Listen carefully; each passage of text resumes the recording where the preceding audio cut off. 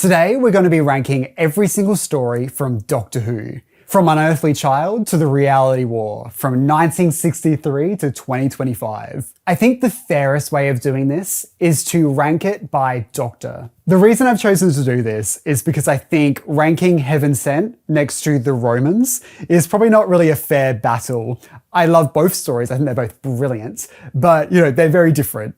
Different eras, different production values, and you can't compare the pair too much. So this video is long enough, so let's jump straight into it. First up, we'll be discussing the First Doctor, played by William Hartnell. So starting off with Unearthly Child, I have ranked it great.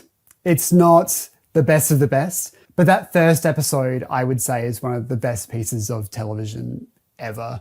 It's so brilliant. And it's sad that the promise that we see in Susan isn't really continued throughout her era on the show, because she comes across as really alien and mysterious. She's the main character of that episode, and I feel like she really drags you in. Instantly, this is not a show where the Doctor is this incredible hero who saves the universe every week. This is an ensemble performance. There's 4 different lead characters, and they've all got different bits to add to the show. William Hartnell is instantly brilliant. He is scary and mysterious. As soon as Ian and Barbara enter the junkyard, you really don't feel safe with this man. He is scary. And I like having that in the Doctor. I like him being a bit off. What is wrong with this guy? I think the caveman stuff doesn't overly work for me, but there is a lot of high tension in those 3 stories. And I think it's a story that I really should revisit more often to really get a better grasp of that. You have the Doctor trying to kill someone. This is really grim. But I think it's this next story that really changed the show forever. And I think that's not even just an opinion. I think everyone thinks that. It's the Daleks. I've put the Daleks as the top of the top. It is one of the best Doctor Who stories. It does suffer from being a little bit too long. I think 7 episodes is a bit of a stretch, but the story is so classic. It introduces the Doctor's greatest villain, and it launched the show into its popularity, and the show wouldn't be here today if it wasn't for the Daleks. So it's really important. It's an important story, and it's a lot more exciting and thrilling than An Unearthly Child, and I think it proves that Doctor Who works with a really good monster. The stuff in the jungle is really scary, and having Susan running through the forest is something that stays in my mind. As the TARDIS doors open on the stormy planet is just really, really interesting. And it's an effect I'm really sad they didn't keep doing, where the TARDIS interior doors would open onto the landscape. I love when they do that. I think it's really evocative. And I'm really happy it's something they brought into the new series. Next up is The Edge of Destruction. This is one of those stories that you either love or you hate. It's a story that doesn't give you many answers, but it's all about emotions and how it makes you feel and the tenseness of it. And trying to get a horror vibe in a studio camera setup is really, really difficult. But I think they did a really great job. Although I don't think the story makes a lot of sense, it has some really great moments and it's really, really tense.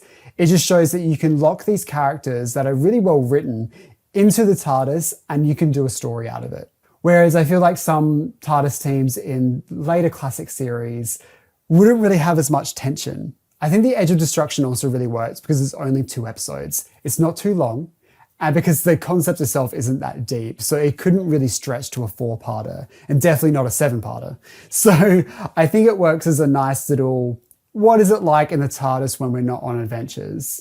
And this was during a time where Doctor Who had stories either in the future, the past, or they would sidestep. And this is one of the more interesting sidesteps in my opinion. Marco Polo is a story that is sadly missing from the BBC's archive, but it's one of those ones where the audio and the telesnap reconstruction is so evocative and so well written that it's an enjoyable watch on its own. It is 7 parts, so it's not an easy watch for a telesnap reconstruction, but the dialogue in it is really, really rich. One of my favorite moments is in episode 2, The Singing Sands, where Susan and Barbara are on the desert plain and they're looking into the stars. And Susan says, I think this is paraphrasing, one day we'll understand all the mysteries of the skies. And it's one of the most like beautiful lines in Doctor Who's history. And sadly, it's missing and we can't watch it. And that breaks my heart. Next up is the Keys of Marinus. I really enjoy Keys of Marinus. It is a very typical Terry Nation story.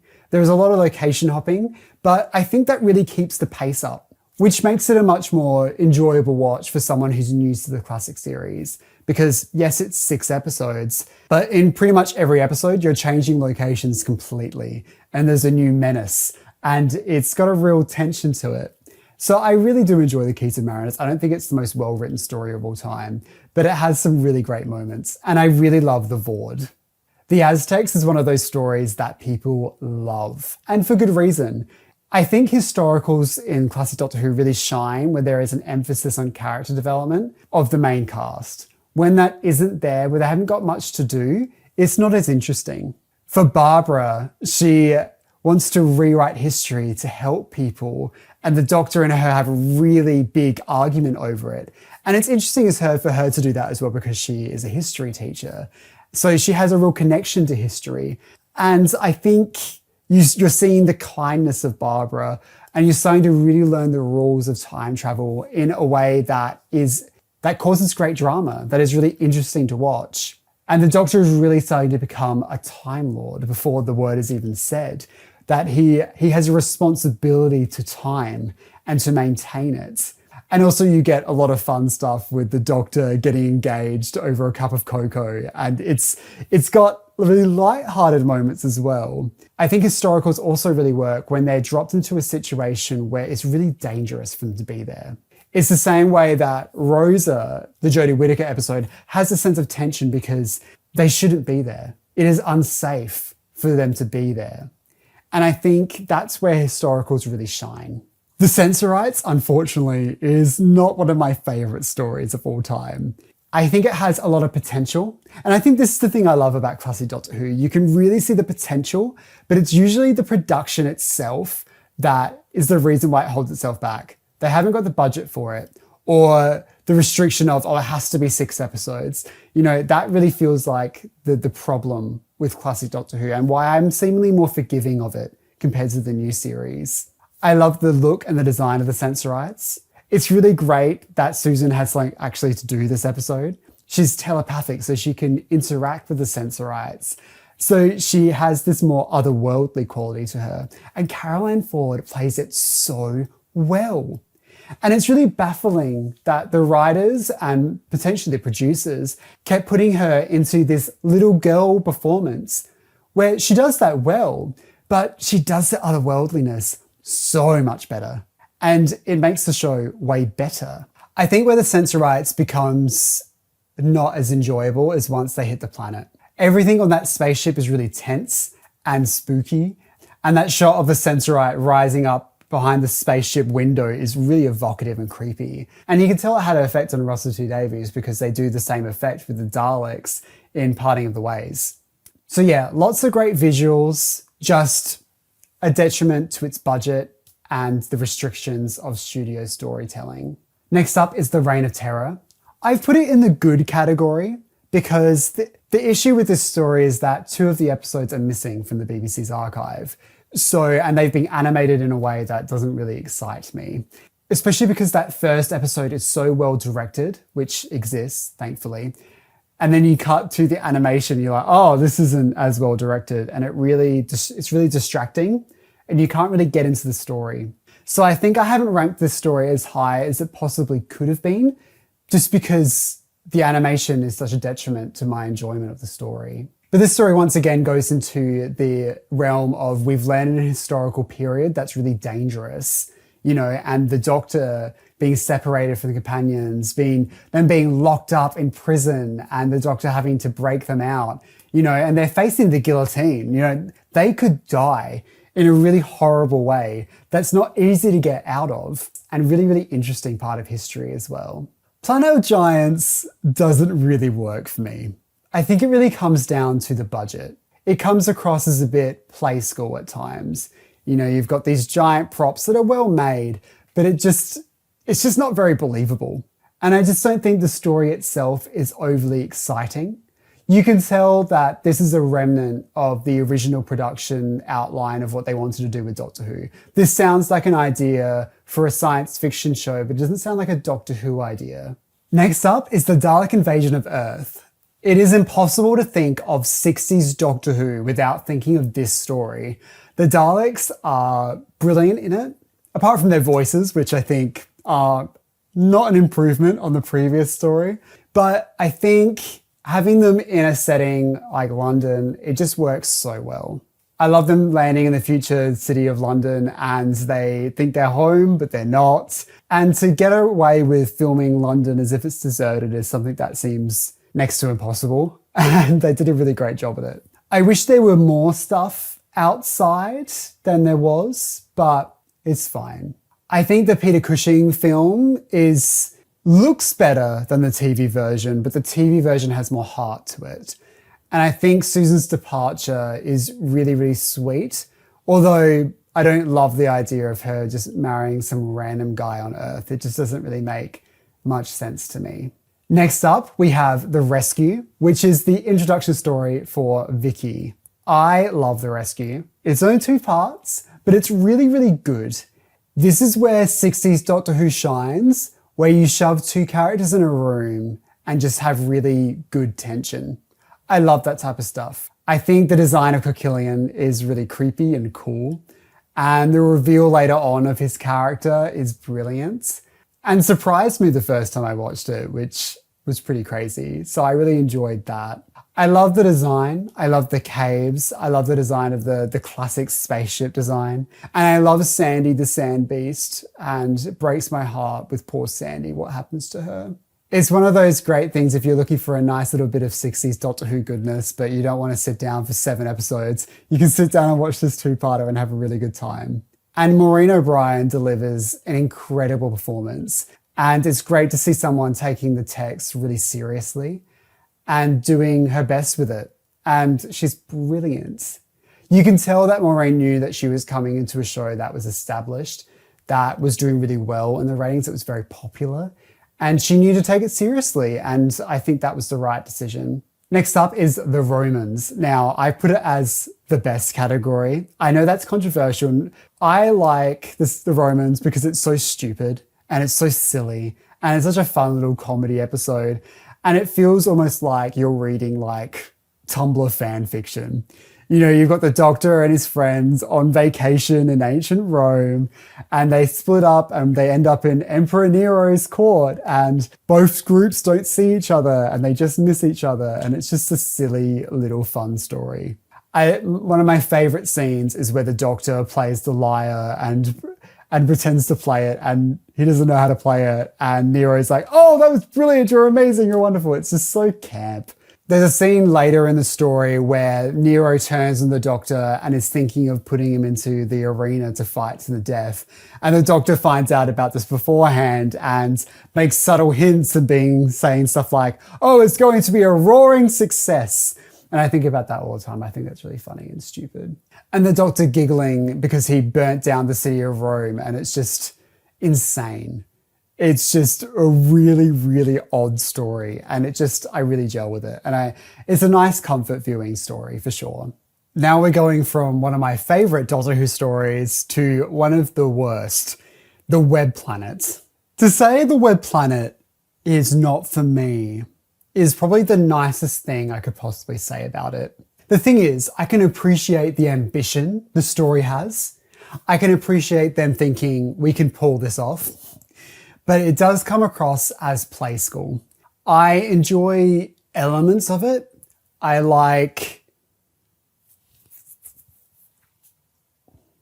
No, actually I don't. I don't like anything to do with it. I don't think it looks good. I don't think it's directed well. And I just don't think it's a story that's overly interesting. I think the Zarbi beeping is funny at first, but after you've sat with them just beeping for like 20 minutes straight, I feel like I'm losing my mind. I feel like I'm going crazy. I am becoming a Zarbi. I know there are a lot of Web Planet truthers out there, and you know what? Good for them. If you're finding joy out of an episode that I don't like, you've won. I would love to be you. I would love to enjoy the Web Planet, but I cannot suffer through that show again. I cannot sit through that again. Where you've got one of like the grub boys and they're like, can we fly now? And they're like jumping up and down. I'm like, oh my God, this is so embarrassing. This is so embarrassing to watch. So no, I would say this is one of the worst Doctor Who stories of all time. And I will stand by that. Next up is The Crusade. I think The Crusade is one of those stories that is really difficult to really analyse because so much of it is missing from the BBC's archive. And I find the telesnap reconstructions of this story to be really boring. I think I can admire some of the really well-written dialogue in it, but it's not enough to really sustain me. I think it might be one of those stories that if it existed in the BBC's archive, I might have a different opinion of it. Next up is The Space Museum. I think The Space Museum episode 1 is one of the really, really, really brilliant episodes in Doctor Who's history. It feels almost like it's the Twilight Zone. It feels like a Twilight Zone premise where these travelers have landed on this planet, but they're out of time and time is catching up with them. And it's really atmospheric and creepy and weird. But then, of course, for the final 3 episodes, it devolves into the typical Doctor Who plot of the oppressors versus the oppressed. And it's fine. I don't dislike the rest of the story. I think the story as a whole works and I enjoy it. But it's hard coming off that first episode that feels sort of experimental and then moving into something that feels really generic. Next up is The Chase. I put this in the good category, but I do enjoy it a lot more than what I'm ranking it. It's one of those stories that I will revisit quite often because it is just so much fun. But it's not the best of the Dalek stories, let's just say that. I think it has a lot of beautiful moments in it, some really great character stuff. I love having the Doctor singing and Barbara saying it's an awful sound. And he's like, oh, they have that nice dynamic that's really cute and funny. And I like that. I love all the stuff for the time and space visualizer. I think that's such a great concept. It starts off really sweet and then turns into like a really big planet hopping adventure. It's something I don't want every single week in Doctor Who, but when Terry Nation does it, it's really enjoyable. And I think having the Daleks there just makes it really fun. But it is the beginning of making the Daleks a bit more comical, shouting out to them and calling them Fred. You have a Dalek who's not very intelligent, who's like, and it's just like, what's happening?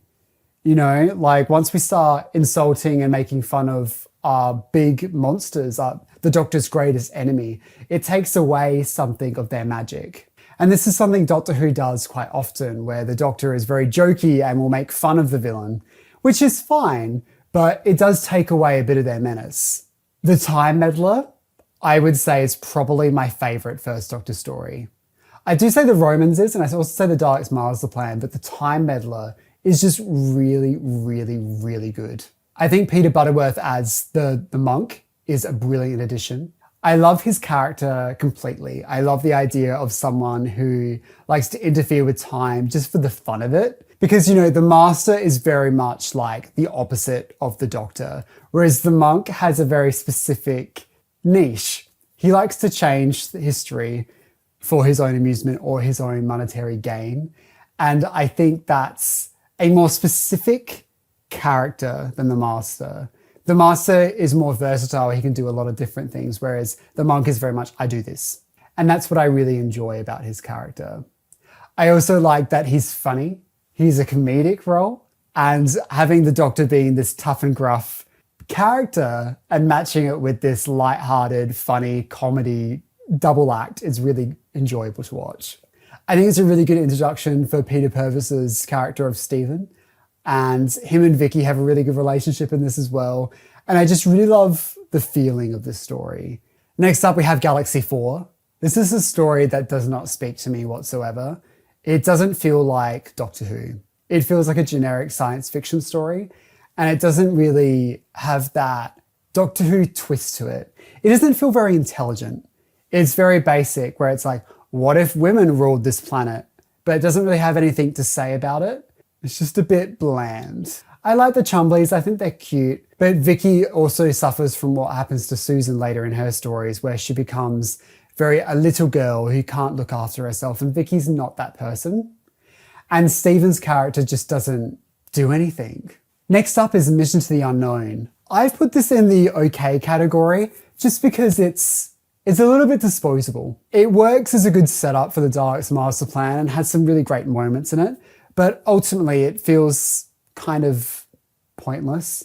You know, the Daleks' master plan has 12 episodes. I think it has enough time to set up its story. I don't think it needs an extra bonus episode. I really enjoy the recreation that the University of Central Lancashire did. I think that's a really fun way of watching the story. And I think the Daleks have some really great stuff in it. And you can tell they're trying to re-establish the menace of the Daleks in this after the chase, which could have done some damage to their reputation. And instantly, they're a lot more scarier.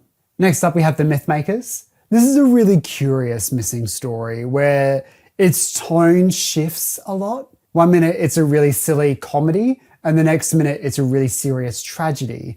You know, you have the destruction of the city whilst also making jokes. It's really odd. It's a really strange one. I love the Doctor being seen as a god, and I find that a really fun and interesting storyline to happen. And also Katerina being confused about who the Doctor is and thinks he is a god, and she thinks she's dead. And that's something that's so different. I love the fact that the Doctor's a part of the Trojan horse myth, and it's his idea, and how he happens to get involved in this storyline. It very much feels like the Romans Part 2. It has a very similar vibe to it. So I think if that story existed, I think I would enjoy it quite a lot, and it might go up in the ranking. Next up, we have the Daleks Master Plan, which is peak. It's my favorite. I love the Daleks Master Plan. Even though we only have 3 episodes surviving, you can instantly tell how big and epic this story is. And I really love the tone of the whole story. Those first 5 episodes are really tense, and it's a political thriller, and you have the Daleks, they're scheming, they're up to something. And it's really foreshadowing stuff like the power of the Daleks and evil of the Daleks, where the Daleks have this plan and they're not being really honest with people, and they're collaborating with people. And I think that's where the Daleks really shine, is when they're manipulative. It's one of those stories that it's so tragic that it's missing, because all the stuff with the Time Destructor in those final 2 episodes would have been so brilliant. And it's one of those stories that would have been very experimental, but also a classic Doctor Who story. Lots of location hopping, the return of the monk of all characters. There's so much in it that's brilliant. It just breaks my heart that we don't get a chance to see it. Next up, we have The Massacre. This is a story that's really interesting in the sense that the Doctor's barely in it, and William Hartnell's playing someone else, the Abbot. And it really gives Stephen a chance to take the lead role, which is nice. It's a good departure because, you know, we haven't really had that since the first season with Ian and Barbara and Susan, where sometimes they got more of a leading role in the story and the Doctor took a step back. So it's nice to return to something like that. This is one of those stories that really suffers the fact that it doesn't exist because it's a historical, and as a telesnap reconstruction, it's not the most exciting thing to watch. So I feel like I haven't properly experienced the story in the way that I should have. And I look forward to it being animated one day, and maybe that will give it a bit more of a permanence in my mind. Next up, we have The Ark. I really enjoy The Ark. It's a great introduction for Dodo, where she is really thrown into the deep end, and the first 2 episodes is telling one story and the second 2 episodes are telling another. And the idea of the Doctor's influence on a planet has ramifications in the future. I love the design of the monoids. I love having the little eye in the mouth. I think that's really cool and creepy. And their little beetle haircut. It's very, very 60s. I love the setting of the Ark. I think it's a really beautiful thing to do, to have the elephants and stuff like that. I think it's really cool. And having the common cold as like a real threat on a distant world is really interesting as well. But of course, it does have that element of classism or racism, or maybe a mixture of both, in the idea that the oppressed becomes the oppressors. And I think there is room for real criticism of that. Next up, we have The Celestial Toymaker. Unfortunately, this story is not really for me. It's not bad, but I think it comes down to the production values of the time. It does feel like play school. And I've used that analogy a few times, but this is the best definition of it because they're playing a bunch of games on a studio set and that's what it looks like. I think the animation where they reimagined it so much probably does the original story more justice, as in the actual script. But the original production, I don't think if that story came back, I would overly enjoy it, apart from seeing the original performances. Next up, we have the Gunfighters. I love the Gunfighters. I am a big, big lover of the story. It's so fun. I love the silly little song, The Ballad of the Last Chance Saloon, that plays throughout the whole thing. I love all the silly jokes. I love the Doctor going to the dentist. I love Dodo and Steven having to play and sing the song. It's a really simple story, but I think it's done really well. The attempt to build a whole town on the studio. And I think it works really well. I think it has good tension. I think it goes at a really good pace. And I think it's one of those stories that deserves more love than the wider fandom gives it. Next up is The Savages.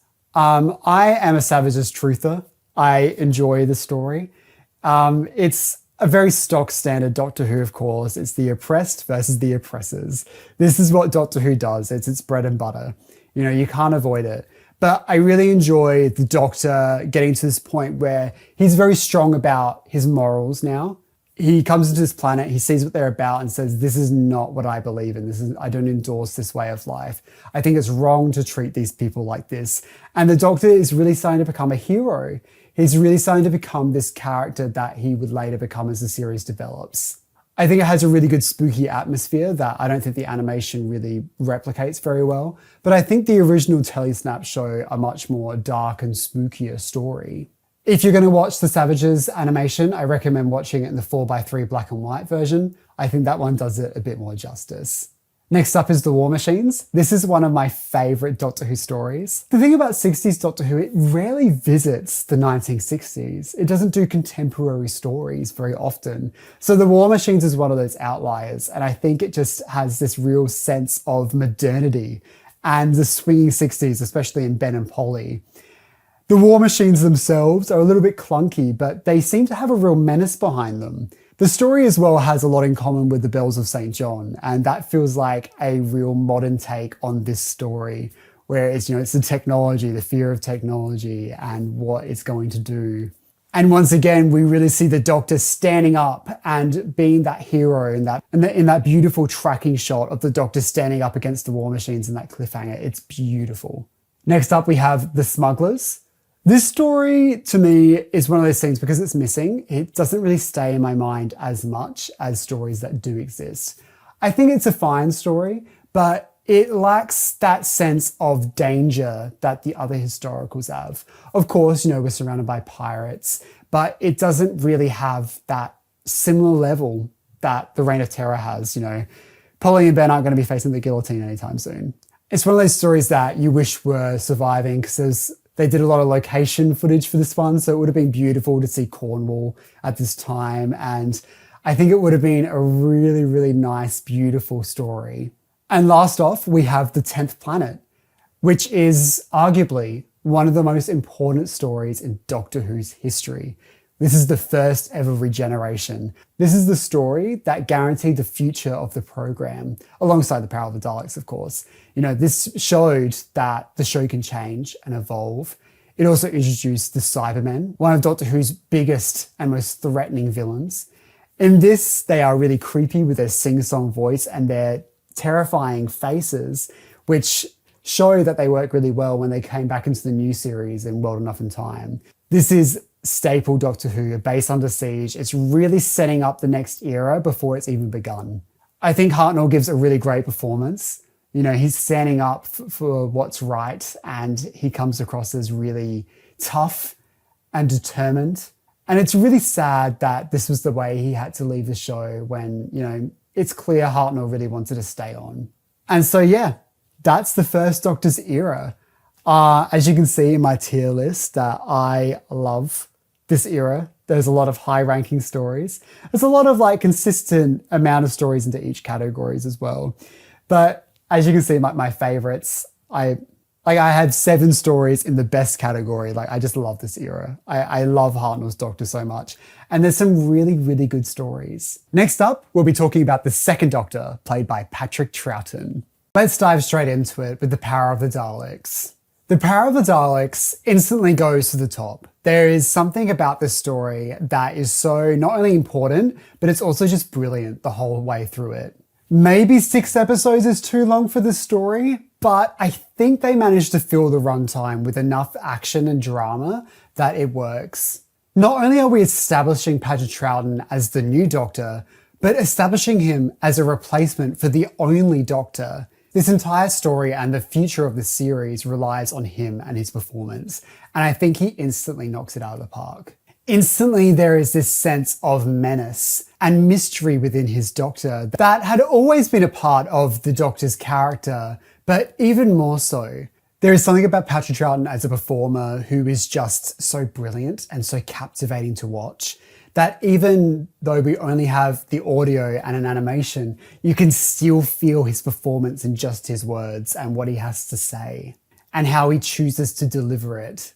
Even Ben and Polly get a little bit more to do than usual because they're confused about who this person is.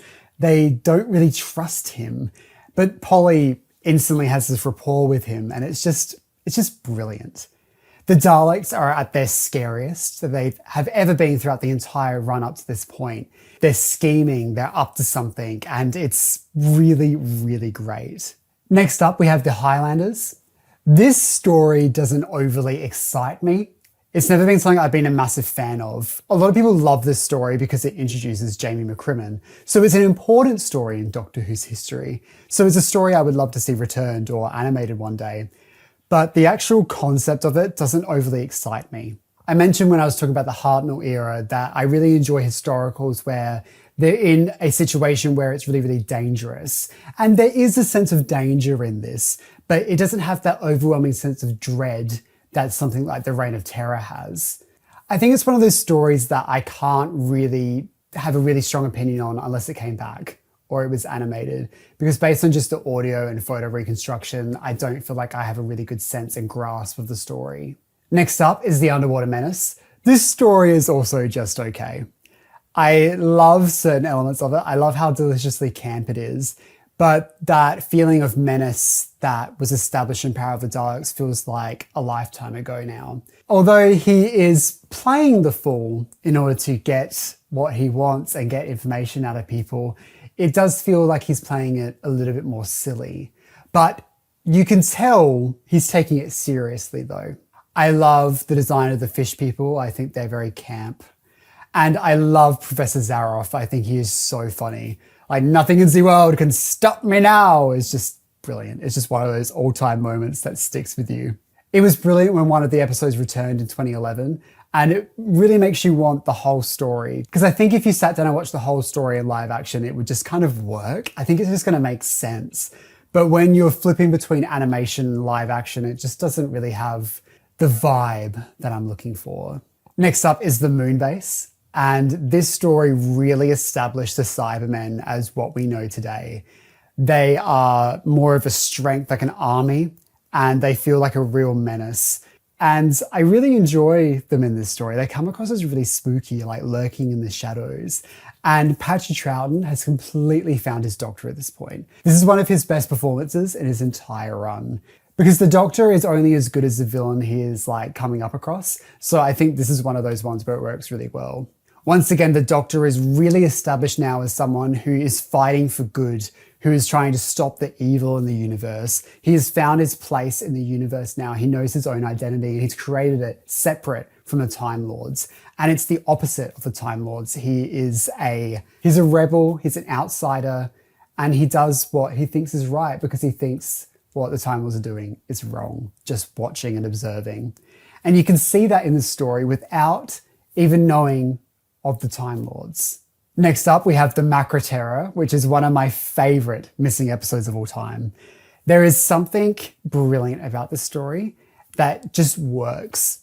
And I think that if the original story came back, wouldn't have the same menace that the audio does, because the Macra and how they were made isn't the most well executed monster in Doctor Who's history, let's just say that.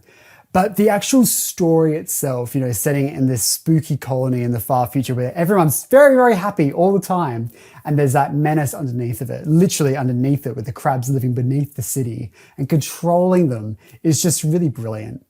And it's one of those things where Doctor Who takes from literature, it takes from 1984 and it makes it Doctor Who. It gives it a Doctor Who twist. And I think that works really, really well pretty much all of the time.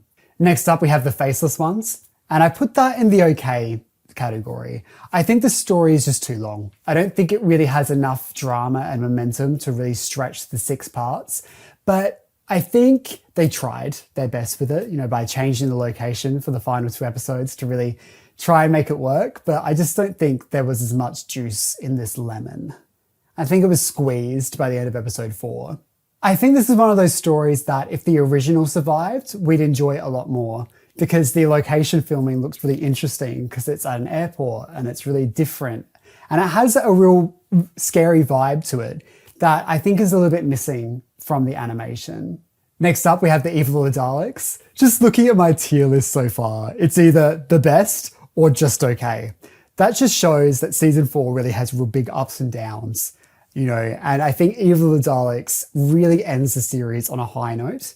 And I think, yes, 7 episodes is probably too much, but if it was just 6, it would have been perfect. The good thing about this story is that we change to 3 massively different locations. We start in 60s swinging London, which is such a great backdrop. It's brilliant. And then we go to Victorian, Edwardian London. I'm not sure, I think Victorian.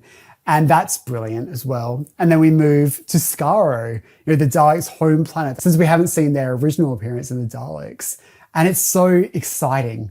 It feels so big and epic, and it feels like a proper send-off for the Daleks. And it's kind of crazy to think they were like, we're done with the Daleks. We gave them 2 of their greatest stories ever, and then we said, enough is enough. Let's move on. And I really admire that. I admire that because, the Daleks don't really appear again, except for little cameos until the John Pertwee era. The introduction of Victoria Waterfield is also a brilliant character. And I really enjoy her, even though she is a bit limited for what she can do. One of the scenes that really sticks out to me from the photo reconstruction is where Maxtable is turned into a Dalek and he's like reaching out and he's like, kill, kill, kill. And the telesnap is like terrifying. It is a really scary and spooky looking image that unfortunately the animation just can't recreate. It's really hard to create that sort of menace in a cartoon. But I think the animation does a really good job at honouring the original production, and it's a really good watch. Evil of the Daleks is one of those stories that I would love to come back to the BBC's archive. It's just so brilliant. And it's a great way to end Patrick Troughton's first season. And this first season has a really bold vision of what Doctor Who is, and it redefined the show forever. And I think future incarnations of Doctor Who are really based off this era, rather than the Hartnell era. And I think that's probably for the best. Next up, we have Tomb of the Cybermen, which I think was my first ever Patrick Troughton story, and I instantly fell in love with him. His relationship with Jamie is just something that's so electric. And by this point, their repertoire between each other is just so wonderful. The Cybermen are even spookier than they were in the Moonbase. And the sets of the Tomb of the Cybermen and these massive, huge ice crypts is just brilliant. That blending of like Egypt, the mummy mythology, and the Cybermen is such a great parallel to make. And they just really work on the planet Telos. The shots of them awakening from their tombs are like some of the most iconic imagery in Doctor Who's history. So when I first watched it, it was just really thrilling. The Abominable Snowman is one of those stories that is really, really good, but it's just too long. At 6 parts, because it lacks a musical score, so it's just atmospheric sounds. It has a real menace to it, especially with Padma Sambavar, who is really, really scary and has a brilliant voice. And there is this sense of dread and doom throughout the entire production. You can feel it from just the audio. And I think the animation did its best to replicate that, but I don't think it 100% got it. This is one of those stories I would love to see returned because the surviving episode we have of episode 2 is really, really great as well. And I think the Great Intelligence instantly sets itself up as an incredible villain. And the Yeti are really cute and cuddly and cool. And they're menacing too, they're strong. And it's that perfect blend of Doctor Who goodness where the monster is cute but also scary. Next up, we have the Ice Warriors. This story is not for me. I love the Ice Warriors. I love the setting. I love the Ice Warrior caked in ice and how it's melting and comes out. And I love all that stuff, but I'm sick of hearing about that goddamn ionizer. The entire story is about the weather. And if you've ever had like a conversation with someone you don't really know and you start talking about the weather and it doesn't really go anywhere and it's really, really boring, imagine that for 6 episodes straight. That is the Ice Warriors. Very, very dull. Very, very dull.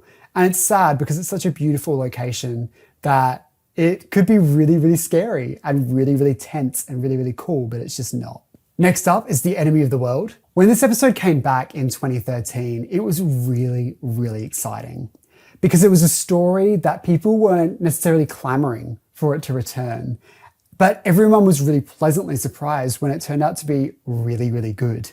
At this point, I had not seen the telesnap reconstruction of the story, so I didn't really have any connection to it whatsoever, apart from like basic facts of what it is. So when I first watched it, it was really exciting because it was like a brand new story of Doctor Who that I'd never seen before. And I really enjoyed it. I liked that it was location hopping a lot, but it had a really good story beneath it as well. A lot of people say it's like, what if Doctor Who did James Bond? And I can see the parallels there.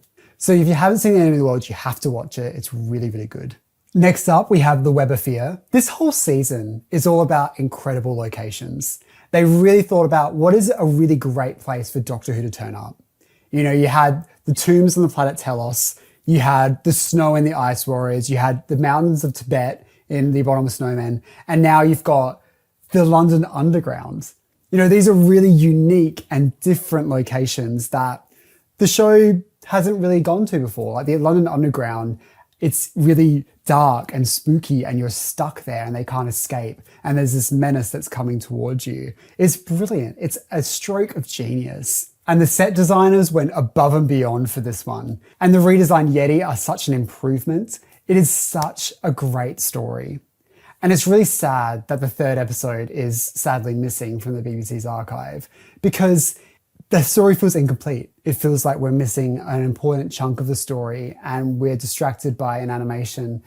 Whereas if you get the full story and it's live action, you can really, has a good momentum to it where it loses its flow with that animated episode. It's a pivotal story in the series as well because you've got the introduction of the Brigadier, the Colonel at this point, and that obviously has a huge ramifications on the future of the show as well. Even to this day, we've still got Kate Stewart turning up, you know, it's still a part of the show's fabric. So it all comes down to The Web of Fear. Next up is Fury from the Deep. This is one of those stories that desperately needs to return to the BBC's archive. The audio itself is so menacing and it's so creepy and weird. It's the same sense as like the Macroterror. They both have very similar vibes where the sound design is terrifying. So it makes you think, oh, does the original production match that? Or is just the sound design really good? But the idea of like menacing seaweed is something that's really difficult to pull off and make it scary, but I think they succeeded. I think the animation does a decent job at telling the story and tries to give it some atmosphere, but it's really hard to tell like a scary story as a cartoon. It just is. But I think the story is just so good that you can enjoy it, even if it was just like clip art. Next up, we have The Wheel in Space. This story to me is just okay. It's a little bit dull. I think the Cybermen's like plot is a bit vague and I don't really love the characters that much. I don't feel attached to these people and I just don't think it's very menacing. I think it's probably the Cybermen's most weak appearance in Patrick Troughton's era, but it's nice to get a space station. So I enjoyed that. And I really enjoyed Iz Skinner's animation of it. I think it told the story really, really well. And it feels like the original came back in a sense. You know, if you squint your eyes, you really think, oh, this looks how the original would have looked. And they did a really good job at recreating it. Next up, we have The Dominators. This story is not for me. It's long, it's boring. I don't care about the villains. I don't care about the setting. It just has no appeal to me whatsoever. I think I've seen it twice, so I don't really want to comment on it too deeply. And it's something that I will probably think about more when the season 6 collection box set eventually comes out. And I'll give it another shot, and I might change my mind and I might really enjoy it, but it's just not for me. Next up, we have The Mind Robber. This story is great. I love the story. It's only 5 parts, and I love the idea of Doctor Who sidestepping into like the fantasy realm, but it works within the universe of Doctor Who. You know, we've stepped into the land of fiction, and these things are possible in this parallel universe. It's something that I wouldn't want every single week of Doctor Who, but every now and then it's a really nice welcome change. I think you could argue that this story can sometimes suffer from a play school effect. It feels like we're on a studio and it can look a little bit cheap at times. But I think within the sense of that it's a fictional land where these things are not real, it actually kind of works and it actually benefits it. Next up, we have The Invasion. Now, this is a brilliant Cyberman story.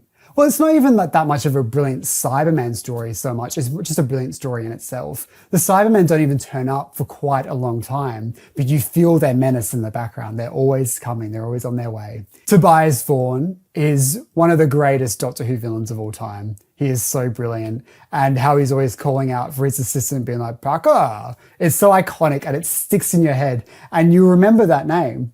You know, and you don't really think about like the villain's assistant so much until maybe Davros and Nida in Genesis of the Daleks. It's a name that sticks in your head because it's such a great performance. It's such a great role. And Packer really feels that role. It's sad that there's 2 episodes missing from The Invasion, but the animation is so good that my brain doesn't think of The Invasion as a missing story. It feels complete because the animation and its direction is as good as the live action version because the live action is so well directed and so is the animation. They complement each other really, really well. One is not better than the other, and that's really rare. Usually that the live action will be a massive improvement or the animation will be a massive improvement. To find one that is a nice middle ground is unique and special. As you can tell, I really like The Invasion. I have this replica Cyberman helmet that my friend Aaron J. Klimas made many, many years ago and sold it to me. It's getting a bit old. It's starting to fall apart a bit, but that's because I'm getting old too. It's a sad reflection of my own mortality. If only there was a way to be upgraded so I was immortal as some sort of metal man. Something to think about. Mwah. Next up, we have The Crotons. What is there to say about this story? I like Zoe. I like that the Doctor has an umbrella. I like the voice of the Crotons. Let's just say the Crotons is not for me. Next up, we have the Seeds of Death, which is the triumphant return of the Ice Warriors and cements their place as a formidable threat. They are brilliant in this story and shows that the Ice Warriors deserve to return. They deserve to be a part of Doctor Who's wider pantheon of monsters. They are spooky and scary. They have a great voice, great design, and I just adore them. And this story is brilliant. It's 6 episodes, so sometimes it can be a bit of a slog to watch. It's not something you really want to sit down and watch in one big sitting like some other 6-parters. But I just really enjoy the setting, and I think it's a really good story. And I'm really overdue a watch of it again, to be honest. Next up, we have The Space Pirates, and a surprise to no one, this one is not for me. It's one of those stories that if it survived, it might be up one category. It might be just okay. The Doctor and his friends are barely in it for the beginning, and the characters just aren't very exciting. The locations aren't very exciting to look at either. They're very bland. I'd be interested to see if an animation, if they like redesigned the whole thing and made it like this big zip zappy thing, that if it would be more interesting. But I really don't hold any hope out for it, to be honest. I'm not clamoring for the Space Pirates. And finally, we end on The War Games, which is one of the most ambitious regeneration stories in Doctor Who's history. 10 parts, and it's so brilliant. Yes, it is too long, but it manages to, with the amount of location hopping, it manages to tell a story that never feels like it's slow. It never feels like it's being dragged out. There's stuff to do in each zone. And the stuff with the Time Lords being revealed is so brilliant. Jamie and Zoe's departure is so sad. And it's just one of the greats. When you're watching it the whole time, you can feel like something big is coming. like little mentions of the Time Lords and the Doctor's people, little hints at this is coming to the end for the Doctor. It feels like there's a real menace and there's a real like sense of foreboding. And it's brilliant. It's really, really good. And I think the colorization did a good job at adding a little bit of that forebodingness in there. But there's a difference between a cut down version and a full length version, of course. And so that's the Patrick Troughton era. I love the Patrick Troughton era. His Doctor was my favorite for a very, very long time until Bill Hartnell snuck in and stole that spot from him. But I will always love this era. I will always love his missing episodes. And hopefully one day we get to see more of his live action episodes returned to the BBC's archive. Next up is the Third Doctor, played by Jon Pertwee. So season 7 starts off with Spearhead from Space. I've put Spearhead from Space in the great category. I feel like the early post-regeneration stories like Power of the Daleks, Spearhead from Space are both so vitally important for the future of the show because, you know, with Spearhead, we're moving from black and white into colour. The whole thing is shot on film. It has such a completely different tone to what the previous season offered. It's crazy to think of something like The Space Pirates versus Spearhead from Space. They're so tonally different. And it feels like their target audiences are completely divergent. Like Space Pirates is really kooky and silly and clearly made for children, whereas Spearhead from Space is taking more of an adult tone. You've got like dead bodies with blood on them. You've got the Autons and they're acting like a proto Michael Myers from Halloween. You know, there is a real sense of horror and grown-up Doctor Who in this story and throughout the entirety of season 7. I think Jon Pertwee instantly hits it out of the park. You instantly trust this guy. I like that he's a little bit grumpier than his previous incarnation. I like that he's a bit more suave and a bit more of an action man and just a little bit sexy. And I really do enjoy the Third Doctor. And I think he makes a great combination with Liz, who instantly feels like she's one of the main characters of the show. I feel like this story gives Liz the most to do throughout her entire run on the show. It feels like the writers aren't really sure what to do with her character because the Doctor kind of plays that scientific role. So they kind of feel the same job position. But I think later iterations of the show where they have like a very intelligent companion, like someone like Romana or my good mate Nissa, you know, they find a bit more of a balance that they can work as a double act, which when the Third Doctor and Liz get that opportunity to be a double act, it's great. Them bouncing ideas off of each other just makes for a really nice relationship and I really love it. Speaking of relationships, the Brigadier and the Third Doctor, you know, they both represent such different moral values, even though they're still fighting for the same thing. They just have a different way of looking at it. And I think that makes for really great television as well. I think Spearhead from Space, if you're looking to start the classic series, this is a really good one to start with. Next up, we have Doctor Who and the Silurians, or also known as the Silurians.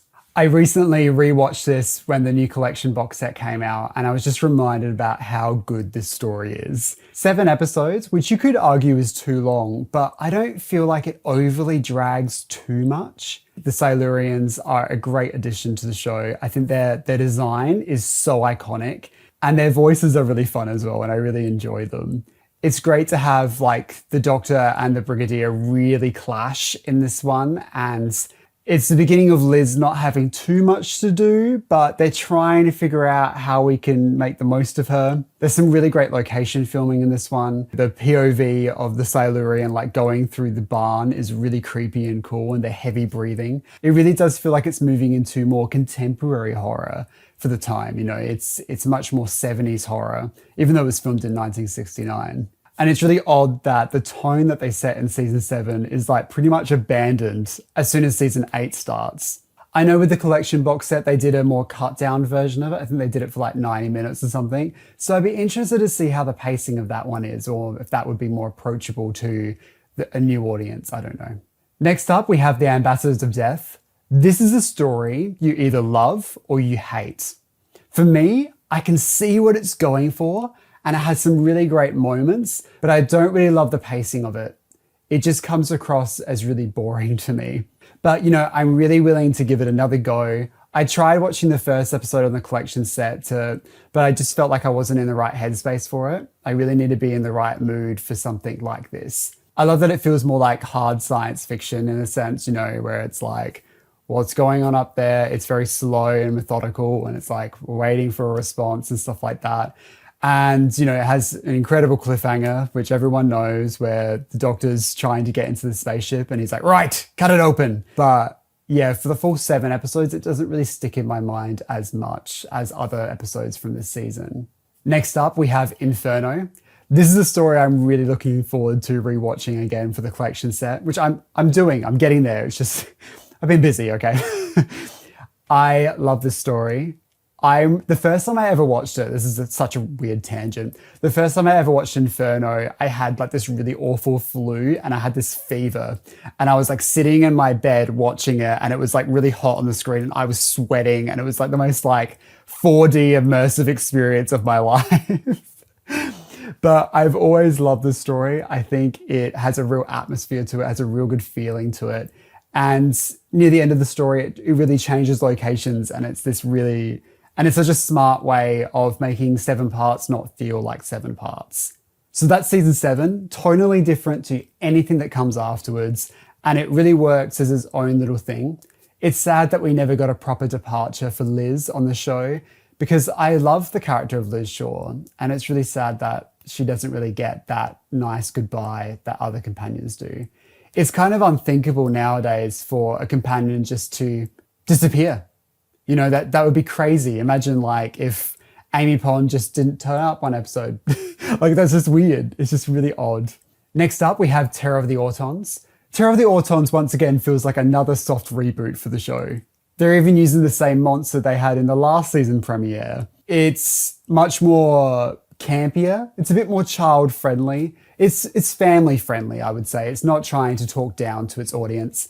You've got Jo Grant, who is the complete opposite of Liz, but she's full of so much heart that you can't help but love her. In those early days, they're still trying to figure out what the Doctor and Jo's relationship is like, and he can be a bit mean to her sometimes, which isn't the most enjoyable thing to watch. But as it goes on, they really find a good chemistry together, and it's actually really sweet. I don't think the Autons are quite as effective in this story as they were in the previous one. They seem to just venture into just a generic alien monster menace compared to the last one, which felt very much, these are shop dummies coming alive and isn't that scary? Whereas this one, it doesn't feel so much that. But, there's a great scene where like the police officer's taking them and they unmask them and it's an Auton and stuff like that is really brilliant.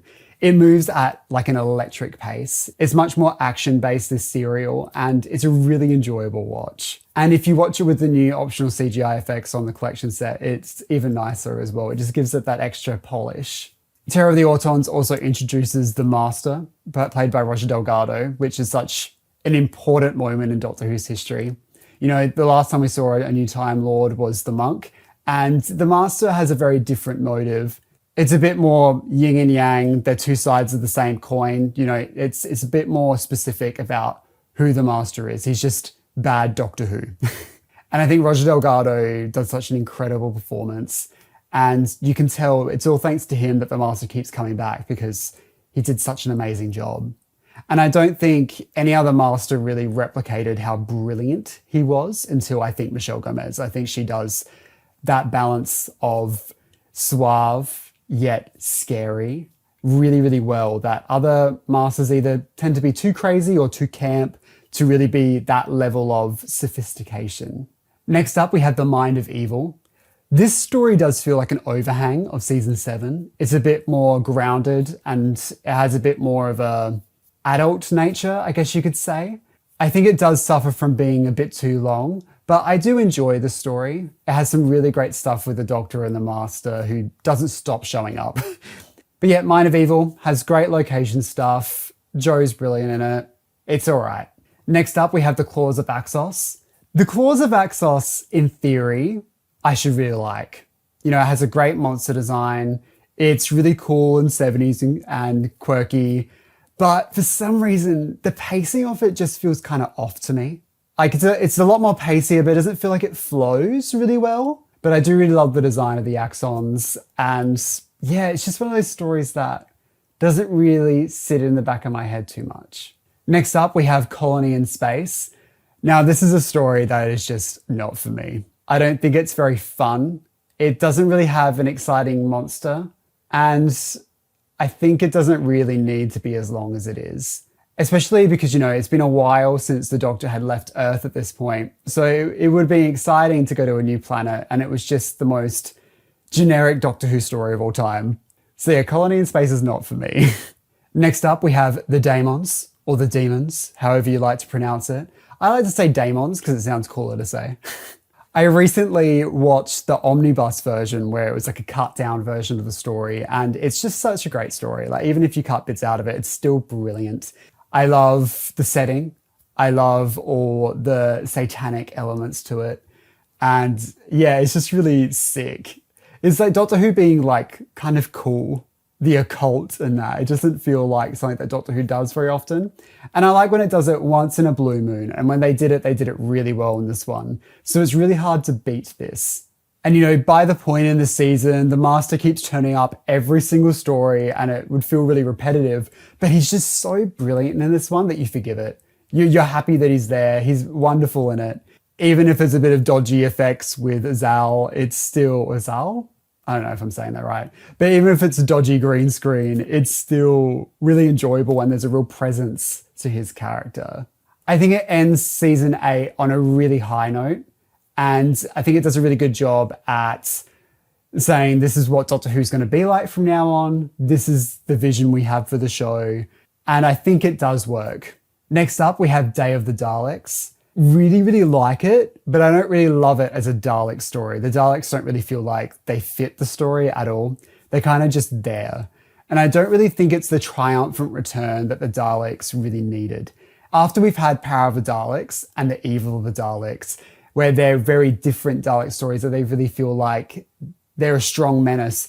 These just feel like the Daleks are here, But the one thing I admire about Day of the Daleks is that it is a very different Dalek story. I love the idea of people going back in time to change history, which is something that doesn't happen on Doctor Who at this time very often, paradoxes and that. And I think it works really, really well. You get a great chance of the Doctor being all pompous and drinking wine and cheese and stuff like that. And I love when his Doctor does all stuff like that. And I think the new special edition with the new voices and special effects does give it a little bit more of a production value that the original was lacking. But I understand if that's down to personal taste and what individuals prefer. Next up, we have Curse of Peladon. This is a story that people adore, and I can totally see why. The Third Doctor thrives when he's being in this type of role, where he's being a delegate who's speaking on behalf of the planet Earth. He plays that role really, really well. And later on when you have like Peter Capaldi and the units calling him like the president of Earth, I can picture John Pertwee's Doctor being the president of Earth. He just gets it. I love the idea that they've recontextualized the Ice Warriors, that they've become this more peace-loving race. And the Doctor is dubious of that and doesn't believe them. And I think that's a really interesting new perspective for the Doctor. I love Alpha Centauri. They're really, really funny. I love the setting of Peladon, and I can see why people really, really enjoy this world building. And I absolutely adore the scene where the TARDIS lands and it falls off the cliff and they're climbing up this cliff and it's like lightning and storms. It's so atmospheric. It really feels like they've been put into a really dangerous atmosphere. And it's shot incredibly well. And it looks really, really, really good. Next up, we have the Sea Devils. I can't believe this is the first one I put in the best category, up the top of the top. I really thought a lot more of these would end up higher up, but for some reason, I just haven't felt like they've gone above and beyond like something like the Sea Devils does. I think the Sea Devils is such an amazing story for so many different reasons. I think it uses Roger Delgado's Master the best out of all of his stories. He's being locked up, but he's using his hypnotism to control people. And, he's manipulating things from the outside. And I love his relationship with the Doctor in this. They've got respect for one each other, but they also hate each other because they're so different. Even to the point of them having a sword fight and stuff like that. It's just great. I really adore Jo in this story. I feel like she has a really great presence and she's just bubbly and she's everywhere and she's running around and stuff like that. She's breaking in and out of things. She's just great. And I adore the Sea Devils. To the making of this video, I still think this is the only good appearance of them. I think they're a really difficult monster to get a grasp on. Because, you know, a lot of people will say, oh, it's just a remake of the Silurians. And yes, they have the exact same motive. And I'm not exactly sure why this story works for me more than the other one. I think it's probably just because it's a bit more fun. I like the setting of the naval base and I like all the underwater stuff. I think that's really cool. And it gives it just another level of production value. I think when we think comfort Doctor Who viewing, the Sea Devils is the first story that comes to mind. It is such a nice story just to watch on a nice quiet day where you're just sitting around putting something on, and it's just a really nice watch. Next up we have The Mutants. This is a story that suffers from 6-part syndrome. Doesn't need to be 6 parts. This is easily a 4-part story. I feel like this is a recurring trend throughout the classic series, that stories are set to a certain length because they need to be, rather than choosing stories that work for that length. But, you know, I love the design of the mutants. I love all the colorful lights in the caves. I think that's really cool. But yeah, I think it's an enjoyable watch, but it's not the most amazing Doctor Who story of all time. Next up, we have The Time Monster, which is unfortunately not for me.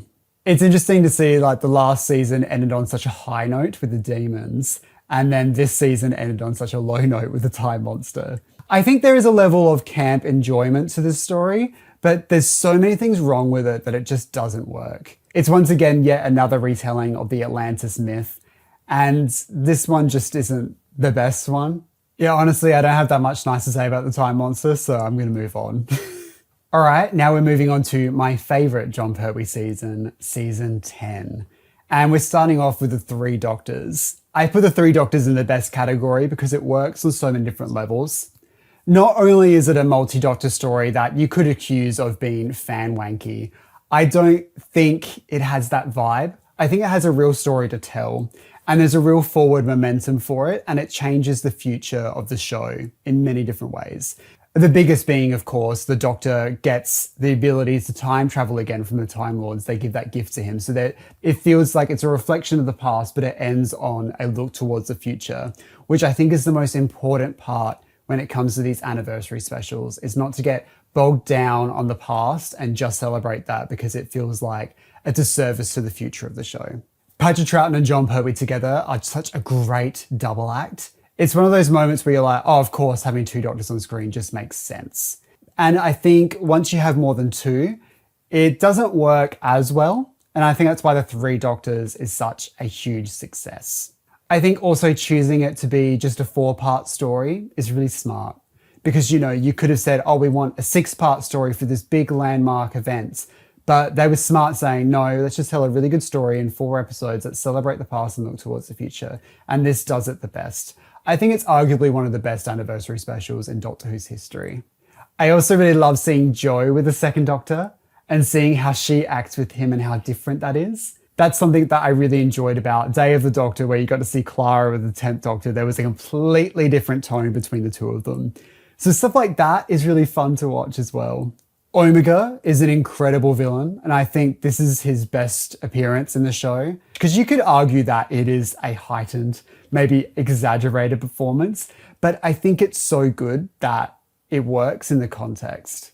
I think the only thing that lets down this story is maybe some of the set designs in Omega's Cave of Wonders. It just doesn't really work. It just hasn't got the budget and the scope that it really needs to be effective. Next up, we have Carnival of Monsters. I love Carnival of Monsters. I love that it takes a while to reveal the mystery. And once it does, it's just as exciting as the mystery leading up to it, which is a difficult thing to do sometimes. I feel like some mysteries, like the build-up is more exciting than the payoff, whereas I feel like they both work really well.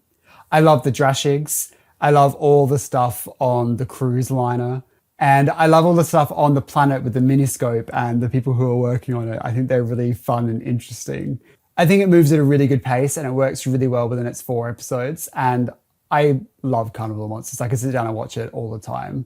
Frontier in Space, I adore. I am a Frontier in Space truther. I am a big fan of it. I love this space opera type of vibe. It feels really big and epic, and it feels like it has ramifications across the entire universe. The design of the Draconians are incredible. Like, it's one of the best Doctor Who monsters. Like, everyone knows that. It's the most well-executed design. It just feels so contemporary. I feel like they could appear as they did back then in the current series and you wouldn't blink an eye. You'd be like, that's brilliant. I feel like this is one of those stories that if they did like a new CGI and a new edit, it would be like really, really cool and really fun way to watch it. But, you know, I'm happy with the original story as it is. But I feel like this one, people would really grasp onto it if they did something like that. And this is the final appearance of the Master, played by Roger Delgado as well, I think. And his performance in it is really great as well. He had such a great menace to it. And by this point, he's so comfortable in the role. And his relationship with Jo is really, really great. You know, they had that in the Sea Devils as well, but by this point, they have a real good repertoire. And Jo does not trust this man at all. And he's still all gentlemanly and polite to her. And she's like, you're a creep. And I love all that stuff. It's so brilliant. Next up, we have Planet of the Daleks. This story I don't hate. I do love elements of it. I love the first episode. I think it's one of the brilliant ones. You know, where Jo is alone on this planet. The Doctor is completely passed out. She's on her own and she's got like this little tape recording and she's like trying to figure out what's going on. Having Jo on her own is not only scary, but she's also brilliant. She's just so brilliant because you're really fearful for her. Like, she's on this really dangerous planet where, you know, any second now she could die because the planet is like literally wanting to eat her. I think after the first episode is where it kind of devolves into your typical Dalek story. You know, there's nothing really unique to this that excites me. It feels like it's all stuff that's been done before, even to the point where the Tholes are back from Skaro. You know, it doesn't really excite me. And, you know, people are obsessed with the cliffhanger where all the Daleks in the cave together. And like, yeah, it's a nice visual, but like, take it or leave it. I do love the Supreme Dalek that appears in this, even though he kind of looks like a fan-built Dalek. But yeah, I'm just not a huge fan of the story. I really wish I loved it as much as other people did, but it's fine. It's a very generic Dalek story.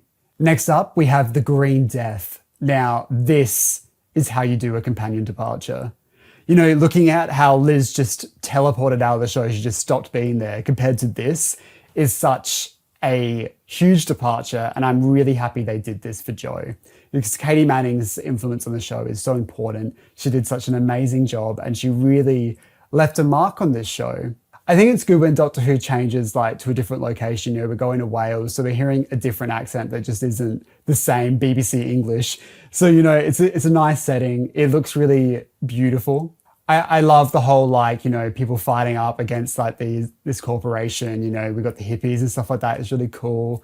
And I love them, and it feels so 70s and sick. And I can really imagine myself hanging out with these people and be like, this is really cool.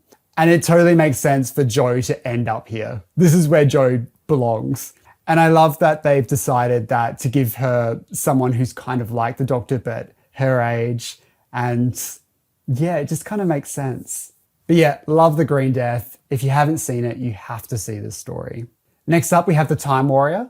John Pertwee's final season already feels like it's another soft reboot for the show. You know, we've got brand new titles, we've got a brand new companion, and tonally it feels a little bit different. It feels different having Sarah Jane Smith over Jo Grant. They have a different dynamic. So let's talk about Sarah Jane Smith. Instantly, we have a very different companion to Jo. You know, she's a journalist and, you know, she's a feminist and she has really strong beliefs. Not to say Jo didn't, but, you know, they just have a different vibe. I love Sarah Jane. I love that she stands up for what she believes in. And I feel like Liz Sladen and Maureen O'Brien are both reading the scripts of what's written and are looking at, how can I perform this that feels naturalistic? How can I add character to something that doesn't have that much character to it? And then they excel. They make these characters real. And I think that's why Sarah Jane, out of all the companions, came back into the new series because Elizabeth Sladen knows how to make this stuff feel real. And I think that's why she is such a popular companion. When she screams, you believe it, you know, and she has those little, like a little glint in her eye, and she makes these little moments that just adds a spark to this stuff. Not to say that other companions in Doctor Who's history aren't brilliant performers and have added incredible amounts to their characters, but these two actors just add a little bit something extra. They got that special sauce. You know, it's one of those moments when people say, oh, you're too good for Doctor Who. This is the moment where you would say that. Next up, we have Invasion of the Dinosaurs. I'm putting this as best. It's peak. I love Invasion of the Dinosaurs. I think the first thing people think about when they think about Invasion of the Dinosaurs is the awkward models. And I don't think the dinosaur effects are very good at all. I think they're the thing that really lets down this story, but I feel like it has something to say. I like that it tackles the idea of, you know, as humans, we've destroyed this planet. We've made it so awful. Why don't we just go back in time and wipe everything? You know, start from the dinosaurs' time, give them a chance, you know, because we screwed it up. And on the surface, that idea makes so much sense. But if you think about it more than 5 minutes, then it kind of falls apart. I like that it tackles like themes like that, even though it hasn't really got an answer. It's a solution to how humans have destroyed this world, but it's trying to think about, would this actually fix it or not? But I do think the dinosaur models do add a sense of cuteness to the story, and it's kind of endearing with it, especially when it's trying to tell such an adult story and then it just has these silly little dinosaurs. It just tonally doesn't really match, but because it's Doctor Who, you kind of just forgive it. Next up, we have Death of the Daleks. This story is not for me, unfortunately. I know it's Nick Briggs' favourite Dalek story, and he's entitled to think that because he is the Dalek. So he is factually correct, and I'm incorrect. And I'm okay with that. The biggest problem with this story is that it really feels like the Daleks have completely run out of ideas. There's nothing new to say with them, apart from, oh, what if their guns don't work? And then they fix that within 5 seconds. I'm like, what was the point? And also the music in this story is so egregious. The Daleks have no menace in the story whatsoever. And the music accompanying it is like Mr. Blobby coming out of a door. Like, what were they thinking? It's so baffling. And it's just not a story I like. Next up, we have Monster of Peladon. A lot of people love Curse of Peladon so much that they dislike Monster of Peladon in comparison, which, you know, makes sense.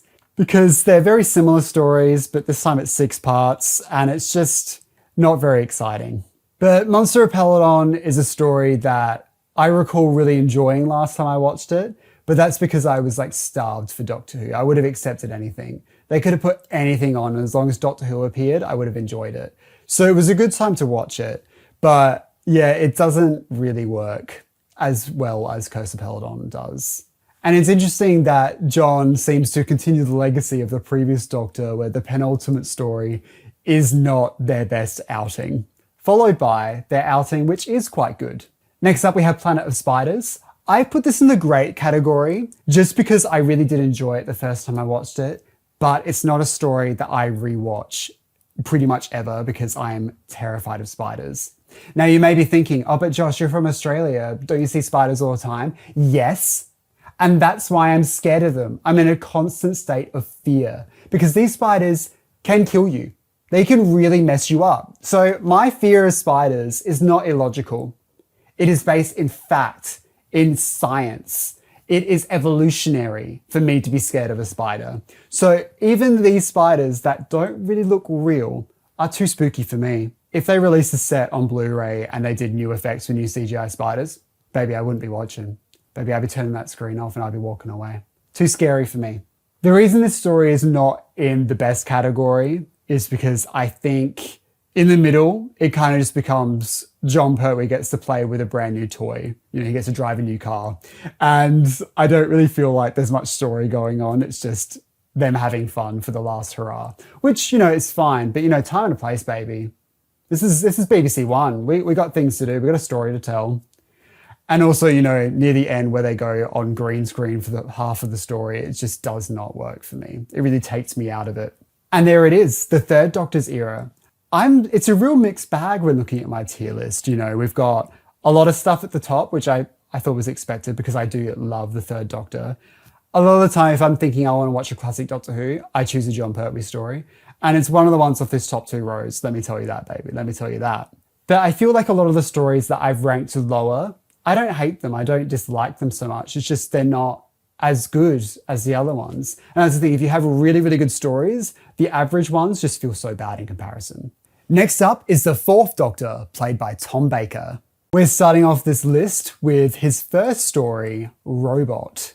Robot feels so out of touch for the Fourth Doctor. It doesn't feel like a story for him. It feels like a bit of an overhang of the Third Doctor era, but doesn't even really feel like a Third Doctor episode. You've still got Sarah Jane, you've got the Brigadier, but the actual giant robot doesn't even feel like a John Pertwee story. It's just really odd. Instantly, Tom Baker is brilliant. I think in these early days, he's really, really trying. I think his relationship with Sarah Jane is instant, and there's a real chemistry between the two. Comparing the story to something like Power of the Daleks and Speared from Space, this just doesn't really have the source that those two post-regeneration stories had. So it's a bit of a rocky start to this new era, but it goes on to show some of the best stories this show has ever made and as the series goes on. Next up, we have The Ark in Space. The Ark in Space is famously Stephen Moffat's favourite classic Doctor Who story, which always surprises me. I don't think this is a bad story in any sense of the word. In fact, I've rated it as good. I think it's a good story. I think it has good tension, and it has one of the Doctor's greatest speeches, and maybe that's why Stephen Moffat likes it. He loves the speech. I think the monsters are a little bit clunky, but I love the bubble wrap. I think that's brilliant. It's a stroke of genius. I love the setting, and I think it's really economical and smart for them to reuse those sets in a later story as well. There's a real sense of there's a somewhat overarching arc in the Ark in Space. You can really feel like Tom Baker is getting a grasp of what he wants his Doctor to be at this point in history, and he does a great job. I feel like already Harry feels like a complete waste of time, like he doesn't really fulfill a purpose in the show. So it makes sense for him to leave, even though I think Ian Marter does a really good job at giving him a bit of character as well. I do enjoy Harry, but he does feel a bit pointless. Next up, we have the Sontaran experiment. It's nice to see a return of the Sontarans, especially after last season, and also having Sarah Jane recognise them and have that connection already adds a real sense of depth to the show. I don't think this appearance is as good as their last one, but I think this just being 2 episodes, it's a solid Doctor Who story. I love the idea of this setting of being in the world after it's been completely wiped out. It's far future, and how it connects to the Ark in Space as well is really interesting. There is a real idea of what this future looks like, and it's got some really great world building with all of these stories coming together. I think the Sontarans are especially cruel in this one with their experiments, and I think they come across as a real good threat. Next up is Genesis of the Daleks, which is no surprise. I put it in the best category. Genesis of the Daleks is one of the best Dalek stories of all time. I don't think that's a really controversial opinion. I think a lot of people would agree with that. After the John Pertwee era, where we had 3 Dalek stories that didn't really reinvent the Daleks or give them anything to really do that was new and exciting, this felt like a return to form. It felt like they had something to say with the Daleks, like how they did in Power of the Daleks and Evil of the Daleks. You know, there's some real forward momentum. We're really seeing the birth of the Daleks. And I think that's interesting for Doctor Who, because now Doctor Who fans are thinking, what is the genesis of the Cybermen? What is the genesis of the Sontarans? You know, we're starting to think about that with the wider world building of Doctor Who in general. And the reason why we're thinking stuff like that is because this story is so good. People are wanting to recreate something this amazing. And introducing the character of Davros completely changes the Daleks throughout the rest of the classic series, to the point where the Daleks can't even turn up without Davros being there. He becomes such an important part of their mythology, which I don't know is the best addition to the Daleks. I think it makes the Daleks come across more of an army in future stories rather than characters within themselves. But in Genesis, Davros plays a really important part. Skaro feels really dangerous, and it feels like at any second that our main characters could die or be gassed to death. You know, it's really, really grim, this one. And it's really foreshadowing the type of dark stories that Philip Hinchcliffe was really pioneering for the show. And I think it really shows that Terry Nation had more to do. He had more stuff to say with Doctor Who. You know, he wasn't completely burnt out. Because there's an argument that he ran out of ideas for the Daleks during the John Pertwee era. But this shows that he had something in him. He had something to say. Even though it does kind of retread the same old stuff of the World War II analogies and, you know, nuclear war and stuff like that. But he does it so well in this that you're willing to overlook that. Because you don't always have to reinvent the wheel, you just have to make a really, really good wheel, you know? Genesis of the Daleks is one of those stories I could watch all the time. It's so good, it's so atmospheric, and if you haven't seen it, this is one you have to see. Next up is Revenge of the Cybermen. Now, Revenge of the Cybermen is not for me. I like elements of it. I enjoy Revenge of the Cybermen from a camp perspective. I think it's funny. I love the Vogons. I love the campy Cybermen, you know, where they've got the hands on their hips. But yeah, a lot of it just misses for me. They just feel like generic robots. They don't really feel like the Cybermen to me. I feel like the Cybermen and converting people has to be a part of their story. It can't just be, oh, we're invading this planet of gold. That's not something that excites me in any way. But I do think Revenge of the Cybermen is an enjoyable watch, but not for the reasons they set out for it to be. Next up, we have Terror of the Zygons. This story is one of those few stories in Doctor Who that's kind of perfect. It takes a really simple thing of a shapeshifter and just executes it brilliantly. You know, the Zygons are so brilliantly designed, and even their sets that accompany it, all those oranges and greens are just so beautiful to look at. It's one of those stories that I don't watch that often because I want there to be enough space between it. That when I watch it, it's like, oh, I'm really valuing this. I'm really savoring it. It's not something I'm going to put on all the time, which is silly, I know, which I really should just watch it more. And I have like a really fond memory of that cliffhanger where Sarah Jane's on the phone and the Zygon like taps her shoulder to be like, hey, I think that's so funny. Everyone's like, that's the scariest cliffhanger ever. And I thought it was like the funniest thing I've ever seen. Because he's just like, hi, sorry, I know you're on the phone, but can I have your attention, please? So funny. So funny. I love it. Love Terror of the Zygons. This is like must watch Doctor Who.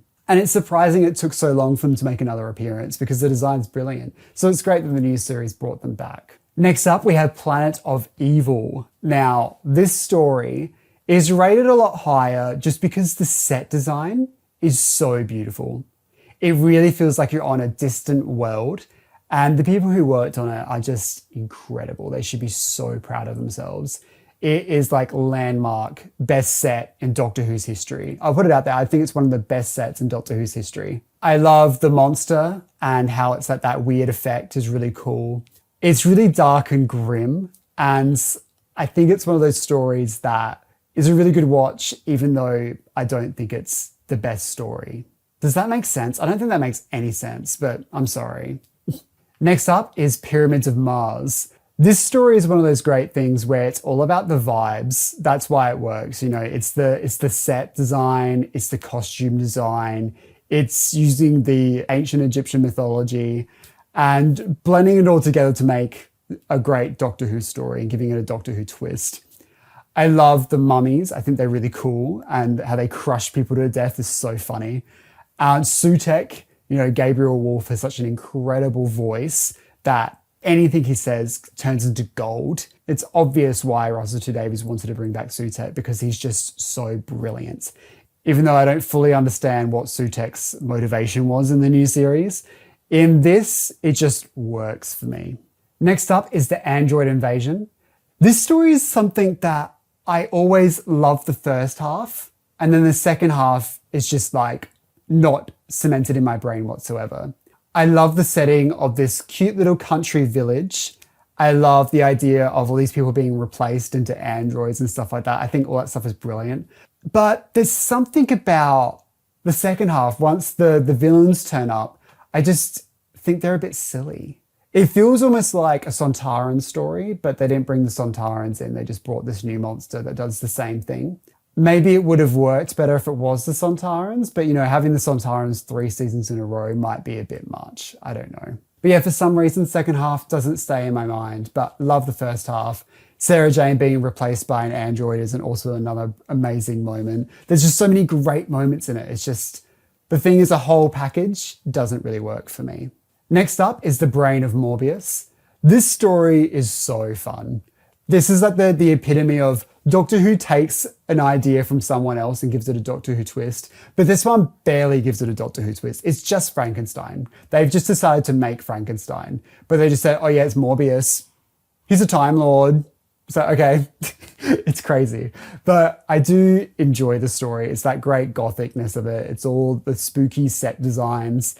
And I think it's a really enjoyable watch. Next up is The Seeds of Doom. This story is perfect.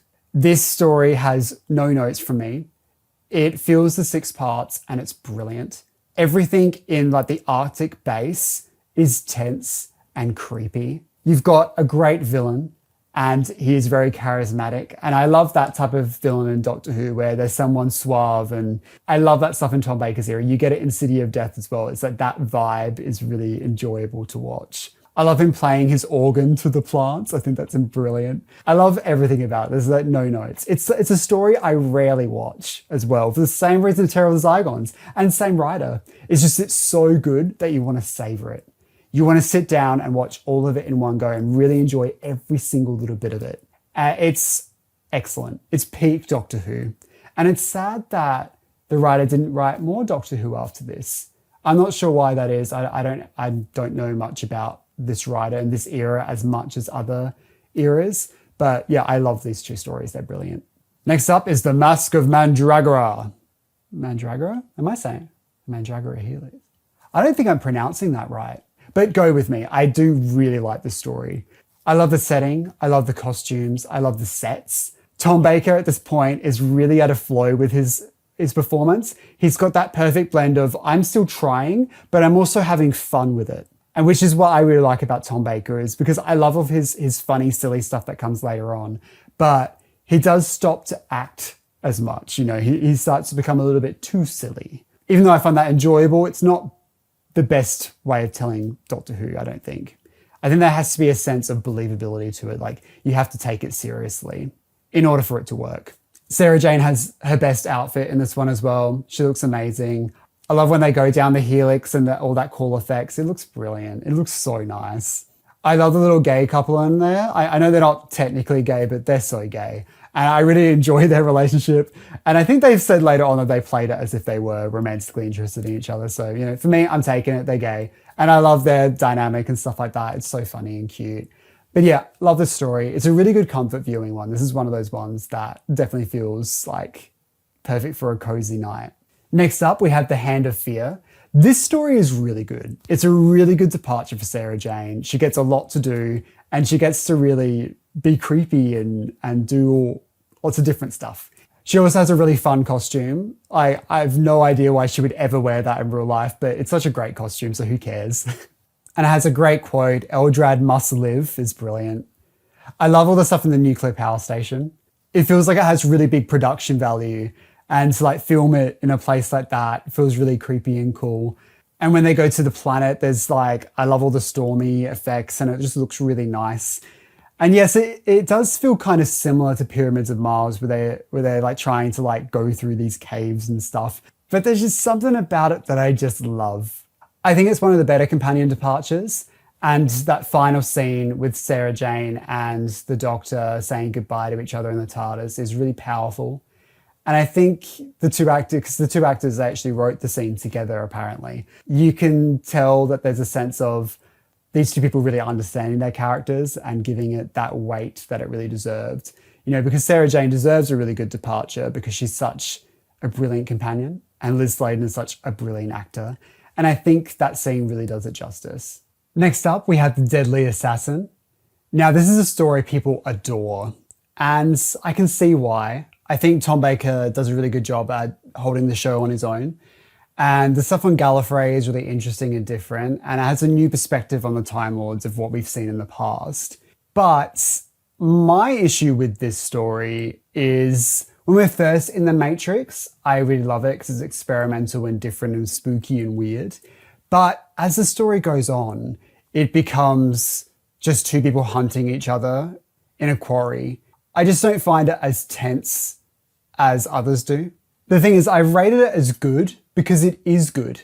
Like, all of that stuff in that section is good. I just don't find it very captivating for me personally. So when I put it here, I think it deserves to be in this spot, but it's not a story I love to rewatch very often.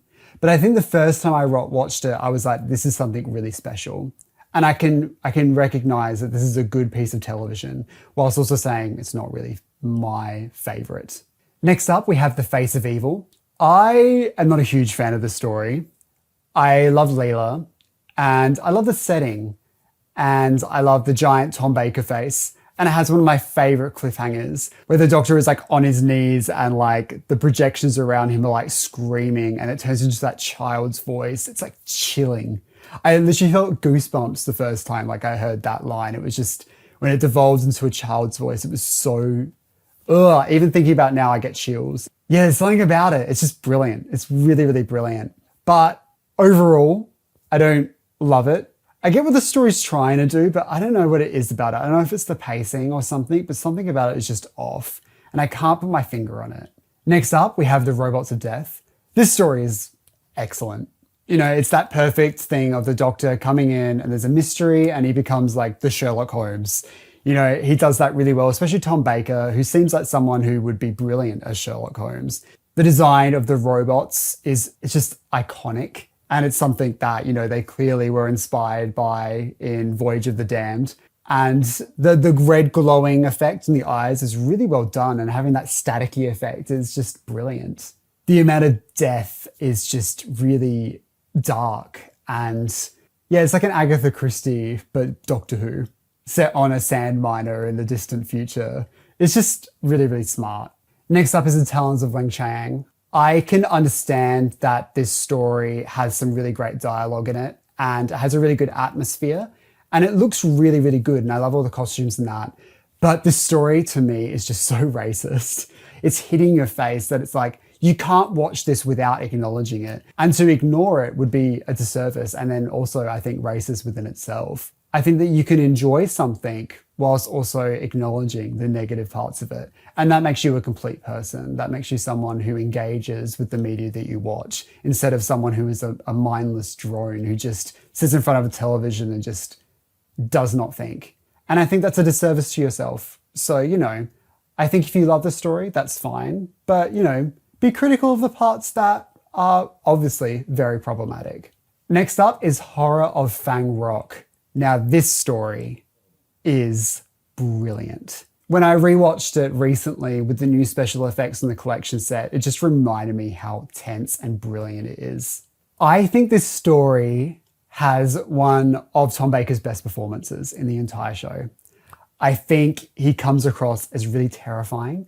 There's a cliffhanger where he's like looking at the camera and he's like, "We're locked in." And it's scary. Because the Doctor seems actually terrified. He seems like, this is a problem I can't fix. Because the Doctor usually laughs off a lot of the villains and be like, haha, I'm smarter than you, I can do whatever. But once the Doctor's like, I don't know how to do this, that's when the tension and the stakes get high. And I think this one's really brilliant. Next up, we have The Invisible Enemy. This one is not for me. I am not a huge fan of the tonal change of shifting away from darker storytelling from Doctor Who at this period. It gets a little bit silly for me, and this one to me feels very silly. I love the introduction of K9, even though that is technically very silly, but that becomes with something with a sense of hindsight. When I started watching Doctor Who, I already kind of knew of K9 already, so it wasn't, wow, what a tonal shift. Like I knew it was coming. But ultimately, it's a story I don't enjoy, and it's like I don't watch, so. Next up is Image of the Fendal. This story, in theory, I feel like I should love a lot more. It has all the right elements and I do enjoy it, but there's something just a bit off for it for me. I love the design of the Fendal. I love the tone. I love the setting. I love all the characters. So yeah, I really do like the story, but there's something that's just missing to get it to those upper echelons of Tom Baker's era. Next up is The Sunmakers. I really enjoy this story. I think it's really funny how much Robert Holmes, the writer, is just so mad about tax. And it's just such a silly idea for a Doctor Who story, but it just works for me. But then again, it's that typical Doctor Who story of the oppressed versus the oppressors. So it doesn't really feel like it's like treading new ground to put it into an upper category. Next up is Underworld. I've put this in the not for me category and I feel awful about it because that first episode is really quite good. But the problem with the story is that the production is so poor for the final 3 episodes, it becomes distracting. everything on those green screens is so distracting because it's so badly done that I can't even connect with the script. I'm not even paying attention to the story, and I really, really want to. You know, when I got the collection set, I was like, no, I'm going to sit down and really try and pay attention to what the story they're trying to tell. But I just couldn't.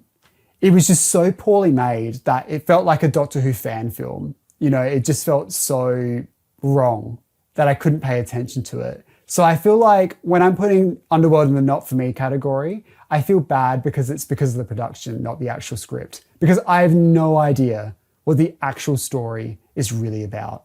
Next up, we have The Invasion of Time. I've put this in the okay category because I feel like it's one of those stories that it's so bad that it's good. It's nice that we get a return to Gallifrey. It's nice that Sontarans turn up. And then we have the most silliest little glittery monsters of all time. Once again, it's a story let down by its production.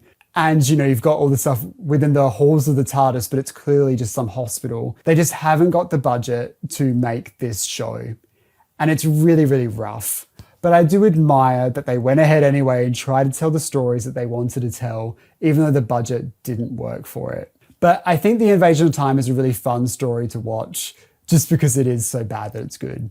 But it is a really unfortunate departure for Leela. It doesn't really make any sense for her to get married off to this guy that she just met. It doesn't feel like in line with her character whatsoever. Her ending up on Gallifrey, it's odd that we haven't bumped into her again in future Gallifrey stories. I know they haven't expanded media, but I meant on TV. Yeah, I think if this story had a little bit more time, a little bit more money, I think it could have been a lot more of an enjoyable watch. Next up, we've got the Reboss Operation. This story starts the Key to Time saga, and I really, really like the Key to Time saga, but that is because of nostalgia. This was like the first season of classic Doctor Who that I watched in its entirety, so I have a special place for it. I love Mary Tam. She was my first proper Doctor Who companion for the classic series. And, you know, so I have a connection to this era, so I'm a little bit more biased. The actual story itself isn't my favorite of this season, but it has a beautiful location. The sets are amazing. I love all the snow. Mary Tam wears the most incredible outfit ever. I love meeting the White Guardian, all that stuff, and the warm gold light coming into the TARDIS is one of the most beautiful visuals in the classic series. It's clear they had a real good vision of what they wanted this season to be, and they executed it brilliantly. Next up, we have the Pirate Planet. People love this one. This is like people's favorite one, but I've never really resonated with it whatsoever. So I've just put it in the okay category. I feel like I need to give it another go. I think when the collection set comes out, I'm really going to try and rewatch it and try and see what people love about it. I love the villain. I think he's great. I love little mechanical pirates. He's great. But yeah, there's just something about it that just feels off for me, which is strange because I love Douglas Adams' other scripts in Doctor Who. So in theory, this should be one of the ones I really like. But yeah, I don't know. Next up is The Stones of Blood. Okay, you're going to think I'm crazy for putting this up near the top, but this is one of my favorite Tom Baker stories ever. This is a story that only Doctor Who can do. You've got these giant stones that are menacing. They're glowing and they're moving on their own. They shouldn't be scary, but they are. You know, you've got vampire rocks. You know, it's just, that's Doctor Who. It's where, like, this shouldn't have worked, but it just does. I love the character of Amelia. I think she's incredible. I love the setting of the little village. And that's what Tom Baker's Doctor Who does really well. It does those nice little country villages and it feels really homely. A lot of people stop enjoying the story once it moves to the spaceship, which I understand why, but I still just love it. I love it so much. Next up, we have the Androids of Tara. This is a story that I'm not hugely fond of in the Key to Time saga. This is one of those ones where Doctor Who is borrowing from an established novel already, but I don't feel like this is the one that I would really want Doctor Who to do. Romana wears the most ridiculous outfit of all time, and I can't help but love it. I love the little, like, Taran wood beast. He's really funny and cute. But yeah, it just doesn't work for me. I think it's one of those stories I need to give it another shot at. Next up, we have The Power of Kroll. This story, I rewatched it recently actually, because I was really feeling that Key to Time. This story is just, it has a great setting, but you know, painting a whole bunch of people green is always silly, and the effect of Kroll doesn't really work, but the actual story itself is quite fun. I don't mind the Power of Kroll. I'm a Power of Kroll truther. But yeah, it's not rated the highest on this list, let's just say that. Next up is the Armageddon Factor. This, unfortunately, was a really sad end to this season. It just ended on a whimper. You know, that's the hard thing about these overall story arcs for these seasons. It's the same reason why Flux, I really enjoyed the first 4 episodes, but those final 2 really just let it down. It ended on a whimper.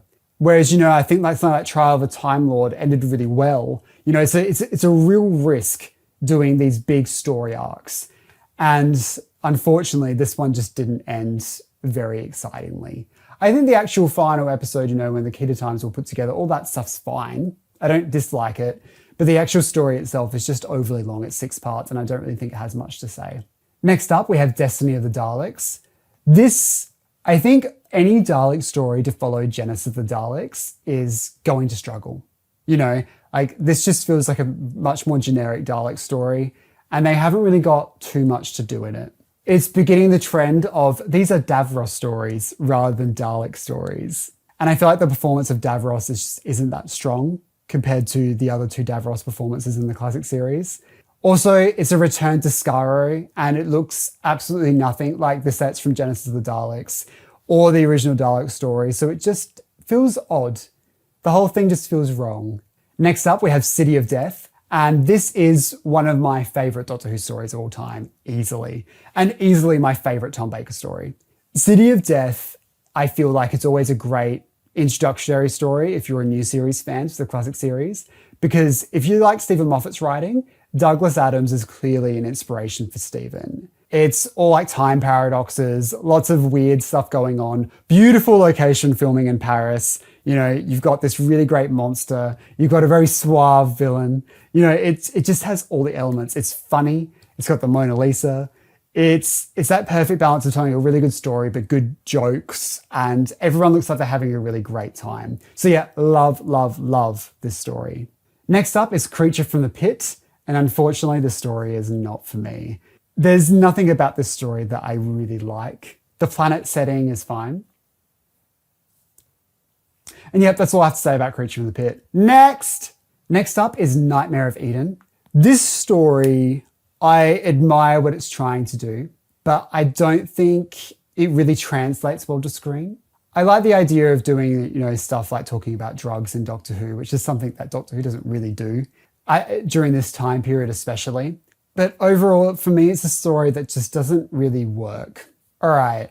Next up is The Haunts of Nymon. And yes, I know you're going to think I'm crazy because I'm putting this in the good category. I've ranked this higher than so many other brilliant Doctor Who stories. But hear me out.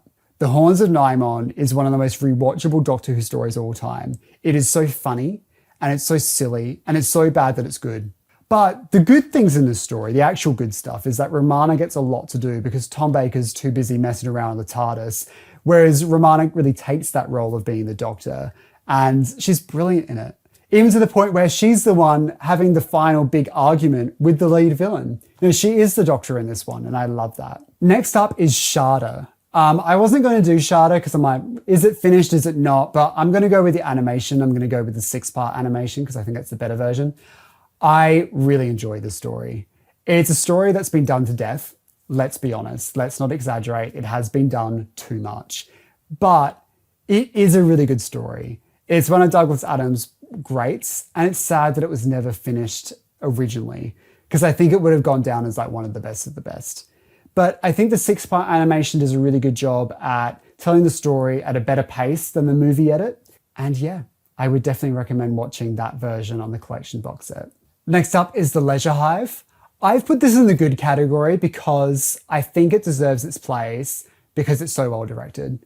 It is one of the more uniquely looking episodes of Doctor Who. There's a lot of fun camera movements, and it's one of those stories that once again promises a bold new direction for the show with this brand new redesigned titles, but then completely goes back to being regular old Doctor Who next week.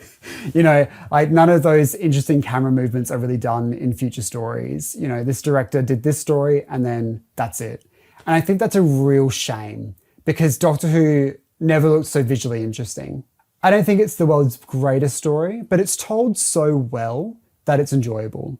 And I love the Famasi, you know, I always have a good time with them. So yeah, I think this is a worthwhile story to watch. Next up is Meglos. Unfortunately, Meglos is not really for me.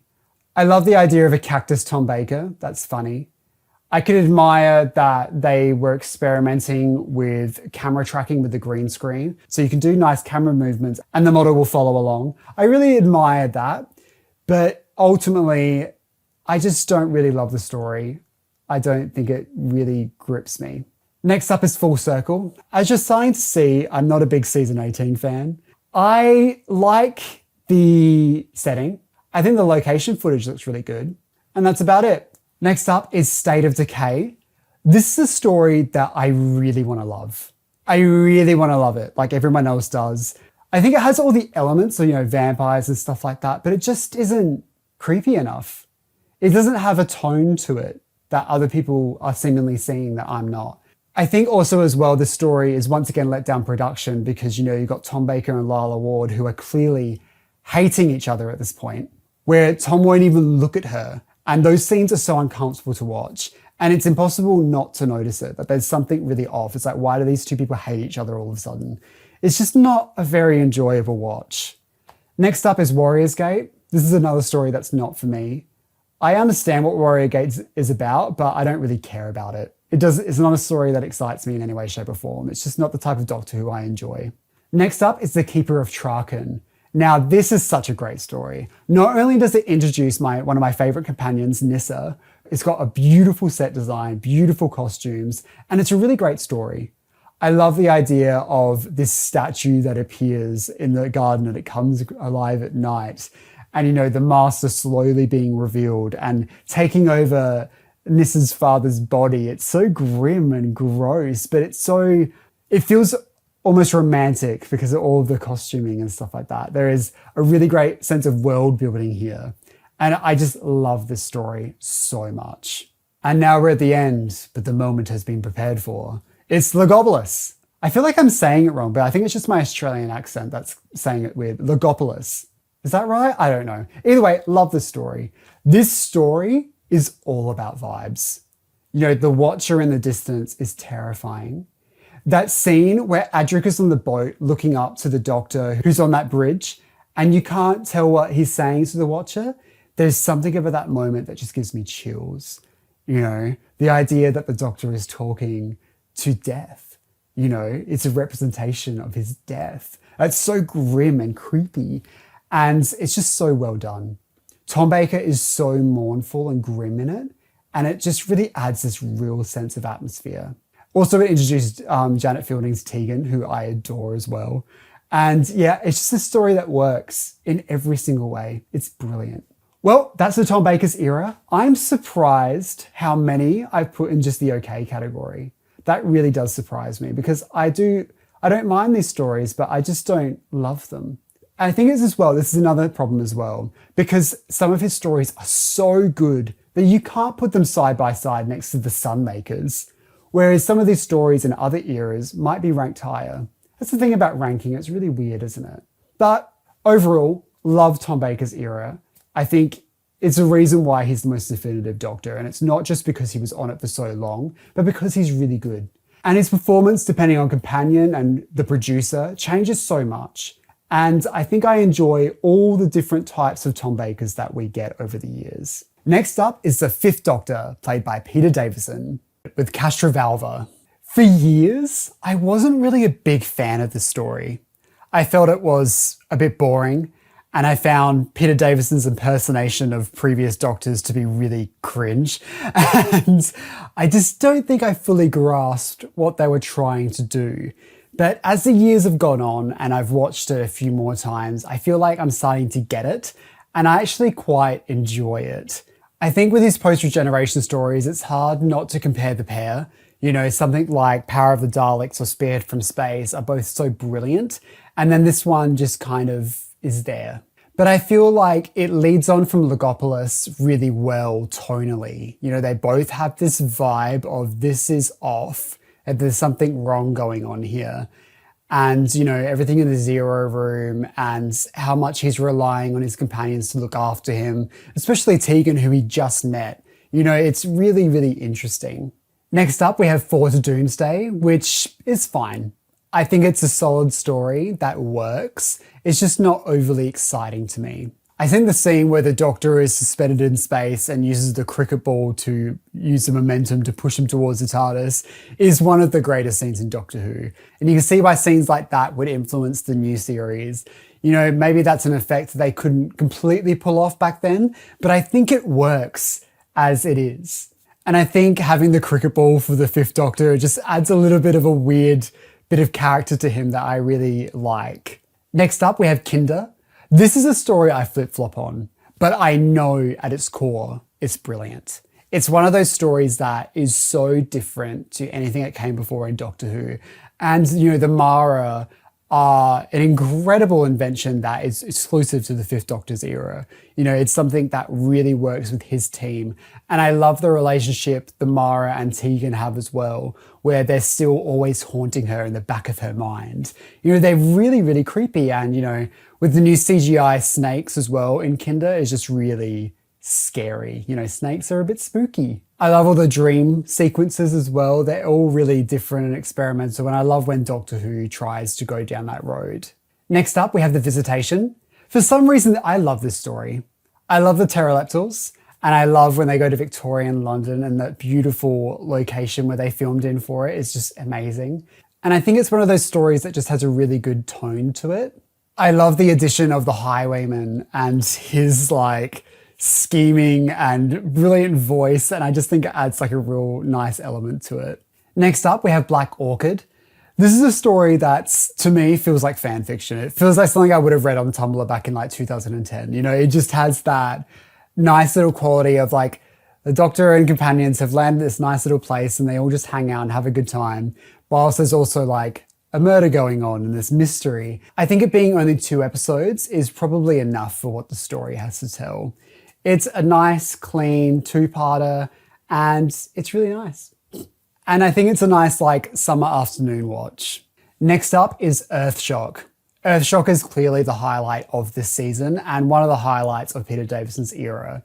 It's not only the return of the Cybermen after Revenge of the Cybermen being their final appearance, which wasn't the best representation of the Cybermen in my opinion, but this story really brought them back as a real big force to be reckoned with. Although I think they are moving slowly towards me being more of a robotic army rather than these converting, spooky, lumbering things. I really enjoy this interpretation of the Cybermen, and I really enjoy David Banks' performance of the Cybermen. And also, this episode really defines Adric as a character. You know, the idea of his shocking death at the end is one of the most pivotal and most remembered moments throughout the entire classic series. And it's one of those things that has ramifications even to modern day Doctor Who. You know, we have Peter Davison's final words being Adric. And in The Power of the Doctor, Tegan and the Doctor are talking about Adric still. It still is something that keeps coming up. Next up, we have Time Flight. This one is not for me. This is something that I am not interested in whatsoever. It looks cheap and the story isn't overly exciting. It just feels like John Nathan Turner wanted to go on the Concorde and that's it. You know, it's just not the type of Doctor Who I enjoy. It's another one of those cases where the budget just doesn't stretch for this program. Next up, we have Arc of Infinity.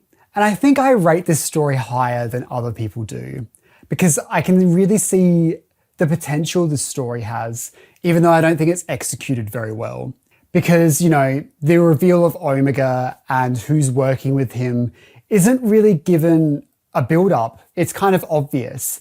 And, you know, it feels like it's not engaging with its mysteries very deeply because it needs to stretch out to 4 episodes. So you have to fill those scenes with something. So we've got to set it up in a way that makes it really obvious who it is, you know, and that I feel like a disservice to the story itself. I love the location of it filming in Amsterdam. I love the return of Omega. I love the 2 gay Australian boys. And I think it's a good return for Tegan. Next up, we have Snake Dance. I've put this in the good category because it's not as good as Kinder, but there is a lot of great elements to the story that makes it still really good.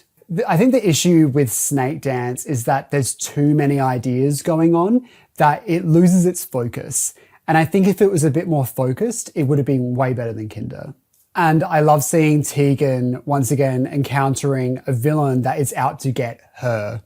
And I think that's the type of stuff that I like about this era, is that you'll get Tegan, she'll have an actual storyline that's hers, you know, and you don't really get that too often in the classic series. Next up is Mordrin Undead. This story, unfortunately, is not for me. Once again, it has all the right ingredients. You know, you've got the Brigadier coming back, Turlo the Twink coming into the show. You've got a bunch of people who are trying to take Time Lord technology and regenerate themselves. And it has all the right elements, but once again, it feels like there's too many ideas and it's not focused enough for me to really enjoy it. That it becomes kind of convoluted and it feels like a bunch of scenes have been stuck together rather than one cohesive story. But I feel like that's just me, because a lot of people seem to love this one, so I'm happy to be the outlier. Next up is Terminus. Of course, I put this at the bottom because Nyssa leaves, and she should never have left, obviously. But yeah, there's nothing about this story that I overly enjoy. I don't like that they get Nyssa to strip in it. I think that's really demeaning, and it doesn't make any sense within the narrative. And it's just really gross, really, you know. Don't do that to my poor girl Nyssa. I like that it has a big dog in it, and that's all I have to say. Next up, we have Enlightenment. Now, Enlightenment is one of the best in the Peter Davison's era. It is such a beautiful story. It is one of those ones that I like to describe as being romantic. The idea of these sailing ships flying through space is such a beautiful image. And I think they do a really good job at it in the originals. And I also don't mind the new CGI version that they did for the most recent collection set. But I think it still works, especially with the amazing performances attached to it. Captain Rack is one of my favourite additions to Doctor Who ever. She's so funny and I love her. And I love all this Black Guardian trilogy with, you know, Turlo not really sure which side he's going to be on because he only just puts his interests first. I find that interesting. And there's a real sense of dread throughout his whole run. Like, he's so confused about what to do. The thing I love about the Black and White Guardian in the classic series is that there's this emphasis on these two people are holding the universe in balance at all the time.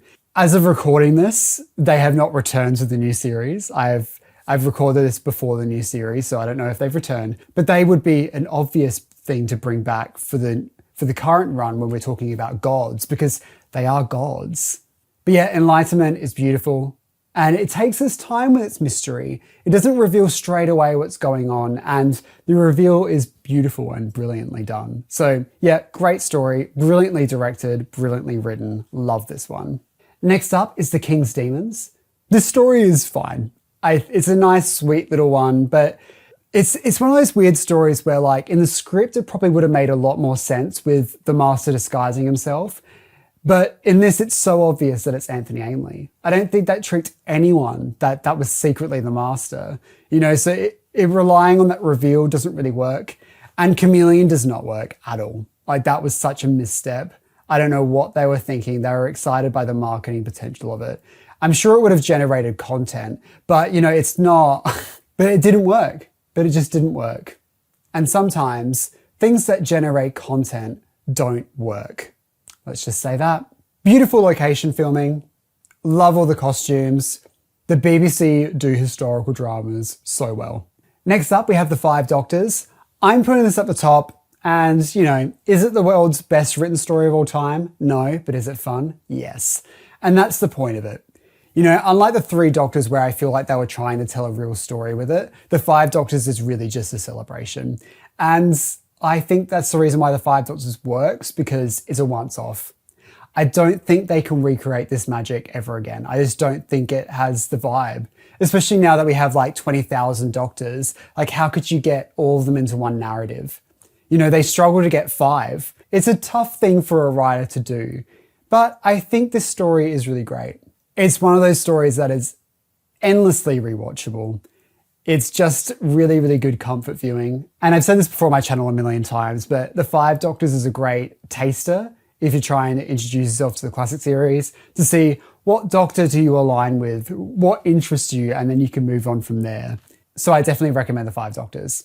Next up, we have Warriors of the Deep. This story sees the return of the Silurians and the Sea Devils. And this, again, continues the problem I have with a lot of stories in this era, where there's no build-up and reveal of the villains. The Sea Devils and Silurians are just there.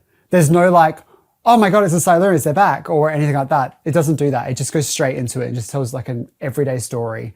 And I think that's a real disservice. This story also suffers from the lack of moody lighting. And I can understand why it was light and bright, because in a realistic setting, it would be. But this is a piece of drama. This is a piece of television. It is not real life. And I think it would have been more interesting and more visually scary with some sense of atmosphere, because it lacks it completely. So yeah, it's a sad return for the Silurians and Sea Devils, because I love those monsters so much and I feel like they didn't really get a chance to shine. Also, their costumes just aren't as good as they were in the 70s, and that is just sad. Next up, we have The Awakening. The Awakening is just fine. I have no notes about it. It's a story I never think about. It's one that doesn't stay in my mind. It just kind of exists. So I have nothing to say about it. It's fine. Frontios. Oh, now this is a story. This is a story that is so well directed. It looks beautiful. It has an incredible planet design, and the imagery of the TARDIS exploding is just incredible. Peter Davison feels his most at ease in this story. There's something about his performance that feels so much more confident, and I just love this story. This is a story that I don't watch enough, and I feel like I really need to sit down and watch it again because I loved this one. And I feel like a lot of people love this one, but it's one of those ones that people don't really talk about that often. But when they do, they're like, oh, that's brilliant. So I'm putting it up really high in order to convince myself to watch it again. Next up, we have Resurrection of the Daleks. This is a brilliant story as well. Really good run, these two stories in a row. And I think it's a good departure for Tegan, because, you know, her departure of this stopped being fun is real. This did stop being fun. You know, pretty much everyone in the story dies. You know, this is not a good time. This is not traveling around the universe and having a laugh. This is horrible. And I like that Tegan, being the headstrong person she is, she's like, enough is enough. I came back, but this is not what I came back for. My friends are all gone. What's going on? Why am I still here? And she leaves, and it's really, really great. Next up, we have Planet of Fire. This is a story that I've always just thought is okay. I don't hate it, but I don't love it. I think Perry has a great introduction. You instantly get what she's about. And having an American companion, even though she wasn't really American in real life, adds a different tone to the show, and she has a different perspective. Also, once again, another beautiful place to film. It looks beautiful. I don't think it's the Master's greatest story, but Anthony Ainley is always a good watch. He always is really enjoyable. So I don't mind this one. Next up is The Caves of Androzani. Now, what is left to be said about the story? It is so dark and so brilliant. And, you know, Peter Davison's like final cliffhanger, he's crashing into this planet. He's such a hero. You know, it's such a strong story. It's such a triumphant return for Robert Holmes as well. You know, he hasn't written for the show for a while, and he came back with like an electric script. And I just adore this story. One of the best regeneration stories. I don't think it's a controversial statement. I think most people would agree with that. And it's funny. This is another one of those stories that I don't watch very often because it's so good that I don't want to spoil it for myself. I want to savor it. That is so weird. Why am I like that? But then I'll go and watch, like, I don't know, Time Flight for the 20th time. Like, what am I doing to myself? Maybe I'm like a masochist or something. Maybe I hate myself or something. That's something to unpack at therapy. Well, that's the Fifth Doctor's era. As you can see, I haven't ranked a lot of his stories very high. The thing I like about the Fifth Doctor era is the relationships. Those are the things that happen in the background of these stories. I enjoy the bickering. I enjoy Nyssa and Tegan together. I enjoy Nyssa and Adric together, and how, you know, he's like the annoying little brother and how they all can't stand him. You know, the family dynamics of this era are brilliant, but I don't include them as part of the entire story. The actual stories themselves are really hit and miss for me. Next up is the Sixth Doctor, played by Colin Baker. All right, let's start off with the twin dilemma. It's not the best start for our good mate Colin Baker. I think I can understand what they were trying to do with Colin Baker's performance. They were trying to make him the opposite of Peter Davison's Doctor, in the same way that Peter Davison was very opposite to Tom Baker's Doctor. Tom Baker, he was really zany, and with Peter Davison, he was not. That's the nicest way I can say it. I love Peter Davison's Doctor, so this is not an attack. So because Peter Davison's Doctor was so nice, the idea of making him a bit more unlikable can seem somewhat interesting on the surface, a more darker Doctor. But I have a feeling that audiences don't really love the idea of their favourite character becoming a bit of a knob. It doesn't help as well that you have the titular twins as very unlikable and don't have the best performances in the show's history. So unfortunately, the Twin Dilemma is not a story I'm very passionate about. I think it's a story that really changes the entire show almost overnight. It's something that the relationship between the Doctor and companion has never been this angry. Like in the First Doctor's era, a lot of those companions didn't agree with the First Doctor and they fought, but there was a sense of love at the bottom of it, even if that took a while to develop. Whereas with the Sixth Doctor, that love is not really there. And it makes the audience question, why is Perry staying? I think if the show was a bit smarter about it, it could be a commentary on toxic friendships when they really need to learn to let go. But I don't think the show is really deep enough to be tackling such issues like that. It's a silly little science fiction show, and I don't know if it exactly works. I personally enjoy their bickering. I find it amusing and fun, but at times it can really weigh you down, and it can get kind of cruel. I think having the Doctor strangle his companion is something that takes it a bit too far. And I'm really surprised it managed to make its way past early concepts. I know, for example, Colin Baker gets very upset with the idea of ranking episodes and ranking Doctors and feel as if it's a personal attack, because unfortunately he does end up at the bottom of these lists quite often, especially an episode like The Twin Dilemma. But I'm one of those people who always thinks the best thing about these stories is usually the Doctor and the companions. And he does do a great performance given what he's been given. Next up, we're up to the season premiere, Attack of the Cybermen, or as Cooper here has written, Attach of the Cybermen. This tier list was done by Cooper Hillier, and you should check out his tweets. He's really funny on Twitter. I've put this as good. I think it's a really good middle ground. I think the Doctor and Perry are starting to find their groove a bit more compared to the Twin Dilemma. It's not exactly strangling, but it's not exactly pleasant. The story itself, I think it does a really good job of making the Cybermen scary. There's a bit more stuff of conversion, but it does rely a lot on fan service. There is a lot of callbacks to Tomb of the Cybermen and even visual cues like the invasion with the sewers. But it's one of those things when you reference stories that are beloved, it kind of makes you feel like you wish you were watching the other one. You know, the one people love already. They visit Telos again in the same place where Tomb of the Cybermen was set, but the sets are completely redesigned, so it doesn't even look like the same place. You're recreating something that's really iconic, but you're recreating in a way that's kind of bland, and it doesn't look as good. I think if you're going to reimagine an iconic set, you've got to make it better. I think whenever you put a Doctor up against an iconic villain, it really establishes them in the role, and I think this is where Colin Baker really begins to shine. But overall, I really enjoy watching Attack of the Cybermen. It's a lot of fun. I don't think it's the best Doctor Who story of all time, but it's definitely worth a watch. Next up is Vengeance on Varos. This is easily one of my favourite Colin Baker stories. This era was all about telling darker and spookier and more adult stories in a sense.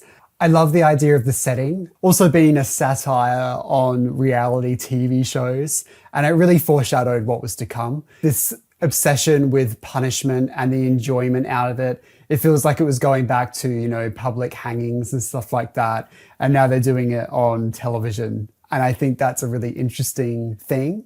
And just seeing that the two citizens having their different opinions on it and getting really excited by watching these executions is just kind of sick to watch.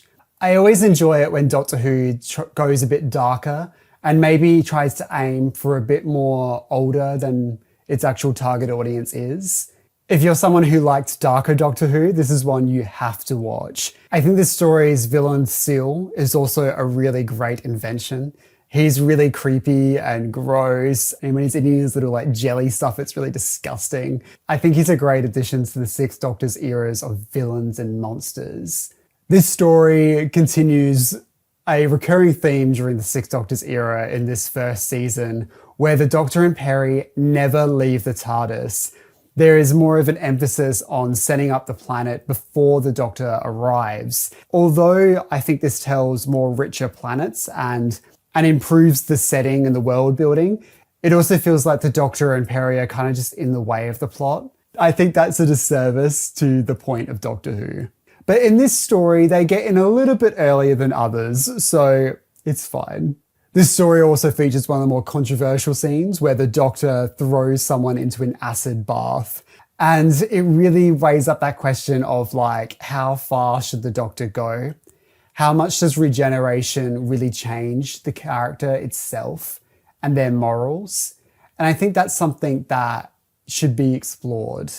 And I think that's kind of what they did during Peter Capaldi, where he felt different, he felt darker, and he was questioning himself, am I still the good person that I thought I was? Or have I changed? Am I someone different? And ultimately, it comes to the conclusion that he's still the Doctor, obviously. But it's interesting with Colin Baker's Doctor because he goes so much further than Capaldi ever did. I think the first episode has an amazing cliffhanger and the ending of the story has a brilliant ending. They're both really, really strong, and I don't want to spoil them, so if you haven't seen them, you have to watch these episodes. They're so good. Next up is Mark of the Rani. I put this just below Vengeance on Varos. I love the Mark of the Rani. I think it's one of the most fun and enjoyable Doctor Who stories to watch, because not only have you got the ridiculously camp Anthony Ainley Master, who I adore, but he now gets a villain that he gets to act alongside, the Rani. And Keo Mara is one of the best things that has ever happened to this show. She is so brilliant as the Rani. It's deliciously 80s camp in every way possible, and it's amazing. This is one of the first Sixth Doctor episodes I ever watched. I watched it at one of my high school friends' houses, and he was like, oh, this is the best one. And he was right. He was 100% right. And this is the story that made me fall in love with the Sixth Doctor instantly. It is interesting going from something like Vengeance of Varos, which is this really dark and adult and mature story, to something like Mark of the Rani, which is really silly and camp. They are so completely different vibes. But that's the thing I love about Doctor Who, is that you can tell both of those stories within the same season, and it kind of works. I think that's why Doctor Who as a show, its versatility is something that appeals to fans, but to those who aren't dedicated fans might find it really difficult to understand what the hell this show even is. I really love the location filming in this one. I love when Doctor Who goes on location. I wish all the original film existed, so it could have been scanned in really high definition. It would have looked great. I love the idea of the Rani because she serves a different purpose to the Master. She has more of a emphasis on experiments and science, because it could easily be like, oh, she's the female Master. And I think that would be a real disservice to the Rani as a character. I feel like Pip and Jane Baker, the writers, really made it so there was a reason why she exists. And I wish there was more of her, but there's only 2 stories with her on TV, which is really sad. As of the making of this video, who knows? She could be back when this came out, and that'd be really embarrassing for me, and I forgot because I uploaded this forever ago. So if that happened, sorry. So if you're looking for a fun story to watch with a few friends, I think this is one of the ones I would definitely recommend. Next up is The Two Doctors. The Two Doctors has all the right ingredients, but it just doesn't work for me. It's a really odd multi-Doctor story where you have Patrick Troughton, who's barely in it, and when he is, he's dressed up like an androgum and they're going out to dinner. It's all really strange. It feels like the writer Robert Holmes has been given an impossible task, which is 2 doctors, the Sontarans and Seville. And it's like, how do you make all these elements come together? And you just can't. You just can't. I don't think Robert Holmes is the type of writer to write this type of stuff.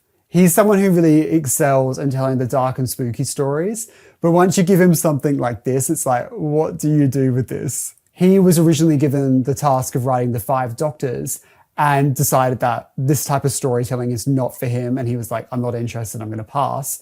And then he wrote The Caves of Androzani, and then it was like amazing because that's more down his wheelhouse. So it's interesting that Eric Sayward, the script editor, was like, you know what? You should write the 2 Doctors. It feels like out of all the stories in this season, this is the one that he's probably least suited to. So maybe it was more of a disservice to him as a writer than the actual story itself. There's elements in this story that I really like. I really like the idea of the androgums and, you know, the vegetarian message, because I'm vegetarian, so of course it speaks to me. And it's really gross and creepy at times with the androgums. I really like them as a villain. They're kind of disgusting. The Sontarans being really tall is really weird. I don't really understand what that was all about. Yeah, it just feels like the whole story is just a little bit off. I think also the 2 Doctors being 3 episodes at 45 minutes each, so basically the equivalent of a 6-parter, also just slows the story down so much. It really doesn't need to be that long. There isn't really that much going on to really justify the length. Overall, it's not really a story I love to sit down and watch. Next up is Timelash. Now, I know I've just put it in the good category. I put it next to Attack of the Cybermen and the 2 Doctors, but hear me out. Timelash is not a good story, but it is an enjoyable story to watch. I love watching Timelash. I can quote so much of it. Save your breath for the Timelash, Doctor. Most apart with a scream. It's so camp. But yes, it is not a good story. I think it has some of the most incredible performances from guest actors of all time. Paul Darrow does the most ridiculous performance ever. And I don't really know why it's like that, but it is. And that's an issue with Doctor Who. I think if actors come in and take it seriously, it's really great. But when they come in and they camp it up and they ham it up, it's a real disservice to the program and makes it really silly. But the thing about Timelash is the same thing I say about Horns of Nimon. If you get ridiculous lines, you're going to perform them in ridiculous ways. You can't say, like, save your breath for the Timelash, Doctor, most apart with a scream, without it being dramatic. That is not like a thing you can deliver calmly and quietly. It's just a silly line. You've also got Perry tied up with this monster trying to get her, and it's like, what year is this? This is just so ridiculous. Give her something to do. Give Nicola Bryant something to do. It is very like helpless woman writing, and I really can't stand that in Doctor Who. It's like Perry is a strong person. She can look after herself, but all she does in the story is scream. And it's just like, come on. And there's a throwback to the Third Doctor in this story as well. It feels like every story in this season, except for Vengeance on Varos, is making big callbacks to previous eras. It feels like they're not really trying to establish this Doctor on his own. It feels like there's constant reflections on the past. And I don't mind returning villains as much, but do we really need a Third Doctor and Joe cameo? But then again, there's nothing of the story that's of worth apart from the fact that it's deliciously camp. The new Blu-ray has new optional CGI effects, which is really good as well, but it doesn't improve the story, but it is nice to look at, I guess.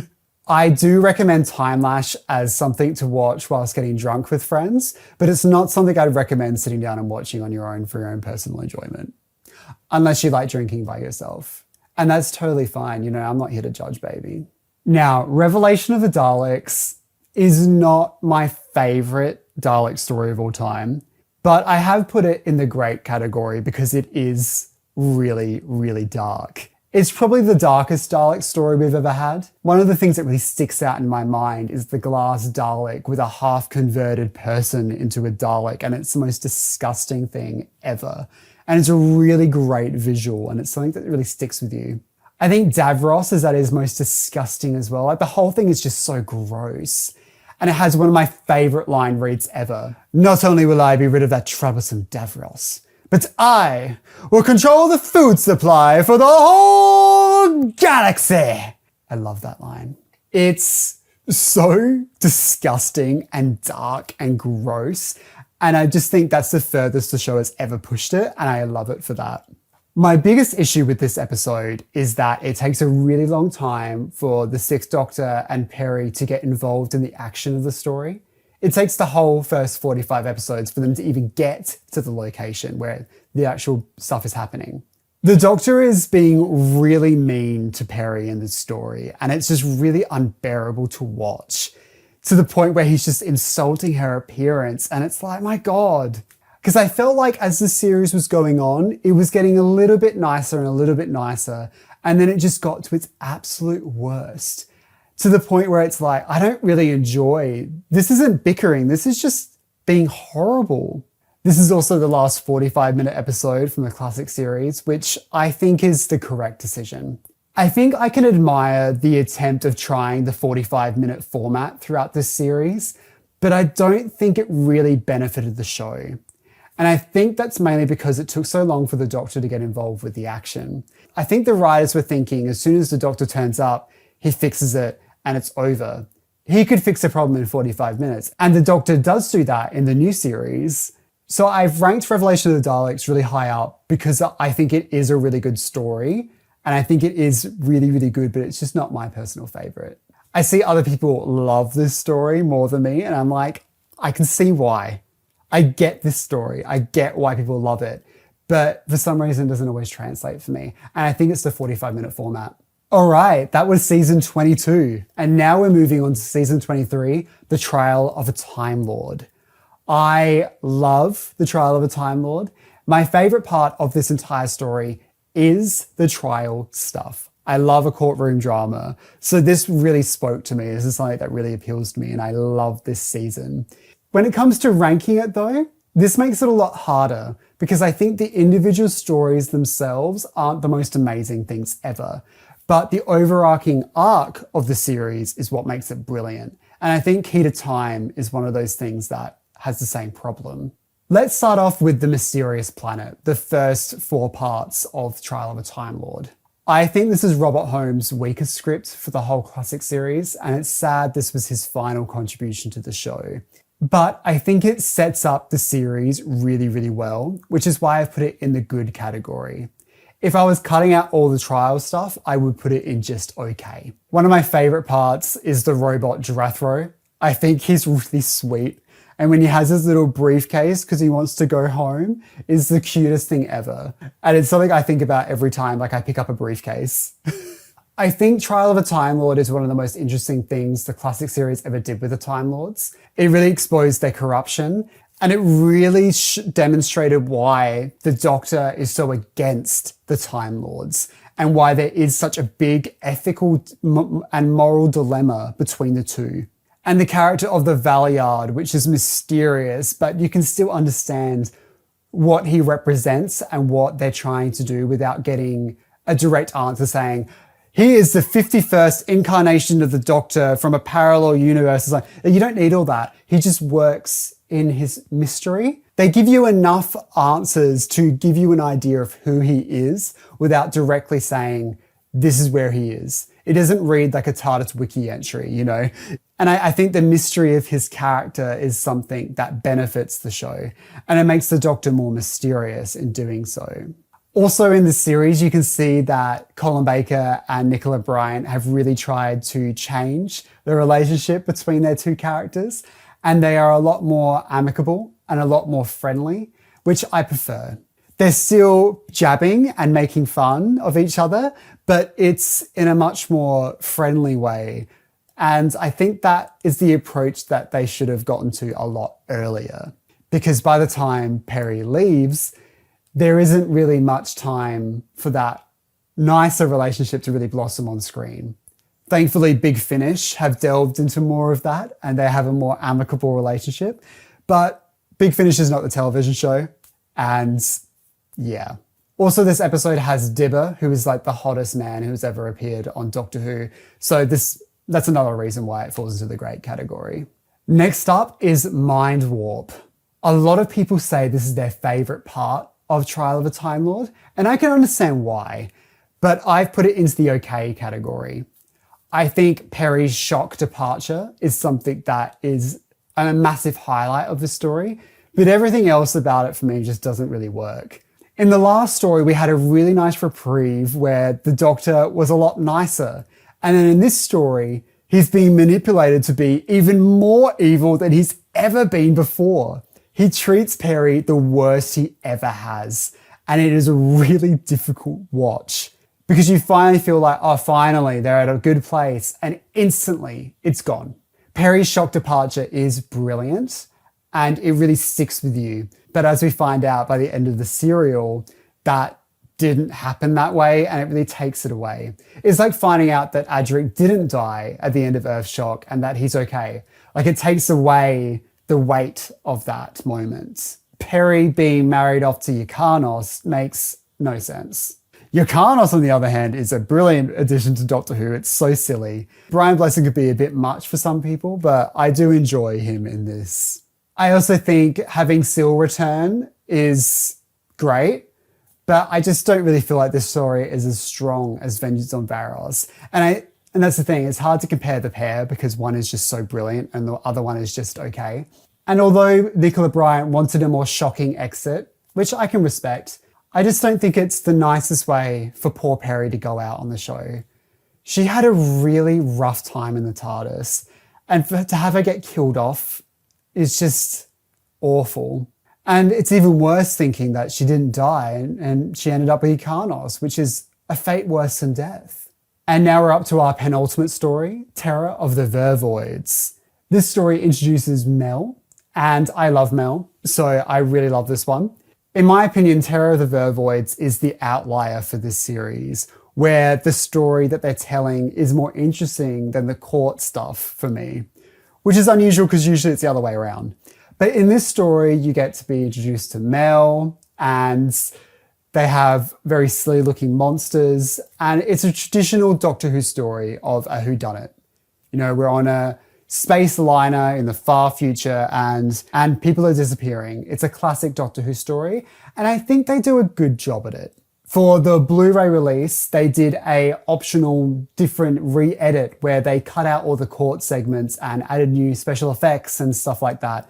And the story actually really works, and I really enjoy that version. It's fun to watch it on its own like that. I think one of the biggest shames about Mel being introduced to the show is that we don't really get a proper introduction to her character. We kind of get thrown deep in.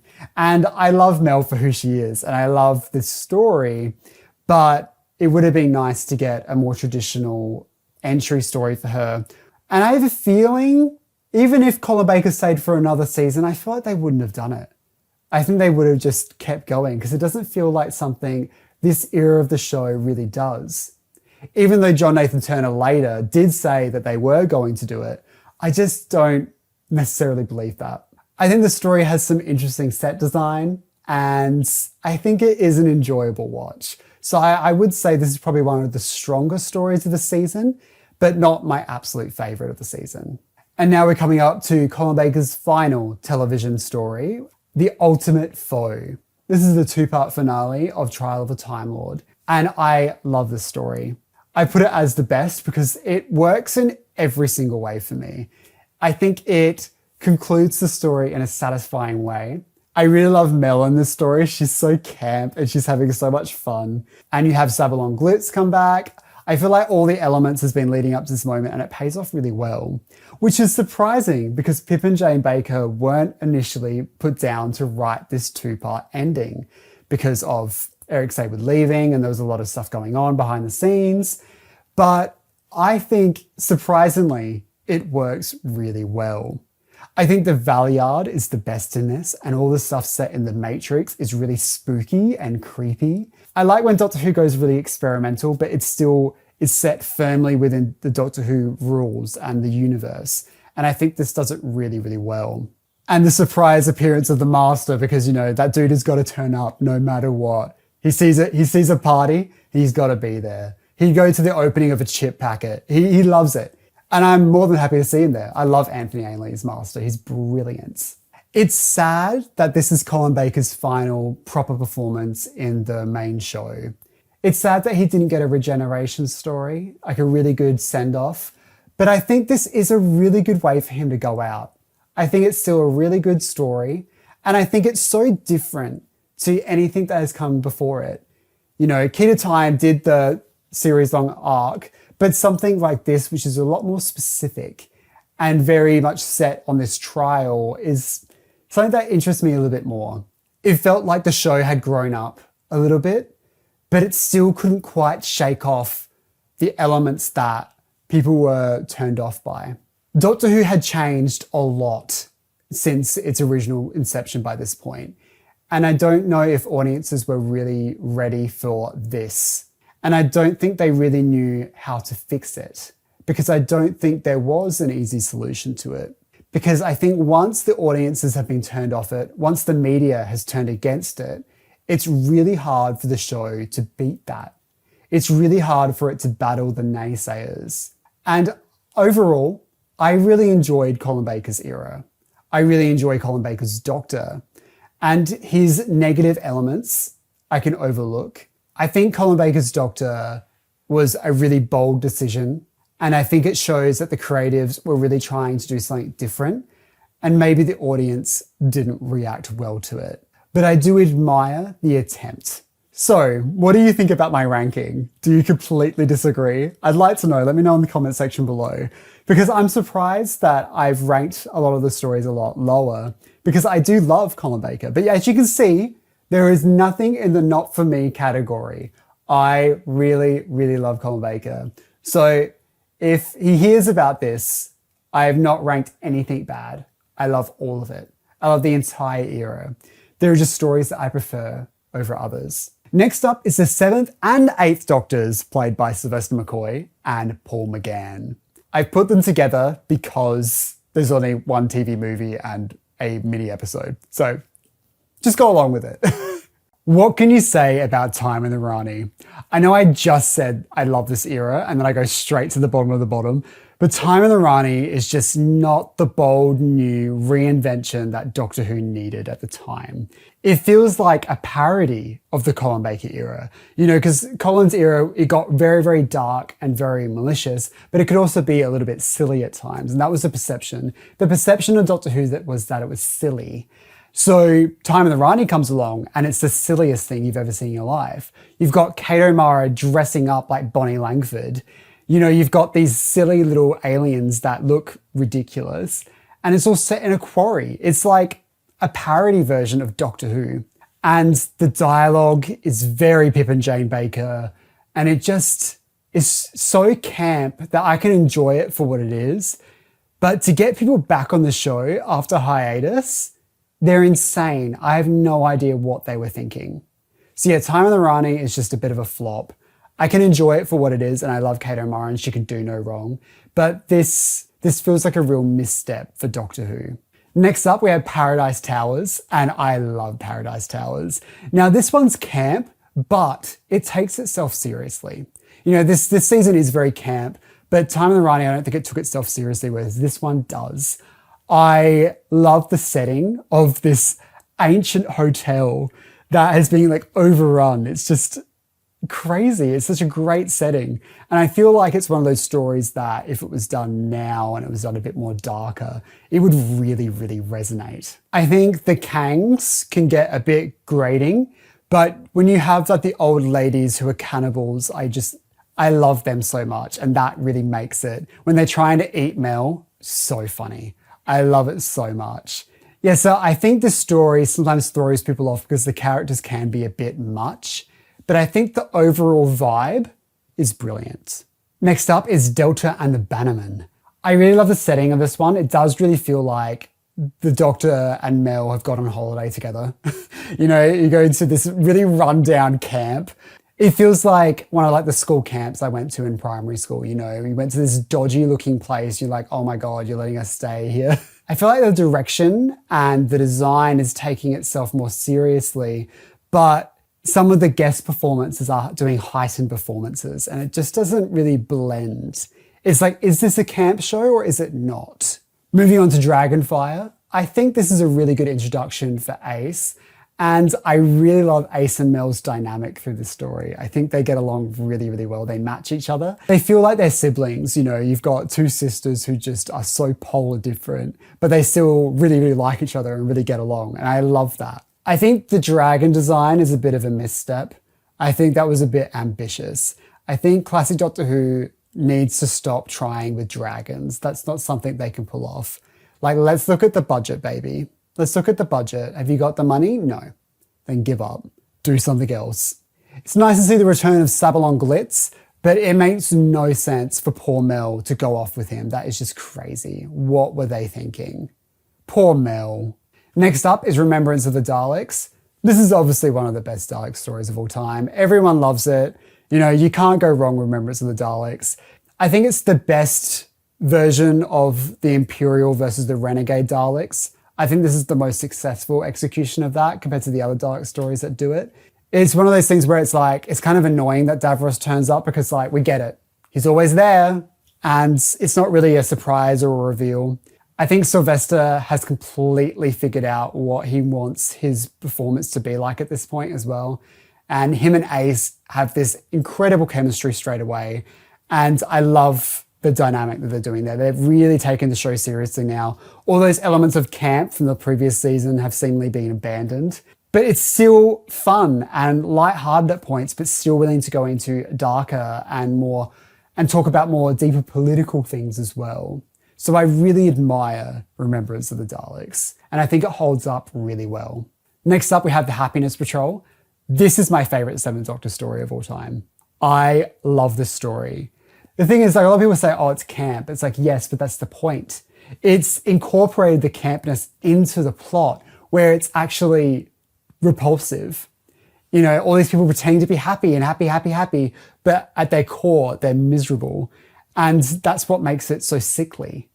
And then you've got the Candyman, which I think is incredible. I think it's an incredible design. That voice is really scary. And I think the actual Candyman costume is creepy.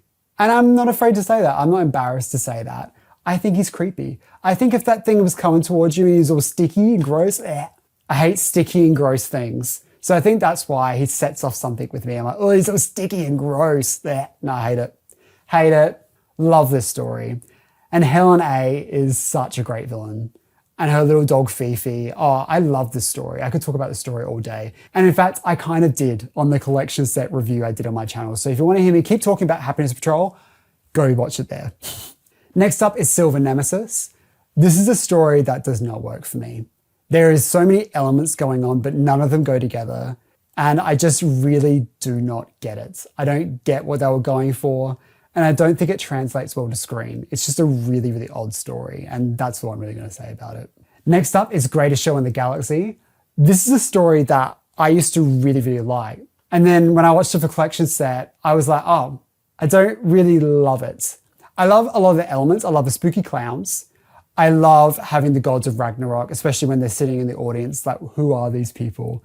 You know, it has a lot of great elements, but overall, I think it does work. So I put it in the good category because I think it's a good story, but I'm just not enamored with it. Next up is Battlefield. Now, this is the epitome of all the right elements, but none of it goes together. You know, the return of the Brigadier is kind of even more confusing than Mordred Not Dead. Like, both of them don't really work, in my opinion. You know, the first episode, you've got the Brigadier just stuck in a helicopter. You know, like, what are we doing here? Like, there's no forward momentum. The story's just stalling. It's just stalling and stalling because it needs to hit the 4 parts. And they just don't really know what to fill that time with. Jean Marsh could read the phone book and I'd be gripped. You know, she's just such a great performer. So I love seeing her in this. She does a really, really great job. But yeah, it's just not a story that I really like. I really want to like it, but I just don't. Next up is Ghostlight. I'm happy to admit I'm too stupid to understand Ghostlight. I've watched it a few times to really get my head around it, and it's just not for me. I think stories like this in Doctor Who have a place, and when you're trying to tell these stories that the plot is a bit more vague, but it's more about how it makes you feel, I think it's a purpose for that. You know, I always think about like Twin Peaks, for example. I love Twin Peaks. I've watched that show so many times. And if someone said to me, oh, what does it all mean? I'm like, well, I couldn't tell you what it means exactly. But obviously there's themes and stuff like that that I can relate to. But the thing about Twin Peaks that works for me is because it makes you feel something. That horror that you feel is so real. And there's moments in that show that sticks with you for life. Images that are burnt into my memory. Whereas Ghostlight, it's not David Lynch. You know, I think in order to do this experimental stuff, you have to be really, really, really good in order for it to work for me. And this just isn't it. Next up is The Curse of Fenric. This is obviously a brilliant story. You know, Ace's journey throughout the story is just incredible. You know, you really get more of an insight about how she works and her complicated feelings about her family. The whole vibe of it is really dark and gloomy, and there's something, or the undercurrents, you know, it says it throughout the entire thing about the undercurrents, and it's there, you feel it. I love the music in this story, it's brilliant. Yeah, I really love Curse of Fenric. But it's one of those stories that I think I've watched it too much, that I've spoiled it for myself, that I don't enjoy it as much anymore, which is sad. Next up, we have Survival. This is a story that everyone loves, but I think it's good. I think it's a very good story, but it's just not my favorite. You know, when it comes to Sylvester's season 25 is more my favorite over season 26, whereas I find most people are the opposite. People love season 26 and more. And I'm not saying they're wrong. I'm just saying what I personally prefer in a Doctor Who story. Although it's sad that Ace never got a proper departure story, I think this is still a really good story for her to go out on. I think this story is a really great bridge between classic and new series. I know that's not a brand new original hot take, but it just is. I love the return to modern day Earth, Ace seeing her old friends and they're dubious of her because she's been gone. And I love all that type of stuff. I think that's what really grounds this era. And I wish there was another season where we got a proper goodbye to Ace and there was more of this, because this is what really makes Doctor Who good. So that's the Seventh Doctor's era. I think this is such a solid run. Just looking at my tier list, you can see there's a lot more good than there is bad. And even the ones I've ranked near the bottom, I still find moments of joy out of them, because Andrew Cartmel had like a real idea of what he wanted this era to be. And I think it's plain as day. So let's briefly talk about the Eighth Doctor's very limited TV run. Paul McGann is one of those doctors who I think makes so much sense. It's really brilliant casting. He has a totally different vibe from the classic series Doctors. And I think it was the right person to reinvent Doctor Who. And Paul McGann clearly shaped what was to come in the future for the show as well. You know, having someone like David Tennant, who has a very similar suave vibe to it. Like, people are looking for that. You know, the pretty boy Doctor is what we're getting into now. His Doctor is less quirky and less alien, and he's more human. My favorite thing about the Eighth Doctor is where he'll go up to someone and say, oh, you're going to do this in the future. And he just knows everyone and everything, like Father Christmas. You know, he has that magical quality to him. And I really, really love that. A lot of people feel a bit weird about the TV movie. Some people see it as like a failed pilot, but I don't see it in that way. I think this was a successful pilot episode of Doctor Who. It just didn't capture the audience in America, which it really needed. It needed that money.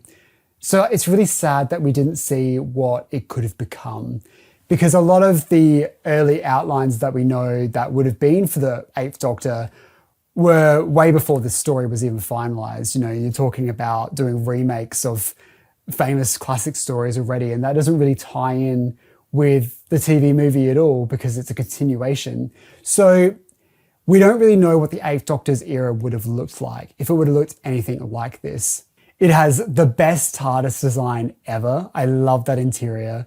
It's a place that I'd want to live. You know, you really want to move in there. I really like Grace. It's very much like a Scully type character, which I really, really like. And I think they work really well together, and it would have been great if we got more of them. But I think the TV movie is probably one of the best looking Doctor Who stories of all time. It has the budget that it needs, and it looks beautiful. It is just one of the best directed Doctor Who stories of all time. You know, even the new series doesn't even look that good compared to this. It's just a really crisp looking film. I hope one day we get a proper 35mm scan of this film because it would look incredible in full HD. It would be amazing. And last of all, I'm just going to mention Night of the Doctor. It's not really a full TV episode, but it is a live appearance and, we should mention it. I still remember watching this when it came out because I was there as it went live and no one knew what it was going to be about. They didn't know what Doctor was going to be in or nothing. So I assumed it would be a David Tennant short. That's what I thought it was going to be. I thought it was going to be a mini episode that led into the Day of the Doctor. And when I first heard Paul McGann's voice, it was like the most shocking and incredible moment ever. And I still remember that. And I was sitting in my bedroom and it was just I remember shouting. And it was one of those sad little fanboy moments that I don't think I've had since because I'm 30 and nothing excites me anymore. Nothing's exciting. I haven't had a good day since I was 18 years old. It's all been miserable since. But I think The Night of the Doctor is simple. It's to the point. Paul McGann does a great job. It looks great. It flows well. And it's a really good departure for him. So yeah, I really like Night of the Doctor. And that's the Eighth Doctor. I feel like I just started talking about him and it's done.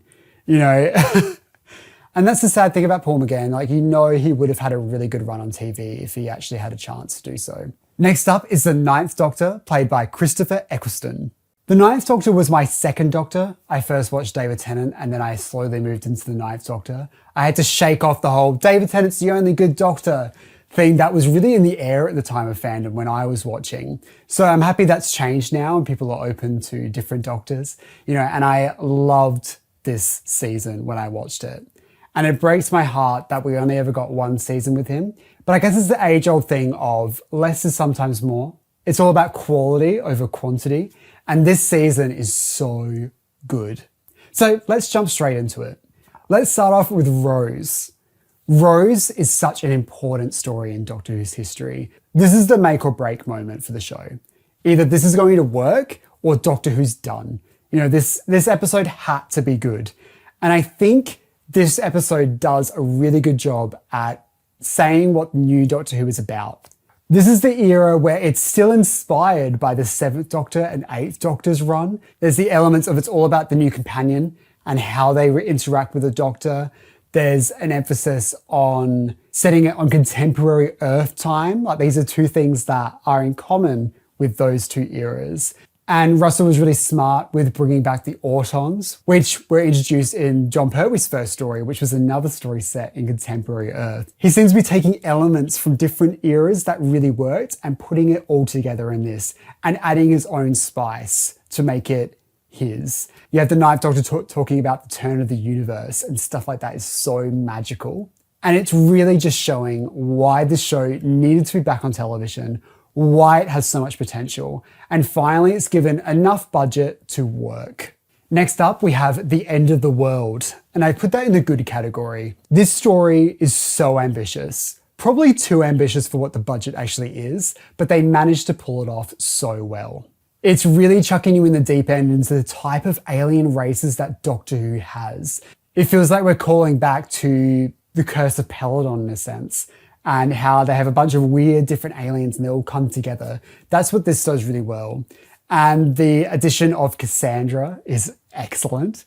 She is such a great villain and it's so great that she comes back in the 10th Doctor's era as well. It has a real sense of humor to it, which is a lot of sci-fi in this time period just didn't have. It was all very serious, it was all very straight down the line and very boring and bland. Whereas Doctor Who was like, let's bring out a jukebox and play Toxic by Britney Spears. That's the type of show this is, and it's brilliant. And that's why Doctor Who was such a big success, because it was nothing like anything else. And that's when Doctor Who thrives. Once it starts being like everything else, it gets forgotten about, because why would you bother? Because Doctor Who can't compete with these shows that have much bigger budgets. It needs to be its own quirky thing in order to succeed. Next up, we have The Unquiet Dead. This is a great one as well. It's nice that the Ninth Doctor kind of got his own Christmas special in a sense. And I love that Doctor Who wasn't afraid of being scary and trying to push that and see how far can we get. And it goes way further as the series goes on. But I think Mark Gatiss finds this perfect balance of being scary but family friendly. And that's why this one works. It also has Eve Miles in it, and Eve Miles is just an incredible performer. And every time she's on screen, I love it. I just love everything she does. So she's a great addition to the story as well. And it makes so much sense why they were like, we need her for Torchwood. She has to come back. This is a superstar. I think it's a good time period to visit as well, seeing Charles Dickens. I think it's nice to have that celebrity historical interaction. And that's something they do a lot further on as the series goes on, with Agatha Christie. It makes sense to visit these people because why wouldn't you?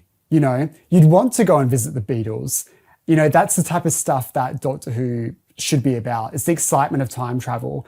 And that's what this era is really doing. It's making time travel exciting and fun. And it's like you want to join them on this trip of a lifetime.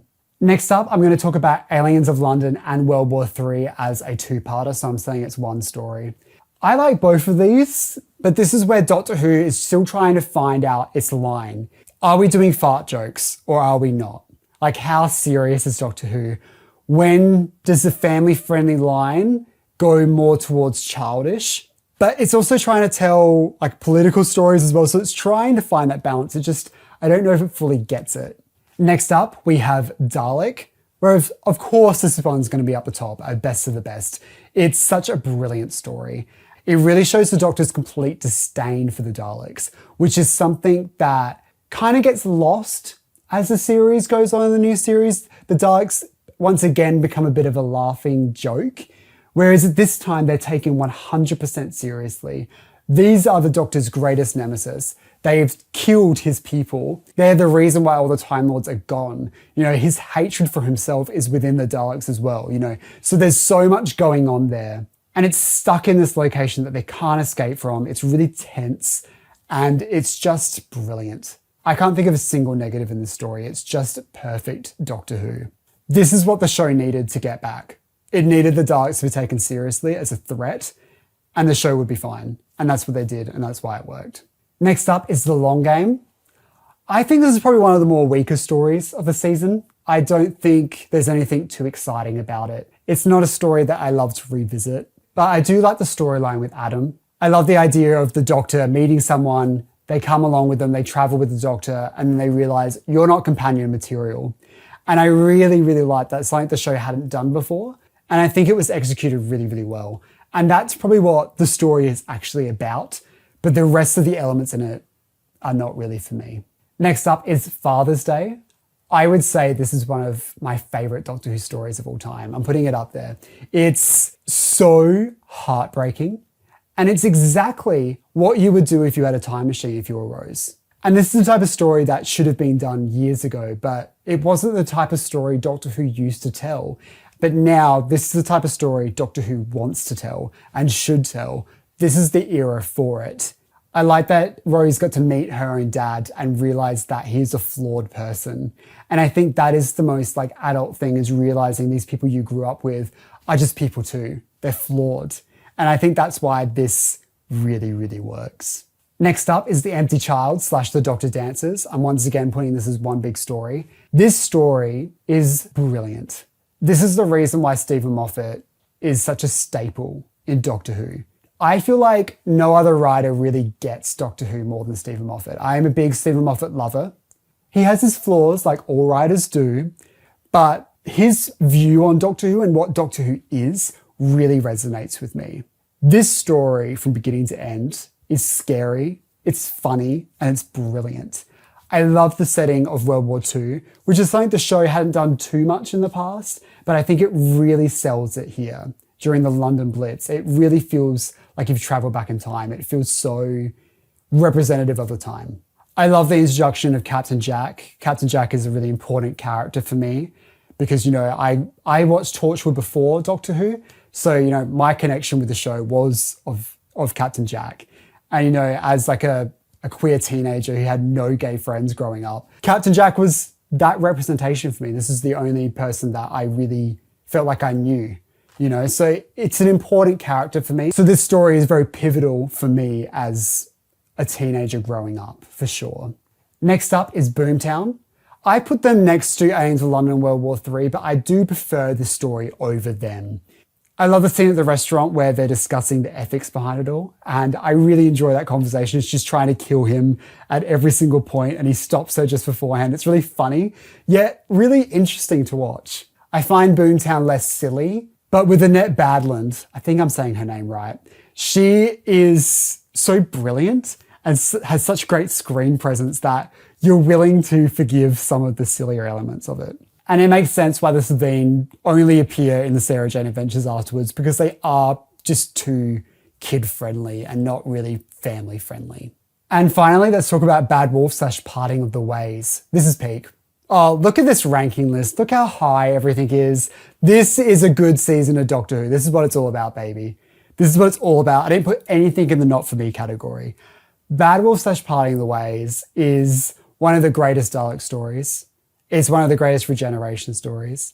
I love that scene of Rose, Jackie, and Mickey in a diner, and they're talking about chips whilst the world is being destroyed in the far future. You know, how Rose sees time at that time is changing. It's like, well, right here it's not happening, but it is happening right now, just somewhere else. And the perception of how the Doctor Who universe works has changed instantly. I think the Daleks are at their creepiest in this, you know, when they're floating up behind the window in the spaceship. It's brilliant. You know, a prototype companion who gets killed off. A parody on Big Brother and other reality TV shows is just so smart. And it's just so, so good. Every single element in this all comes together and just works. This is what Doctor Who's about. And it's clear that Russell had been thinking about what he wanted this series to be for a long time, and just nailed it. This is one of the strongest runs Doctor Who has ever had, and it's really difficult to beat it. And it's thanks to Christopher Eccleston's amazing performance and everyone involved with it as well. It's just a masterpiece. So that's the Ninth Doctor's era. Unfortunately, cut too short, but I think it really is a solid season. And if you haven't given it a go, you need to. This is top tier Doctor Who. Next up is the 10th Doctor, played by David Tennant. First up, we've got the Christmas Invasion.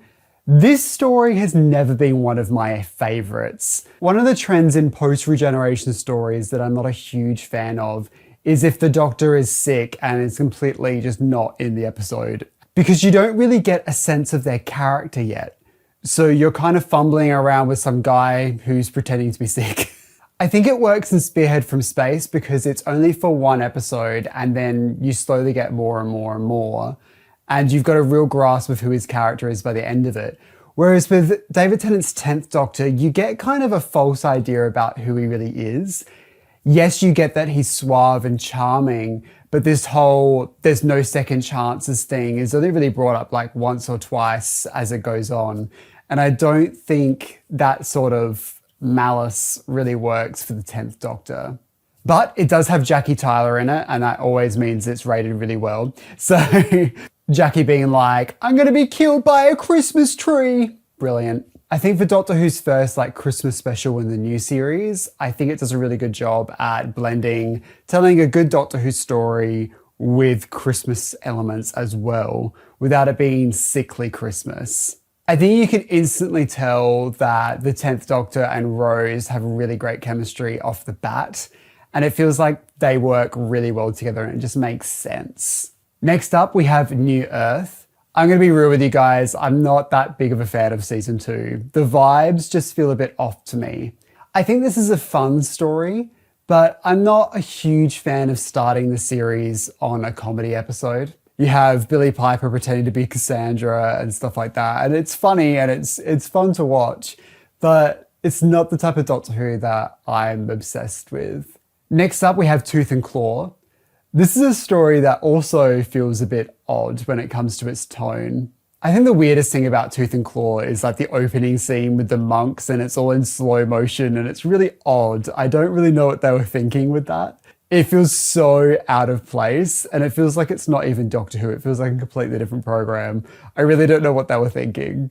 I think this is a time where Doctor Who's like budget didn't really stretch to pull off a very convincing werewolf, but I do appreciate the attempt. I do love the 10th Doctor and Rose in this though. I love them trying to get the Queen to say, that she is not amused. I think that's really funny, and I like that friendship dynamic they've got there. It's really fun and flirty, and it feels really genuine and real. And also it establishes Torchwood, which is exciting because my first entry into Doctor Who was through Torchwood. I guess that always gets a free point from me. Next up, we have School Reunion, which features the return of Sarah Jane Smith, which I think is just such a genius move. Liz Sladen is such an incredible performer, and bringing her back into the new series just makes sense. I like that Sarah Jane and Rose initially have this twinge of jealousy, but then they realize that they're stronger together and they become really good mates. I think that's such a great idea because, of course, you'd feel a little bit like, oh, I've been replaced, or, oh, I'm not the first. And then instantly you're like, well, this is silly. We have a connection in common and that's a good thing. And I really enjoy that dynamic. I think it's interesting as well, like the return of K9 in this story, because you have Rose saying it's a bit disco, and I feel like nowadays if they brought back K9, it'd be with so much reverence and it would be like sickening. Whereas back then you could say stuff like, oh, that looks a bit dated. Whereas, nowadays I feel like it's treated as if it's gospel and we can't insult it. And I love K9, but of course, if you were a modern day human from 2005, you'd look at K9 and say, that's disco. Next up, we have The Girl in the Fireplace. Once again, Stephen Moffat returns to the program to show why he is the master, why he is so good at Doctor Who. He has a completely different perspective on the program, and I think it benefits the show so much. Because I'm not really someone who's like enamored with the idea of the Doctor falling in love with people and stuff like that. I think it makes him too human, and I like the Doctor to be a bit more otherworldly. But I think this story is so good that I actually enjoy the dynamic, even though I guess it's a bit creepy. I love the visuals of like a horse on a spaceship in the far future and connecting these two time zones together. It's so interesting and unique and sad and beautiful. It hits in so many different levels, and that's why I just love Stephen Moffat's writing. Next up, we have Rise of the Cybermen / Age of Steel. Now, this was my first ever Doctor Who that I saw, because I watched Torchwood first, and one of my friends was like, oh, you should watch Doctor Who because it's a spin-off. And I was like, oh, I didn't even know it was a spin-off at this point, because I'd only seen the first season of Torchwood. And they said to me, oh, what would you want to watch? And I was like, well, I saw the Cyberwoman episodes, so what are the Cybermen? And this was the episode they chose. And it was okay, but instantly the tone between Torchwood and Doctor Who was like so different, especially to like some teenager. It was very, very different. And I didn't actually like it very much. But as time has passed, I enjoy it a lot more than I did that first viewing. But yeah, there's something about it that doesn't really hold for me. And once again, it comes down to tone. This is a story about like converting and chopping people up and turning them into Cybermen. And then it'll feel comical, a lot of it. And it's just a bit odd tonally. And that's Doctor Who's problem as a whole. It's tonally very weird as a program. Next up, we have The Idiot's Lantern. This is a story I've always really enjoyed, but I don't think it's that well loved by many people, which I find odd. I love the setting. It's a classic Mark Gatiss type of story. He loves like British things, and this feels like a very big time capsule for a certain moment in time. I love the villain of The Wire. I think she's so deliciously camp. And it's the classic Doctor Who thing of taking something that exists in real life and giving it a Doctor Who twist. I love the visuals of people's faces being completely blank. I think that looks really creepy and cool. Rose has an incredible outfit. I love when the companions get to dress up in like different eras, costumes and stuff like that. That's something I'm really enjoying about Ncuti Gatwa's like series, is that they're both getting to dress up and stuff like that. And I think that's really fun. I just think it's a really solid episode of Doctor Who, and I feel like it's a classic Doctor Who story. I think one thing Mark Gatiss excels at is doing the filler episodes. Filler episodes sounds mean, but it's like the run-of-the-mill Doctor Who story where it's a classic, here's a monster, here's a good setting, and go. A staple Doctor Who. Maybe I should use that term, a staple Doctor Who episode. He's really good at that, and I really do love this story. One thing that I'm a bit dubious on is that the character of the father, who's like a right nut job, who's just not a nice man whatsoever. And then the story being like, oh, you need to forgive him. No, this man needs to apologize. Why must the kid do all of the work because this man is completely unattached to his emotions? He needs to go to therapy and figure it out for himself. Yes, I feel like that's the one part of the story that I'm not hugely a big fan of, but I also understand it's 45 minutes and they want to resolve a story and it is what it is. Next up, we have The Impossible Planet / the Satan's Pit. This story is brilliant. I feel like I've been sleeping on this one for years. I've always really liked it, but I've never really thought of it as, oh no, this is like top tier Doctor Who. Its vibes are really, really good. It's so scary. And I think bringing back Gabriel Wolfe to play Satan is such a smart idea, you know, because he voiced Sutek and he has such a brilliant voice and it makes sense for these two characters to kind of be the same person, even though that's kind of muddied the water now with the new series, you know, having Sutek coming back. But yeah, I think another reason why this story works so well is because it's one of those things where like the Doctor's like, no, we can't get out. The TARDIS is gone. We might have to stay here. And I love that conversation with the Doctor and Rose talking about buying a house together and what that would look like and how that just feels so out of place for him. I think it's really interesting seeing the Doctor completely useless and completely hopeless. And it makes the stakes even higher. It makes it even scarier. And that's why I just really, really love this one. It also introduces the Ood. I like how the second Ood story talks about, we were so busy last time that I didn't pay attention to what was going on here. And that's bad. And I need to fix it now. And I think that's a good thing. I think it's good that after writing this episode, they reflected and thought, why didn't the Doctor do anything about this obvious slave race? You know, and I like that it held itself accountable for that in a sense, you know, and it tried to rectify that because there wasn't enough time in that two-parter to deal with that. That's one thing I love about Russell T Davies' writing is that he'll set something up in the first season and because there's not enough time to finish it then, he will finish it off in the season afterwards. And I think that's a good way of letting things breathe and then you've got more time to work on something and give it the time it needs to really tell that story. Because if you tried to fit in the Doctor stops slavery in The Impossible Planet / the Satan's Pit, you just wouldn't have time. So I think it's a good thing that they acknowledged it in a future episode and resolved it there. And dedicated a whole story just to that plot line, which is what Doctor Who should be doing instead of trying to fit a million ideas into one episode. I think this story has so many great visuals that really stick with you, that are really spooky. And, you know, having all the writing all over their arms and the red eyes, that shot of him standing on the planet and it's like he can't breathe out there. You know, there's so many brilliant moments in it and it's so scary. It's just excellent. Next up, we have Love and Monsters. And I'm sorry, I'm not a Love and Monsters truther. I put it as not for me. I can understand the camp factor of it. I enjoy the stuff with Jackie Tyler. I'm happy she gets more of a time to shine. But for a Dr. Light episode, it's just not for me. A Dr. Light episode, for those who don't know, is an episode where the Doctor doesn't appear that much. And they did these episodes to free up David Tennant's time on the show so they could film more and use him more smartly for scheduling reasons. I enjoy the idea of Dr. Light episodes because I feel like you can tell completely different Doctor Who stories than a traditional Doctor Who story. So you can tell a story with more Jackie Tyler in it. You can tell a story about someone who lives in the Doctor Who universe and how they exist in that world. And I find that really interesting. But I find Elton as a character incredibly unlikable. He's someone I would definitely bully at high school. And, and yeah, I don't know. He just gives me the ick. Next up, we have Fear Her. And wow, what a double banking of episodes. Fear Her is also unfortunately not for me.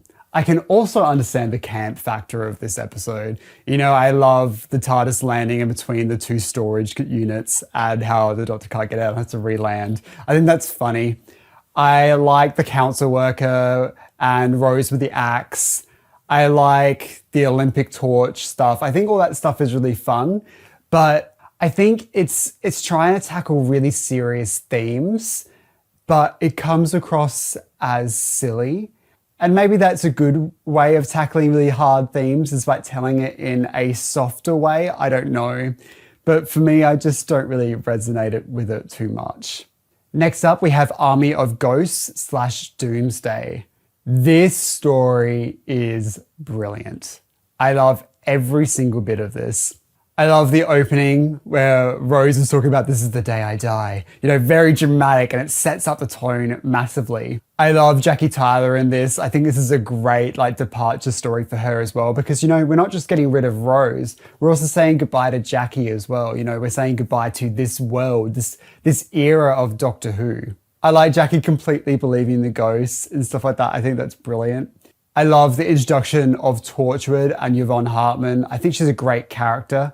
And I love this idea of Torchwood, and, you know, I love the commentary on this boss who knows everyone's name and is so lovely, lovely, lovely, but is absolutely deranged. Whereas there's people who really are pretending to care about you when they really don't. It's because they've been to a bunch of seminars where they say, oh, you have to treat your employees like this, like they're real people. And they're like, huh, maybe my employees are real people, but they don't know how to connect with real people, so they just come across as robotic. And I think that's why I enjoy Yvonne Hartman's character so much, because she is a robot already before she becomes a Cyberman. The fact that we've never had a Dalek versus Cyberman story yet within Doctor Who is just insane to think about. And I think they work really well together. And then, of course, you've got the famous scene where the Dalek and Cybermen confront each other and they're being sassy and it's funny. And it kind of went viral on TikTok last year, which was weird. It's weird that Doctor Who just came back for that and then disappeared again. Although I'm not a huge fan of the Doctor having romantic feelings towards his companions, I do find that beach scene at the end really moving. I think it works, and it's sad. And even if you see it from a perspective of you've lost a really good friend, someone you really connected with, I think it works really well in that perspective as well. But if you see it as, oh, they were in love with each other, it's even more powerful as well. I think with the new series of Doctor Who, the Doctor is someone who can fall in love. That's the type of Doctor they've written. I think because for me, when I think of the Doctor, I think of all the incarnations at once. So David Tennant is as much William Hartnell, and the idea of William Hartnell snogging Rose Tyler just kind of creeps me out a bit. You know, may a thousand blossoms bloom, but I don't know. But ultimately, great story, great finale. I really do enjoy Rossiter Davies' finales, so this was a really fun one. Next up, we have The Runaway Bride. I think this is one of the better Christmas specials, because Catherine Tate is just a powerhouse. Catherine Tate and David Tennant together is just a dream. Santa's a robot! I love that whole scene, you know, the TARDIS flying after the taxi is just brilliant. And, you know, it's once again Doctor Who borrowing from the past as well, you know, taking off the Santa mask and it's an android is the same as Terror of the Autons, where it's a police officer and they take it off and it's an Auton. You know, it's borrowing things from the classic series that works really well and giving it a modern twist, or just straight up stealing it. And I'm okay with a little bit of plagiarism. That's fine with me if it makes good television. And is it plagiarism if you're stealing from yourself? Think about it. I'm so happy that Catherine Tate really enjoyed her time on Doctor Who, that she not just came back for Series 4, but she also came back for the 60th anniversary as well. I love that she still has no idea how Doctor Who works, but she's such a great part of it. And I think that shows what a brilliant performer she is, because she just takes the script and makes it work. She is just a genius.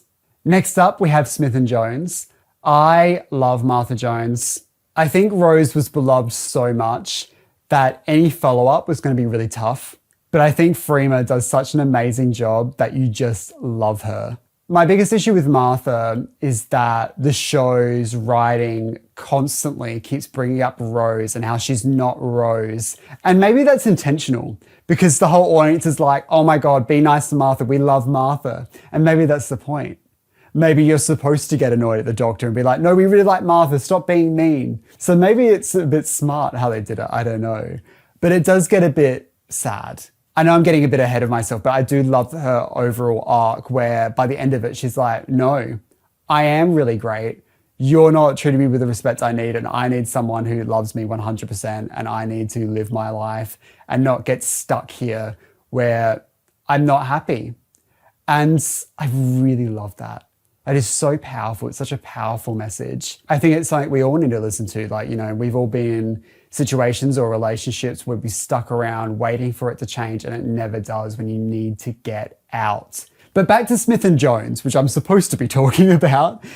I love the setting of it having straight to the moon. I love the Jadoon. I think they're a great addition to the program. And I think it's a great commentary on like how having this police force that just follows the rules and there's no leeway for it, even if it's ridiculous. But they do it in a fun way that they're funny to laugh at. So I think people are open to that criticism, and I think it's really great.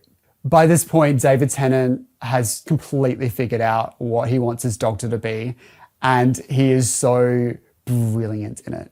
From season 3 onwards, he's just pitch perfect every single scene. There are like no notes. I love it. Next up, we have the Shakespeare Code. This story's okay. I'm not the world's biggest fan of this one. I think the witches are a little bit silly looking, but I enjoy what it's trying to do with Shakespeare. And I like Shakespeare and Martha's like relationship. I think it's funny and weird. But yeah, I feel like I really don't have that much to say about this episode, so I'm just going to move on. Next up, we have Gridlock.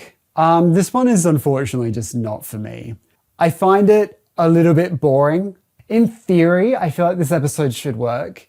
I like the idea of the Doctor going back to a planet and realizing that it's not the place that he thought it was, or it's become worse since he was there last.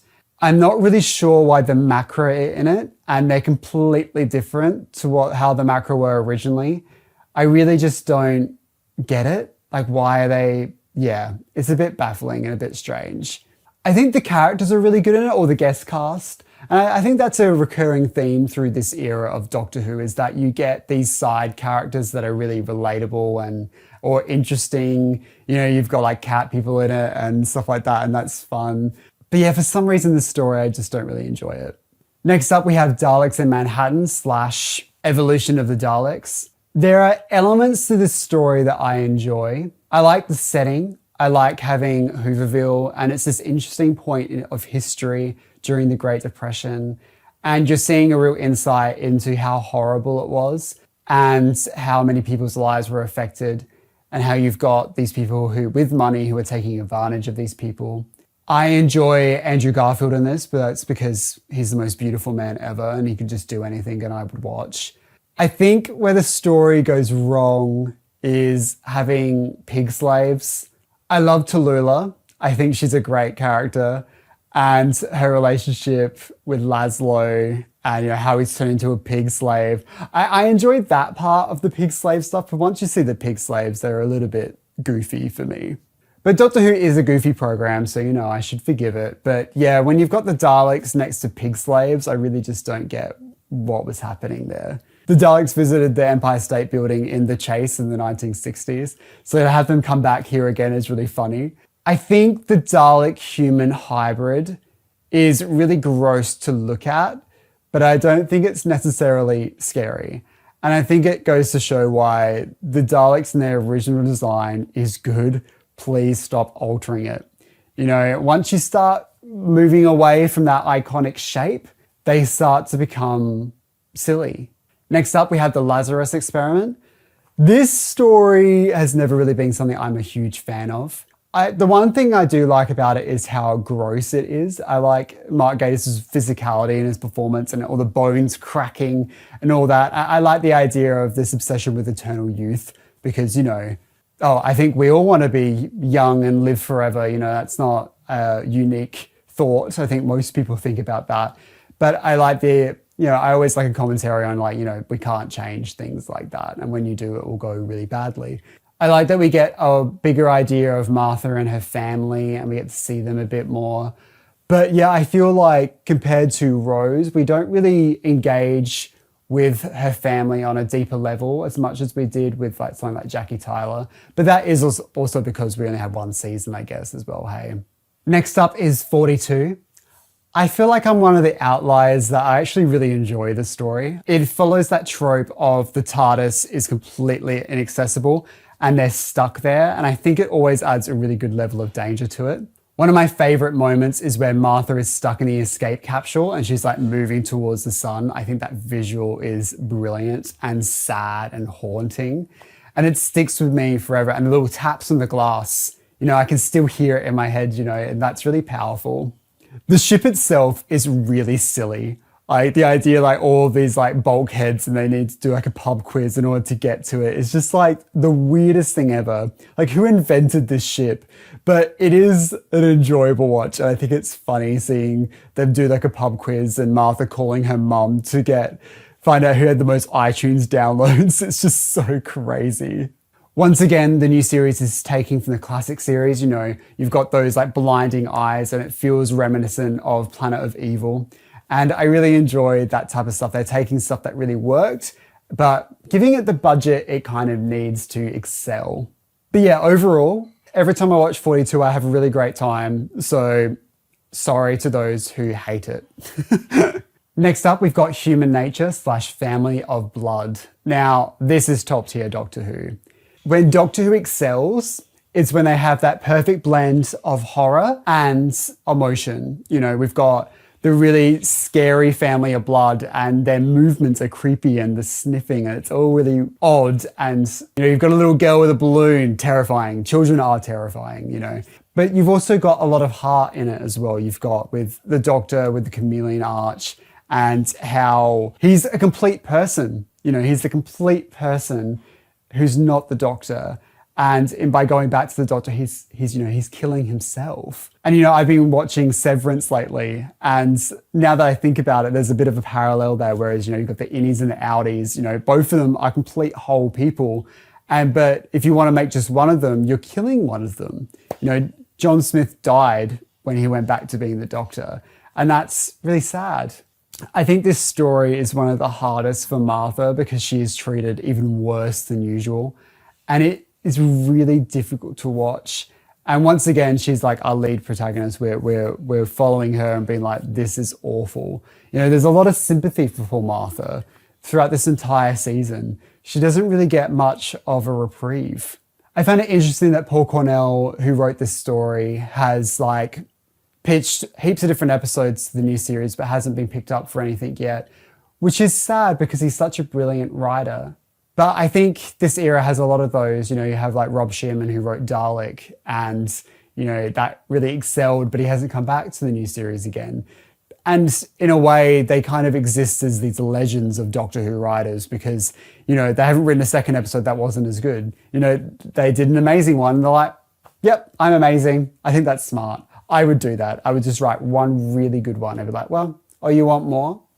Too bad. You can't have it. That's so smart. Next up, we have Blink. All right, we've just got to put it to the top. It is an amazing episode of Doctor Who. It's not just an amazing episode of Doctor Who, it's just a great piece of television. Talk about Doctor Who to people who aren't Doctor Who fans. This is the episode they've seen. They've seen Blink. The Weeping Angels are known in pop culture in the same way that the Daleks are. You know, it's because this story is so good and is so wide-reaching. This is the reason why a Doctor Light episode works. And because you've given it to someone like Stephen Moffat, who is such a great writer and said, you know what, you take this concept, you take this limitation and excel, and he did. I think it's fair to say the Weeping Angels are the first new series monster that became iconic, that became a part of pop culture. You know, you had the Daleks return, you had the Silence return, you know, you've got these iconic characters coming back, but inventing new ones, not so much. The Ood, potentially, but they're not really monsters, they're aliens, so they're not an adversary for the Doctor. So I think the Weeping Angels really are the first. And once again, it's that classic Doctor Who trope of taking something that's really ordinary and making it scary. You know, seeing a stone angel, you see them everywhere, you don't think about them coming to life. I'm sure if I was a kid watching Doctor Who, I'd be looking at statues and be like, don't blink, you know? That's stuff that really, really works within Doctor Who. I think Sally Sparrow is a great character. I really enjoy her. And I love the idea of this spooky old house. I love using the DVDs to say a message throughout time and having the Doctor read it out and not knowing the second half of the conversation because it hasn't happened for him yet. That stuff is just so excellent. I wish Doctor Who would lean more into that type of stuff where, you know, we're tackling how time works and how weird it is, but I guess you need a brain that kind of works for that. And I think Stephen Moffat really enjoys writing stories like that. Because in the classic series, you didn't get many time paradoxes and stuff like this happen really ever. And I think that's one of the greatest additions that the new series really added to the show. Next up, we have the 3-part finale. I'm calling it a 3-part finale for this video. Utopia / The Sound of Drums / The Last of the Time Lords. This story was pretty massive, not just because it was 3 episodes, but it had a lot going on. You know, Utopia is probably one of my favorites of the 3. I think having this grim look at the far, far, far future, like the final moments of time itself and the desperation to go to this final utopia is really beautiful and scary and just brilliant. I think it's nice to see Captain Jack return and see him with Martha. I think they make a really good team together. And I think they have more chemistry than Jack did with Rose as well. I think this has one of the best child performances in Doctor Who's history. That little kid who's like talking about, you know, the sky is made of diamonds, and they're so sweet, and you're like, oh no, and then you find out what happens to them and it's just disgusting. Bringing back the Master into the new series just makes so much sense. Out of all the Time Lords, the Master's the one that survives the Time War. I really enjoy David Tennant and John Simm's chemistry. I like when the Doctor's current incarnation matches the Master's current incarnation. You've got the Master who's this very like charismatic and big and exciting person, and so is the Doctor. And so they match in that sense, but they're opposites at the same time. I think that's why it works. And I think when John Sim comes back with Peter Capaldi, he plays the character a little bit different. And I think that's smart because he's trying to level up. What is this Doctor like? What am I like? There's this competition between the two of them. And once again, like I said earlier about Martha's departure at the end is just brilliant. And I feel like that's the best way for her to leave the show. And I think it's really nice that they remained friends afterwards, because for a lot of people, that would be really difficult. I think it's unfortunate that Martha didn't get a longer run than just 1 season. It's not like it was the last we ever saw of Martha. We see her again next season and we see her in Torchwood. It would have been really nice if she did become like a main character on Torchwood in Children of Earth, which was, I think, the intention, but she was filming Law and Order, so she couldn't do it. But I think that would have been really great to have even more of Martha. But then again, Freeman is such a brilliant actor and she needs to get out of the Whoniverse and do other things as well. She was brilliant in Sense8. You know, she's a really, really captivating person to watch on TV. So I'm happy that her career has blossomed after Doctor Who and she hasn't just stuck here on Doctor Who. Next up, we have Voyage of the Damned. Now, this story is pretty iconic because it's one of the most viewed Doctor Who stories of all time. I think having Kylie Minogue is fun.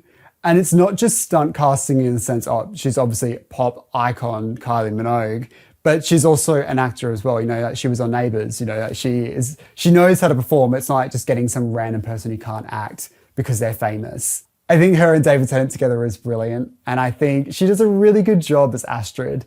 Once again, this story is taken from the classic series. You know, these angels look similar to robots of death. I love the characters in this, and having that evil businessman live to the end is just brilliant. He is such a terrible person, and you want him to die out of everyone, and he doesn't. And it's just, that's the correct way of writing it because it makes you angry, and there's no justice in this world. One of my favorite moments is when they go for a trip on Earth and they walk around this empty street. And I think that's really great, just seeing these little things that they find magical.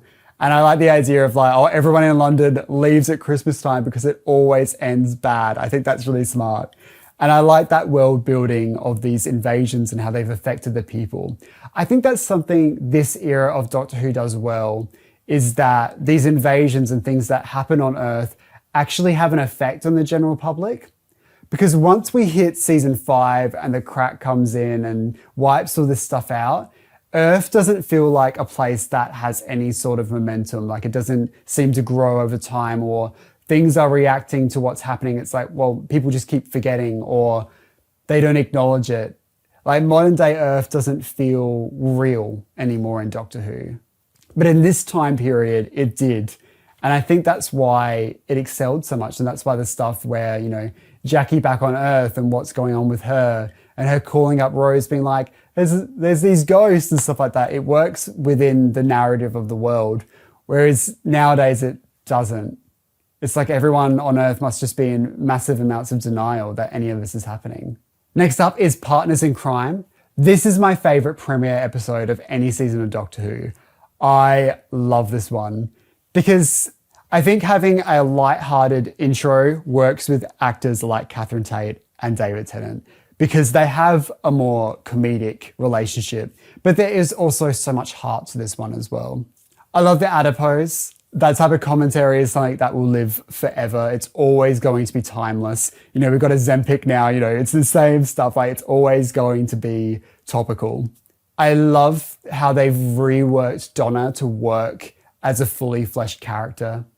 Her relationship with her mum and with Wilf is just brilliant. The scene where Donna has all of her luggage ready to go just in case the Doctor ever turned up again, and how the Doctor is unsure if he wants her to come along, and then she invites herself along, and that awkward moment of like, oh, what is this? I just want a mate. So you just want to mate. Like, all of that is just, it's such a brilliant scene. And then you think, oh, this can't get any better. And then you get that final scene where the Doctor's like, oh, where do you want to go? And Donna's like, oh, just over there. And they say goodbye to Wilf and she waves. And it's so brilliant. It is so heartwarming. And I've definitely cried in that moment because it's just so amazing. I love it. I love Partners in Crime. That is how you bring back Doctor Who. 100%. And it is such a great start to this amazing season of Doctor Who. Next up, we got Fires of Pompeii. Once again, I'm putting it as best. This story is how you do historical. This is what it's about. And the real highlight of this story is Donna Noble. Catherine Tate's performance in this is brilliant. One of my favorite moments is where she's talking to the young girl and she's like, oh, what do you do on the weekend? Do you go to TK Maximus? Love it. That is the funniest thing about it. I can't go past the TK Maxx without thinking TK Maximus. It is stuck in my head forever. The story is also spot the future Doctor Who actor. You got Peter Capaldi, you got Karen Gillan. I'm sure someone else in this cast will somehow appear in Doctor Who again. And for an episode about soothsaying and seeing the future, it's kind of topical that these people are here as well. The most powerful scene is where Donna is begging the Doctor to just save one person. And Catherine Tate instantly tells the entire audience that no, I'm not just here for comic relief. I am an incredible performer, and gives one of the best performances in the show. I think it's brilliant. And, you know, she convinces the Doctor to go back and save a family. You know, you can't save the entire town, but you can save someone. Next up is Planet of the Ood. Like I was saying earlier, I think it's great that Doctor Who went back to the Ood and tried to finish their story. And I think this story is really, really brilliant. The setting of all the Ood being set up with their funny little catchphrases and a Homer Simpson dough, like, it's like, oh my God, this is disgusting.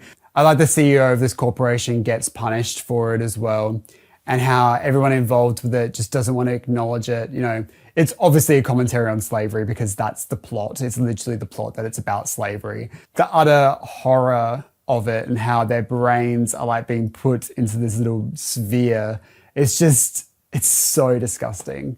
But yeah, brilliant story, this one. It's really, really good and really, really sad. Next up is the Sontaran Stratagem / the Poison Sky.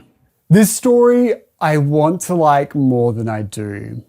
I like elements of it. I like the character of Luke Radigan. I think he is, and the actor does such a great job of making him an absolute unlikable person. I don't really love this interpretation of the Sontarans. I don't think they look as good as their original appearance.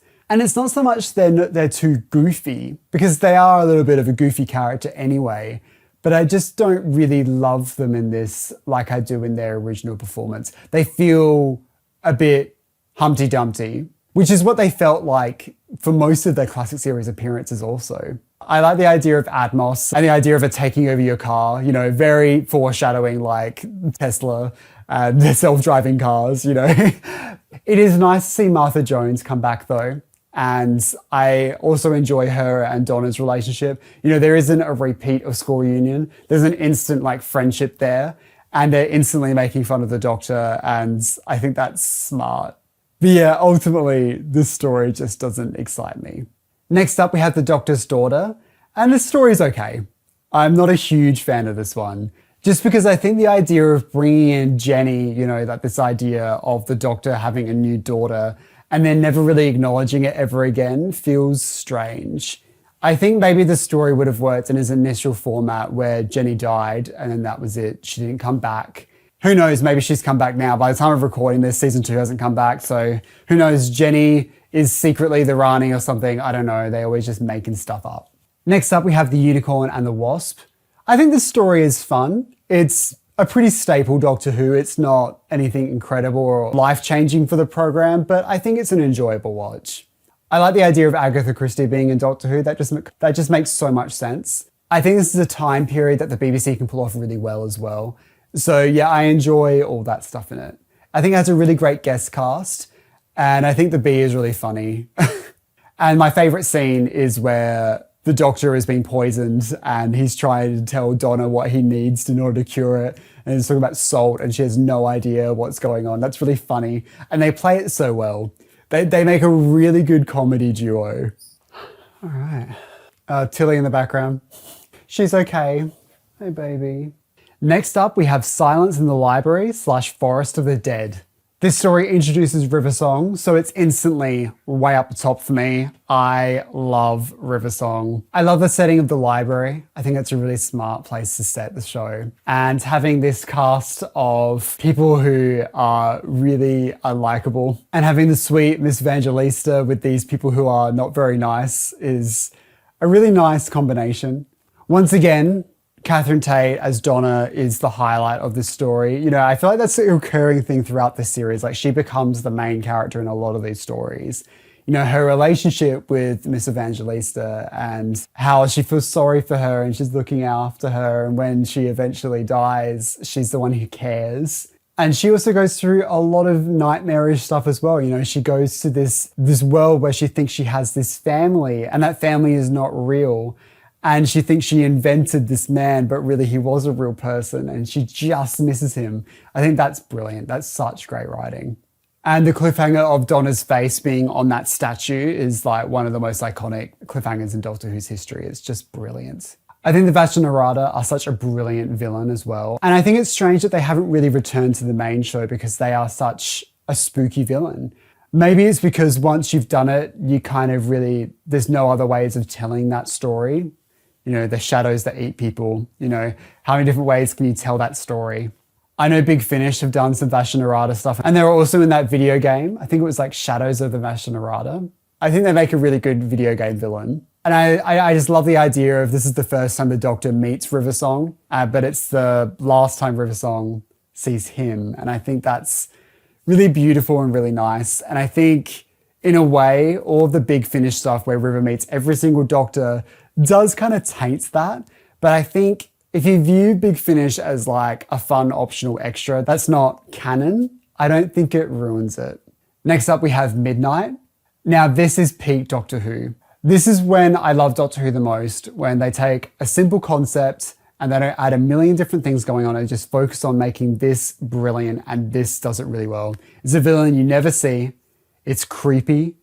It's tense. You've got these great set of characters and how it builds up and how people turn on each other and so quickly, especially on strangers that they don't know. And you see the Doctor and his ego get the best of him, where he says that he's clever. You know, he's smarter than everyone else. And it's the first time his ego puts him in a really dangerous situation. And I really enjoy that because, you know, you could say, oh, the Doctor's an egotist, which the 10th Doctor definitely is.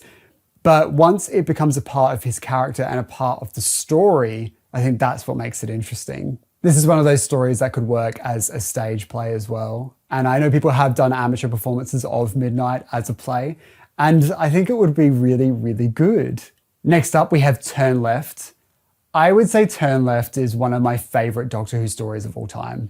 Once again, Catherine Tate blows it out of the water and shows what an incredible performer she is. You know, seeing her life just get worse and worse and worse. And what would the world look like if the Doctor wasn't there is such a great story. And it also shows how important Donna is, you know, because without her, the Doctor would have died. You know, it's not so much like, oh, London gets destroyed. You know, they move into this place where they're moving into different families and then concentration camps come into it. And it's so horrific, and Donna's completely unaware of what's actually happening. But Wilf is like, this has happened before.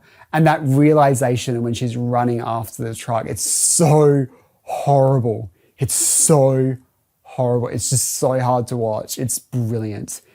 And it needed to get to that point. It needed to get to that point where it was so hopeless that Donna was like, okay, I know I'm an ordinary person, but I'm going to give up my life because what is the point of this? This is not a world people want to live in. And I think one of the best moments is when Donna is in the time machine that UNIT have created. She's like saying, but I understand now, like, because I'm going to go back, I'm going to save it, and then I'm going to live. And that realization of, no, you're not. And it's just so horror. It's so powerful, and the music is brilliant in that scene as well. It's just one of the most like powerful Doctor Who stories of all time. And when Donna gets there and she's in the wrong part in space and she has to run and she's not going to make it, and it's just, this is Doctor Who. This is Doctor Who at its best. And I think this is one of those stories that's going to be next to impossible to beat. You know, I find this one of the best pieces of television. It's not just like a great piece of Doctor Who, it's a great piece of television. It is excellent. Next up, we have The Stolen Earth / Journey's End.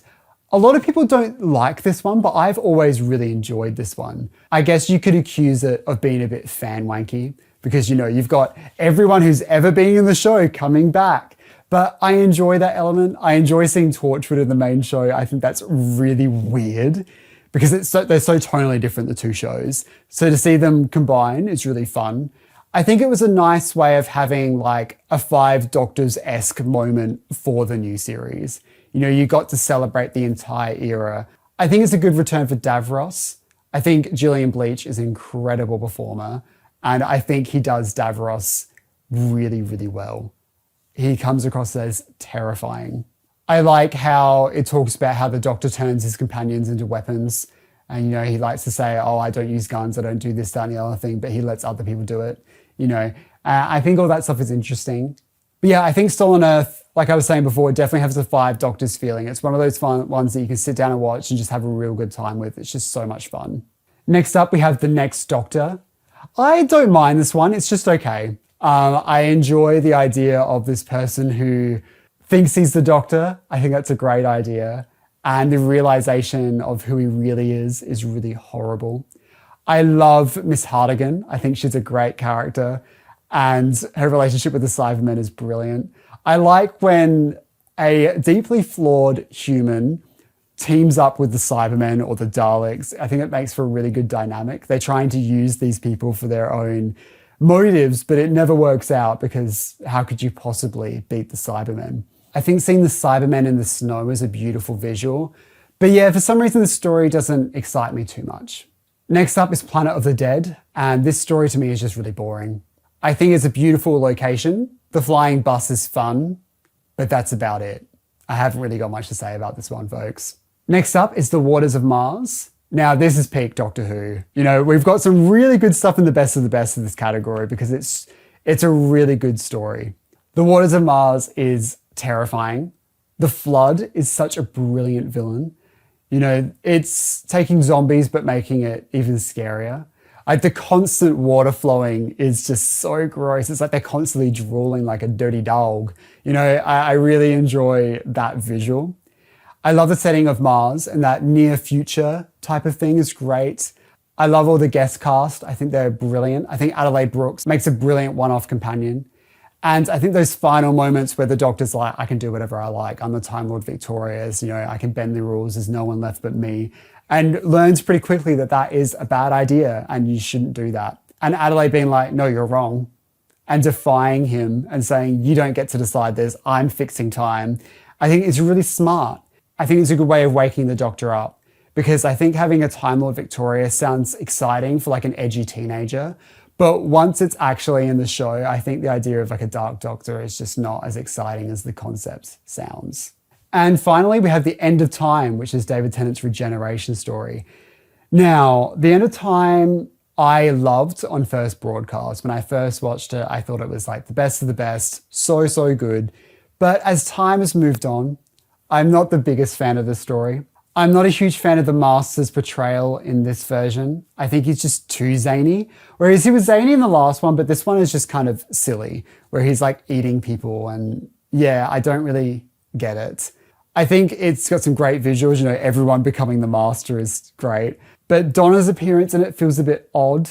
But I think the final moments where, you know, he's getting his reward and he's seeing every single companion and seeing a little glimpse into where they are is nice. I think it's sweet, even if it is a bit self-indulgent. I think the way the 10th Doctor dies by helping Wilf get out of the radiation chamber is so sweet and so brilliant.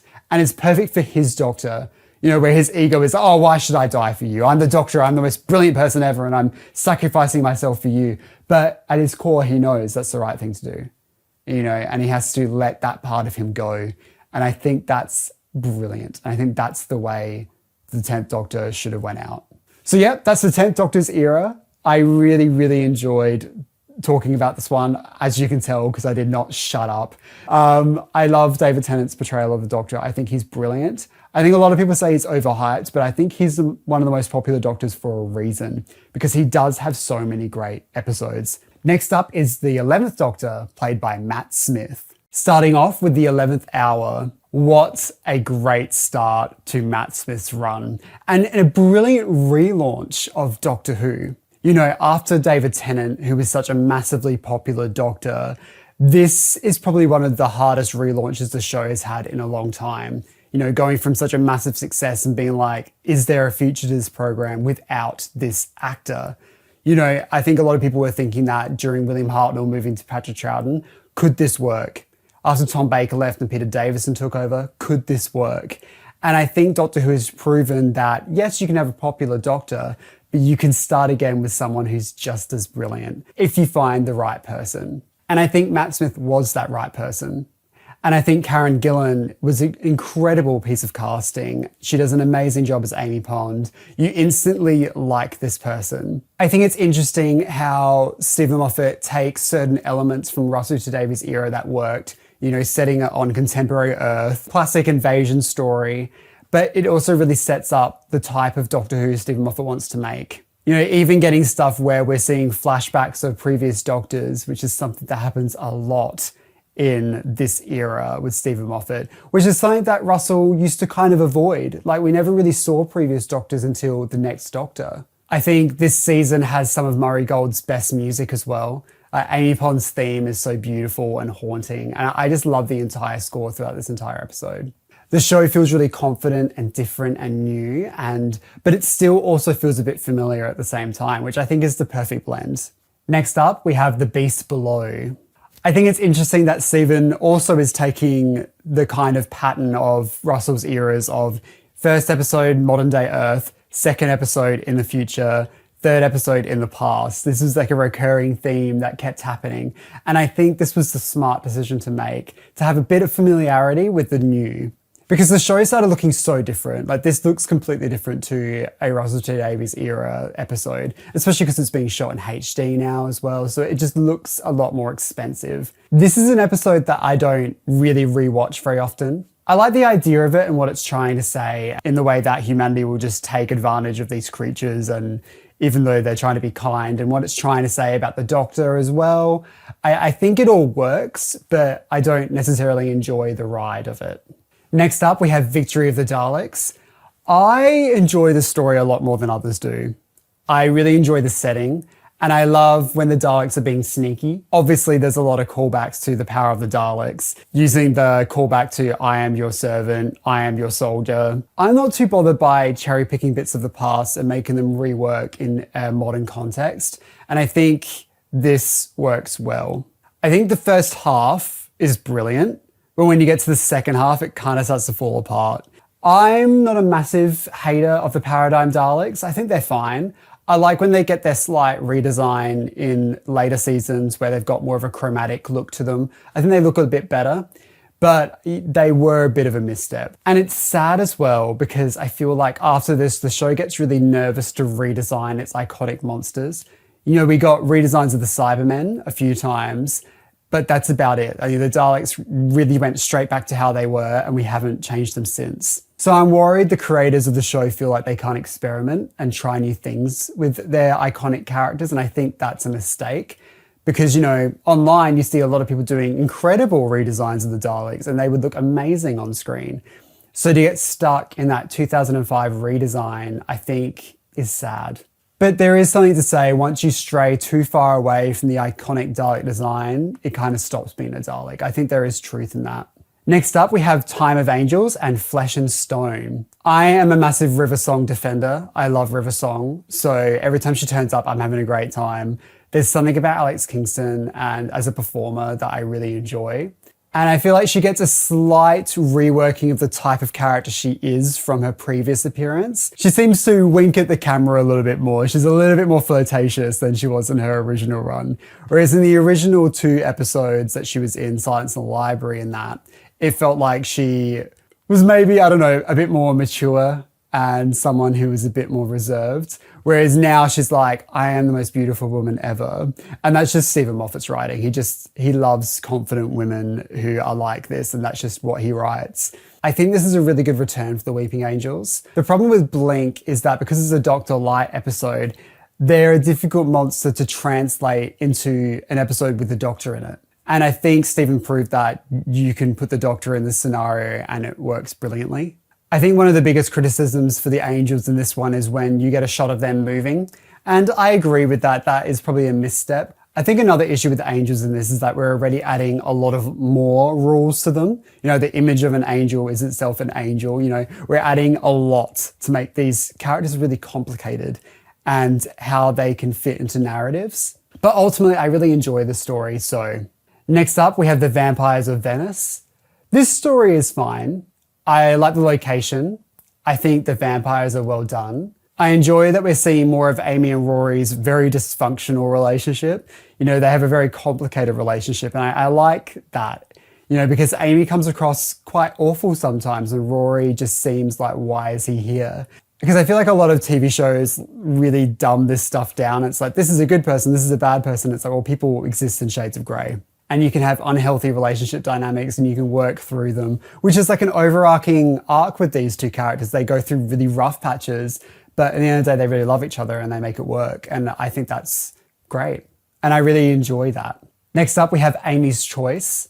I love this episode, but it's not an episode I rewatch very often because it is quite repetitive, but I love the idea of the Dream Lord. And I think it's really well played. I like the idea of having this like parody version of the Doctor who hates himself so much. And, having that type of dynamic is really interesting.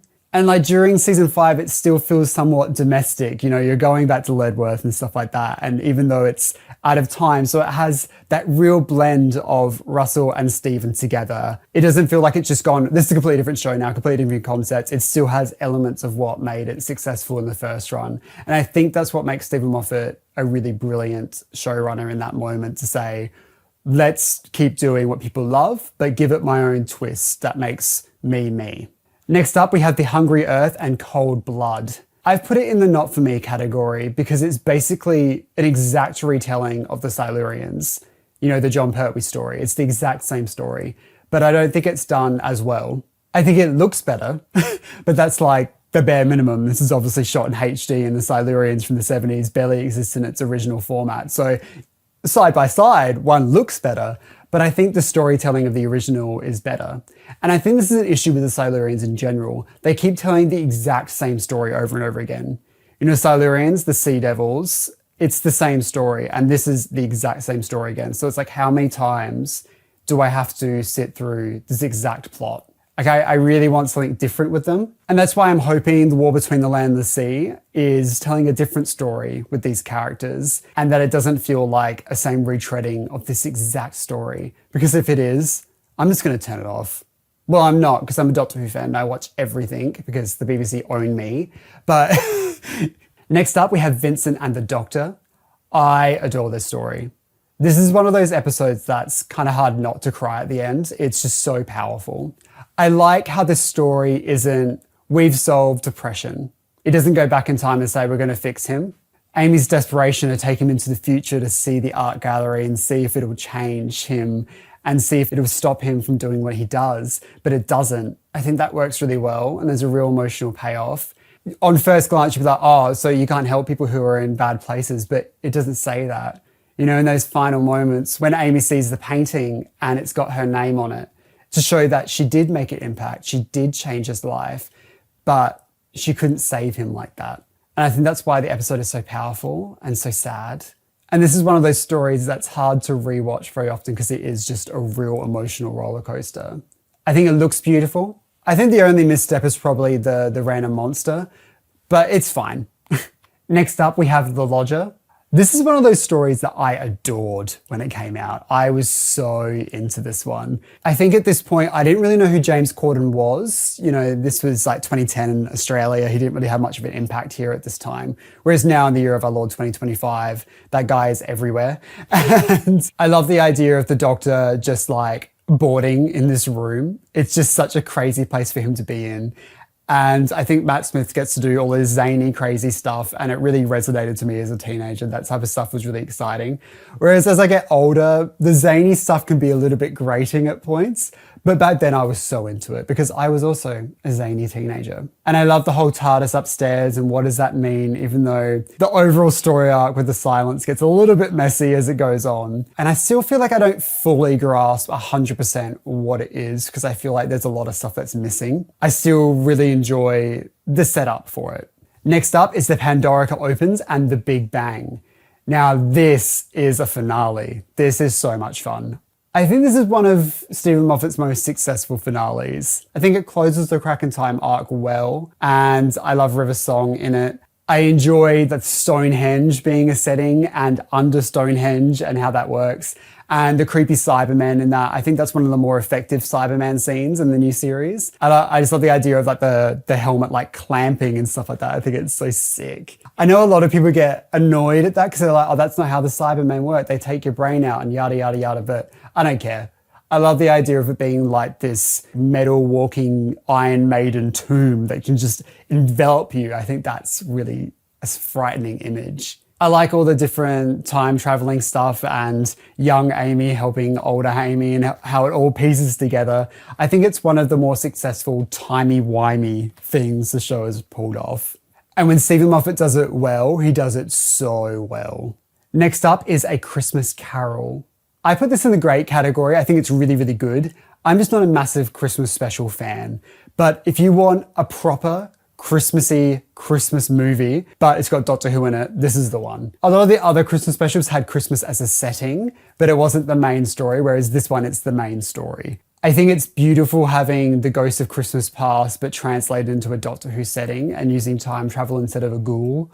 And I think it's really sad and beautiful and heartfelt.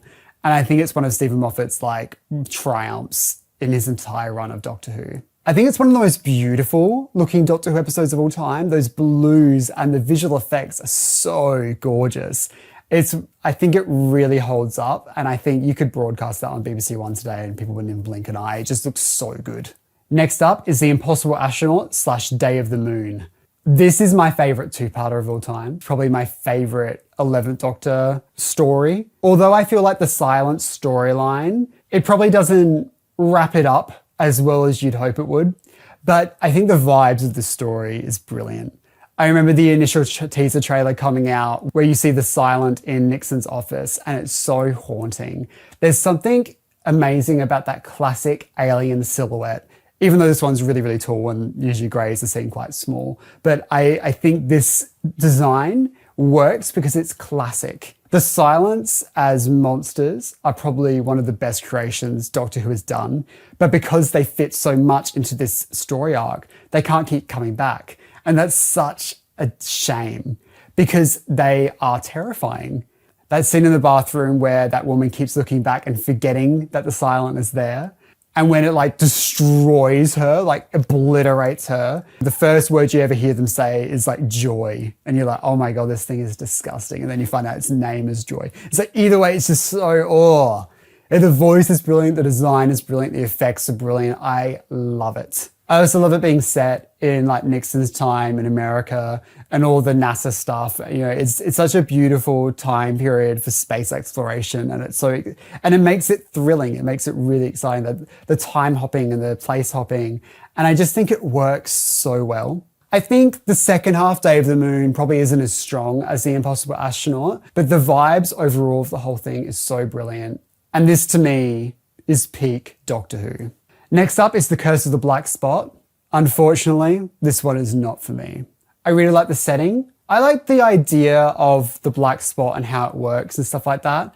But just the ending is just so haphazard, and I really hate nothing more than CPR in television and film, because I think it does a lot of real life damage when we depict CPR like this in television and film.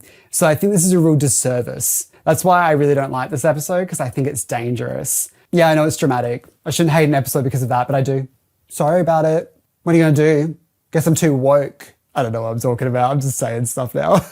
Next up, we have The Doctor's Wife. This used to be like number one for me. But as I've gotten older, the zaniness of this era starts to grate on me a little bit more, because I'm getting old and bitter and negative. So Idris, I'm just not a huge fan of that idea of, you know, the TARDIS coming alive and kissing the Doctor. But that's me being a sad old git, you know. But at the time, I loved this episode. I like that we got to explore more of the TARDIS, even though if it was the same corridor for a lot of it, but that's very Doctor Who. I love the setting of having it in this little bubble universe, like just outside of the main universe. I think that's great. I think it looks brilliant. I love this junkyard planet. It's so beautiful to look at. I think House as a villain is really menacing, and having the Time Lord cube or whatever it's called appear and the Doctor thinking, oh, there's someone out here, and seeing that hope drain out of him. I think it's one of like Matt Smith's like greatest moments in the show, and you can really tell he does that perfect balance of I'm silly and zany, but I've also got a darkness to me. And I think that's why Matt Smith's Doctor still works, even when the zany stuff can be a bit sickly. Next up is The Rebel Flesh and The Almost People. No. Next up is A Good Man Goes to War. I've always been a defender of A Good Man Goes to War. I like the reveal of River Song in this. I think it works for me. I like that we're getting the headless monks and the clerics, and it feels like there's a bit of a world building in this era of Doctor Who. We're slowly seeing bits of them. And I like the introduction of Vastra and Jenny and Strax and where they go in the show from this. I think they have much better appearances as it goes on. There's a lot of like time hopping, and it feels really epic and big for a mid-series finale. And I thought it was a fun experiment. I haven't mentioned, I'm a Series 6 defender. A lot of people hate this season. Series 5 is where I fell in love with Doctor Who, but Series 6 is when I was like crazy. I was like a crazy rabid Doctor Who fan. So I loved all of this. So I'm ranking this stuff a lot higher than other people would because of nostalgia, I think. Next up is Let's Kill Hitler. Okay, well, there's parts of this story that I like. I like Mel's, but the problem is like she's not mentioned at all beforehand, and she's apparently Amy's like best friend, and like that retroactively stuff doesn't really work for me. I think the story's funny. I think the conclusion is silly. I do enjoy watching this episode. I think it's an enjoyable watch for its camp factor, and I adore River Song, so she can do no wrong. Once again, I'm a River Song defender, so this story is fine. Next up, we have Night Terrors. This is an episode that has all the right ingredients, but it's for some reason just doesn't taste good. I like the design of the creepy monsters. I think the child actor does a good job. I like the setting. I just don't think it's as scary as it promises, and it just doesn't really excite me. Next up is The Girl Who Waited. This episode is horrifically sad. I remember when this episode first came out, and I was like bawling. I was crying so much. It broke me.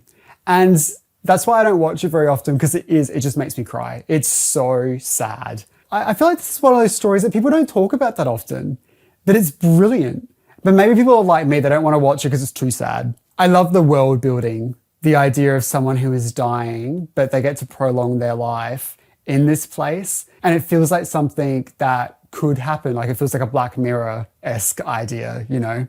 And seeing Amy and Rory in this and their dynamic is heartbreaking. And older Amy having to like sacrifice herself. And I love that scene where Amy is talking about how beautiful Rory is to her. And I think that is just so amazing. The whole thing really is a 10 out of 10 for me. This is one of the best of the best. And I'm surprised I don't think about it that often. Even doing this tier list, I was like, oh my God, why don't I talk about this episode? I love it. So yeah, this is a really, really great one. Next up is the God Complex. This is similar to Night Terrors for me. It has all the right ingredients, but it just don't taste good. I love the setting of this creepy hotel that is like endless and weird. I like the mystery of like what's behind the Doctor's hotel room door, like what would scare him. And although they tried to do a reveal of that later on, I don't remember what that even was. I don't think it needed it. I think it works knowing that the Doctor is scared of something. There's something out there that makes sense to him that would be behind that door. Once again, Doctor Who attempts to do a Minotaur, and I don't think that is its strength. And this is probably the best execution of it, and it's still not that great. But yeah, ultimately, this one doesn't work for me. Wish it did. Love those who love it. Next up is Closing Time. I think doing a sequel to The Lodger is a difficult ask. You know, this is a tough assignment. But adding the Cybermen is something that makes sense. Setting it within a mall, a department store, is really funny, and I like that setting. And having this Cyberman ship at the bottom of it works for me. All that stuff is great. Where it falls apart is the conclusion. You know, we're falling into that trap of love saves the day. A father's love can save the universe. And I just think that stuff is so weak and it's just silly. And it's disappointing because I feel like we don't really get many like Dalek and Cyberman individual stories that's just about them anymore. You know, they're usually just like an army as part of big event episodes. You know, the Daleks and Cybermen are in Power of the Doctor and stuff like that. But they don't really have their own individual filler episodes, you know, that the run-of-the-mill Doctor Who story where the Daleks are in it, you know. And I feel like this is a sad Cyberman story. Next up, we have The Wedding of River Song. And this is fine. Is it a good story? No. Does it wrap up the series well? No. Do I love River Song? Yes. I love the setting of the idea of like all of history is condensing and all of time and space is getting weird and rewriting itself, and you know, having this unit base within a pyramid is a really beautiful idea, and I think they've done a good job at executing it as well. I think this episode works in a couple of different ways, but overall as a package it doesn't work. It falls apart. The silence are brilliant in it. Amy and Rory's dynamic is interesting in it, and how she doesn't remember him and bringing that back. You know, we're constantly getting their storyline of like, do these people love each other? How much are they willing to fight to be together to show that, no, they do love each other? And that's the overarching story of Amy and Rory. And I think ultimately we know for sure that they do love each other deeply. I think what doesn't work is the conclusion to the Impossible Astronaut storyline of the Doctor gets shot. It's not a trick. It's not a trap. But then it is a trick because it's just the Tesseract. And it's like, well, yes, but it's hard because like all of the interviews beforehand was like, no, that's the Doctor dies there. And it's like, well, not really. The Doctor is in the Tesseract, but the Doctor in the Tesseract doesn't die. So the Doctor doesn't really die. It just doesn't really work. I think if it wasn't marketed towards that way, maybe people would be more receptive to it. I don't know. Either way, it doesn't ruin The Impossible Astronaut and Day of the Moon for me. I still think the tone of those stories still works, even though it doesn't get the payoff that people were really hoping for. And I think that's why a lot of people don't like this season, because a lot of the season relies on that and the tension behind that story arc. And when it doesn't get paid off in a way people like, then people aren't going to enjoy the season as a whole. And I get that with other seasons. Like I get a little bit annoyed with Judy's first season because I really hate how it ended. I hate how that story arc got resolved. So, you know, I get it. And I respect why people don't like season 6 because of that. Next up is The Doctor, The Widow and The Wardrobe. One thing I'll say about this story is that I think Stephen Moffat was like, well, the last Christmas special was based off a famous piece of literature. Let's try and do that again and give it a Doctor Who twist. Great idea. Great concept, but I just don't think this really worked for me. If you're a little bit drunk on Christmas Day and you're watching it, It's a good, like, sad, tipsy thing to watch, even though that's not something I really want to do ever. But I think the payoff at the end does emotionally work, even if it once again is a mother's love saves the day. Okay, sure. I just don't love that type of conclusion for a story. I think if you're someone who doesn't really care if a story makes any sense, you can just enjoy it as the emotional beat that it is. Was that really the nicest thing I could say about this? If you turned your entire brain off and pretended to not care, you might like this. I was trying to think of something nice to say. That's not even nice. Next up is Asylum of the Daleks. This story has always annoyed me for a couple of different reasons. The first reason is that it was marketed as like every Dalek ever is back. And then it's clear the director was like, I'm not putting those ugly old Daleks in my shot. And it's like, well, why did you even advertise it that way? And not to mention these old Daleks are covered in cobwebs, so you can't even tell what Daleks they even are. You know, so I really think that was a bit of a failure, and I don't know why they even attempted to market it that way. Just have the normal Daleks if you're going to do it. It just feels really baffling and odd. And then they're talking about Daleks from Spiridon, and then you're seeing new series Daleks, and you're like, well, why even bring them in? Why even bring them in? What are you doing? Go home. But the biggest thing that I don't like about the story is that you have Amy and Rory going through a divorce, like they're really unhappy, and then it gets resolved within 45 minutes. Like, what? Yeah, I just don't think that storyline really works for me. And then it's like back to normal. It's like it never happened. It was like, well, okay. Like, I understand if they were going through a rough patch or something, but like going through actual divorce papers and stuff like that, like that's serious. That's not something you fix in 45 minutes, you know? Next up, we have Dinosaurs on a Spaceship. I despise this story. I also have like a strong connection to the story that I watched it with a bunch of my non-Doctor Who friends because it just came out and it was just something to watch as it was broadcast. And I was like, this is the most embarrassing thing I've ever sat through in my entire life because it was just not good. I don't like Brian. I don't like Rory's dad. I don't think he's interesting. I think it has too many characters, and this is a foreshadowing of Chris Chibnall's era where there's like a million characters and no one has time to actually be a real person. It's a bunch of 2D people who have 5 lines of dialogue and stand in the background of scenes. You know, this is not how you do television. You know, it's like he took A Good Man Goes to War and he was like, oh, it's great when there's heaps of people there, but doesn't know what to do with them. You know, and this is why I do not like this story. Next up, we have A Town Called Mercy, and this is fine. Wow, I'm looking at my tier list and there is a lot of stuff in the okay section. It's a bit harsh. But yeah, A Town Called Mercy, once again, has a lot of good ingredients, but don't like how it tastes. You know, I love the location where they filmed it. It looks so good. But I don't really care for the villain. Yeah, I think Doctor Who and Westerns, for some reason, just does not have a good track record. Even though I love the gunfighters. Is it a good story though? No. Next up is The Power of Three. This is a story that I never really resonated with. I don't really get the appeal of it whatsoever. I'm okay with the introduction of Kate Stewart, and she's very different in this into what she later becomes. You know, at this point, she's like, yes, I am the Brigadier's daughter, but, you know, I've changed my name so I'm not like him. You know, I'm not just a Nepo baby, even though she is a Nepo baby. And then she becomes full Nepo baby. She's like, can't stop bringing up her dad like every 5 minutes. Like, it's hilarious. But at this point, she is her own character to a certain extent. But maybe it's time I give this episode another go. I haven't watched it for a long time, so maybe it feels a bit different now. And if anyone's saying, oh, you're a Chris Chibnall hater, I ranked 42 really highly, actually. So get over it. And I like Torchwood Season 2, so I like Chris Chibnall's writing sometimes, so I'm not being a Chris Chibnall hater. And I put Stephen Moffat stuff near the bottom as well. So, you know, I'm not picking favorites. I'm just saying my honest thoughts, feelings, and emotions to you because I love you. And I would never lie to you, baby. Next up is The Angels Take Manhattan. This story is quite good. I think Series 7A is where Doctor Who starts to get its pacing wrong. It's where it starts to put too much into one episode and there's not enough time. This is the beginning of that. This episode has so much greatness in it. I love the setting of New York. It looks beautiful. I love the angels in this. They're really creepy. And the little baby angels are creepy as well. They're mean. I don't like them. I like all the time travel stuff and how that works and how the Doctor can't go to them, even though it's a little bit silly.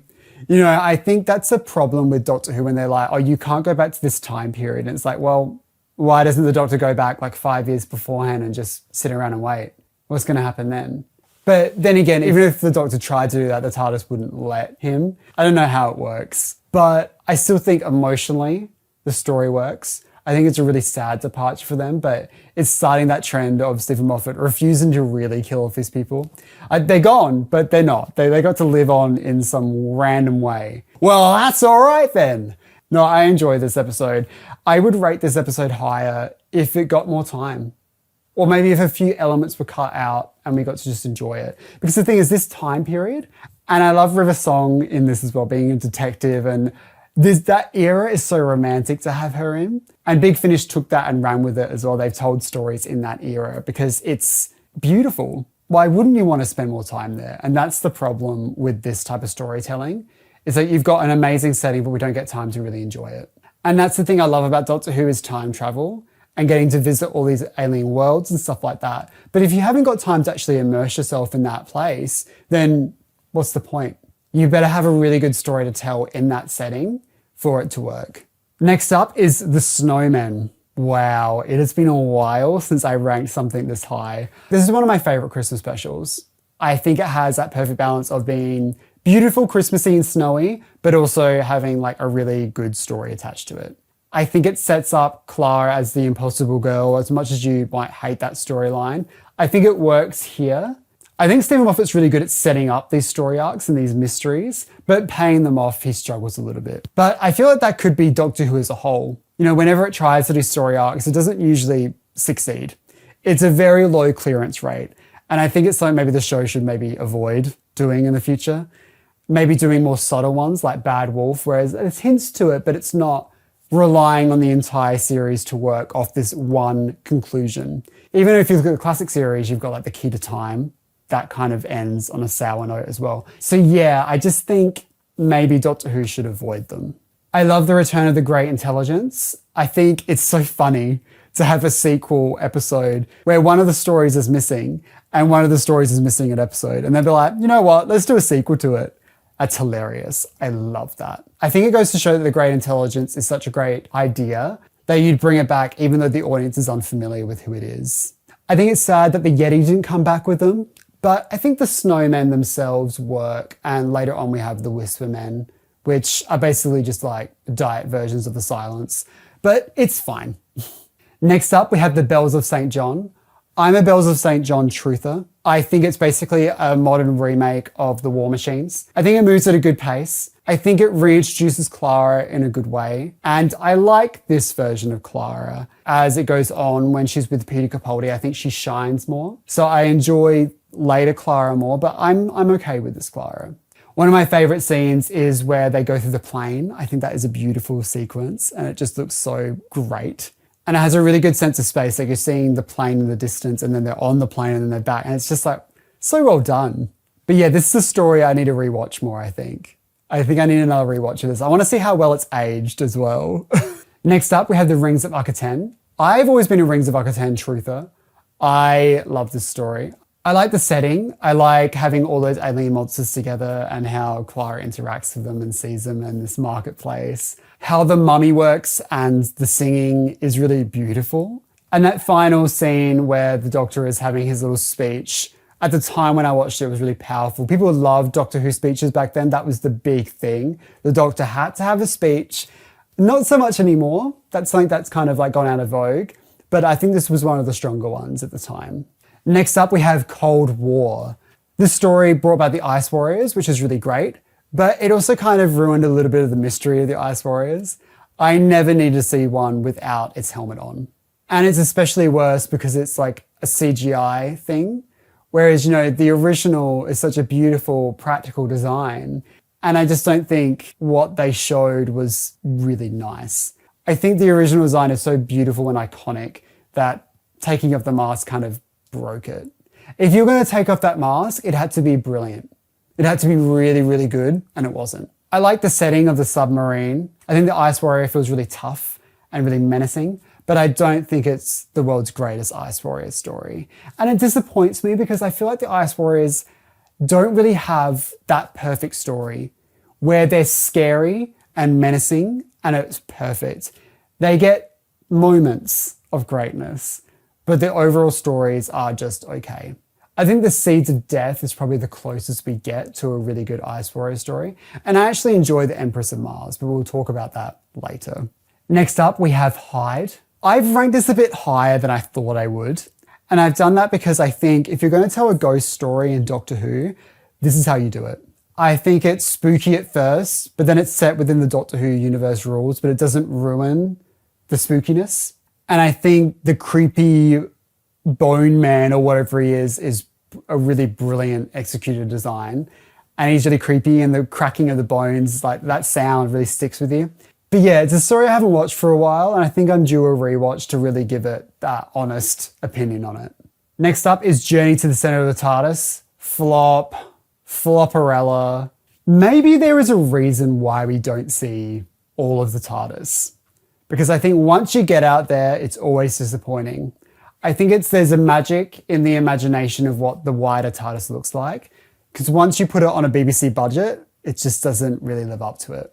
I like the idea of there being some menace within the TARDIS, but I don't think the monster design is anything really impressive. I just don't enjoy the story. I don't get anything from it, which is really sad because I think the concept sounds really exciting and beautiful, but it just doesn't really feel like it does anything for me. Next up, we have the Crimson Horror. Thank God I get to rank something high. Oh my God, it's been a while. I feel like I've just been negative. I've always loved the Crimson Horror. This is what Mark Gatiss does well. Historical set in England.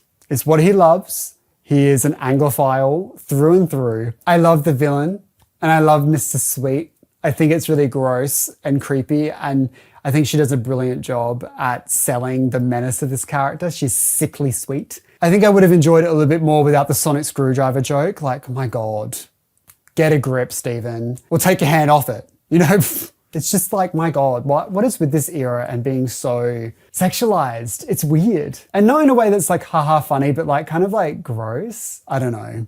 But yeah, love the setting, love the vibes. Clara gets a great outfit. Love it. Next up, we have Nightmare in Silver. I actually rewatched this episode last night.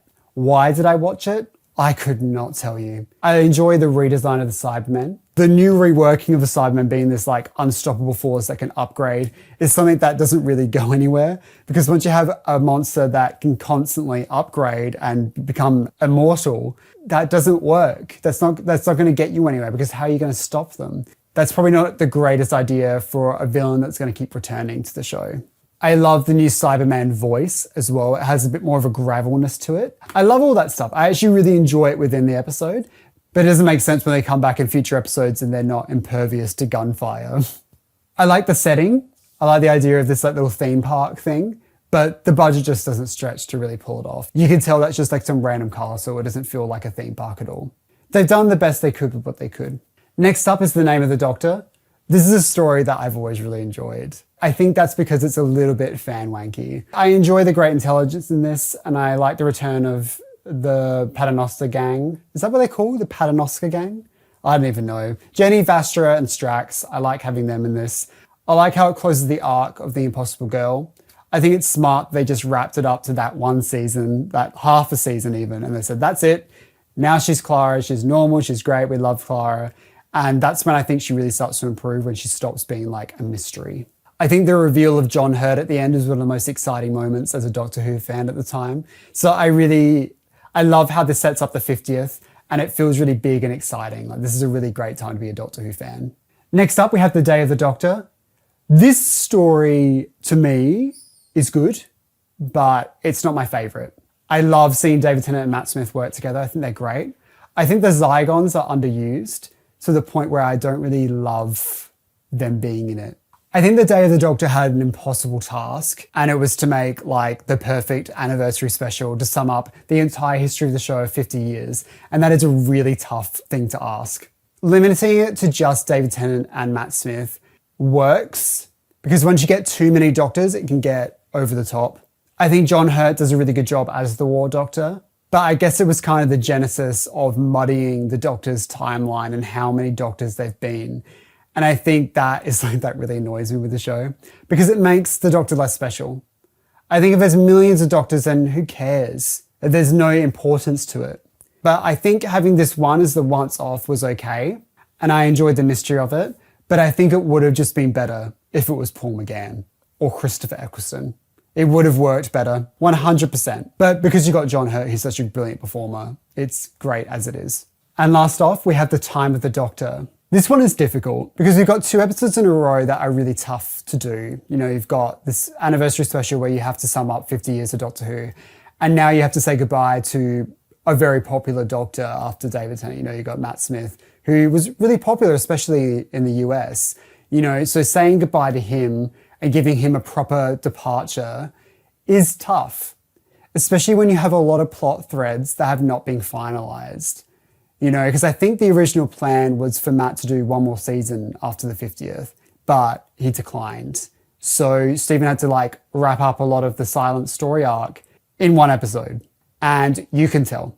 And I think that's probably the most disappointing part about this episode, because I love the idea of Trenzalore. I love the idea that the Doctor's like, you know what, I have to stay, I have to fix this.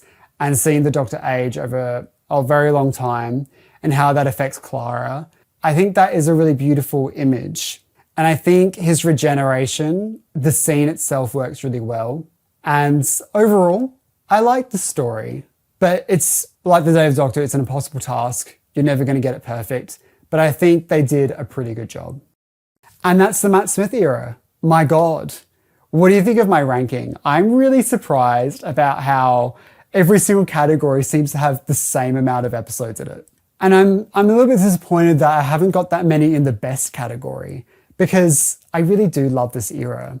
And that's the thing as well, like with this era, it's like sometimes I'll love the overall vibe of it and the characters, but the individual episodes themselves aren't my favorite. Because if I think back I would probably rank this era a lot higher than what this list shows.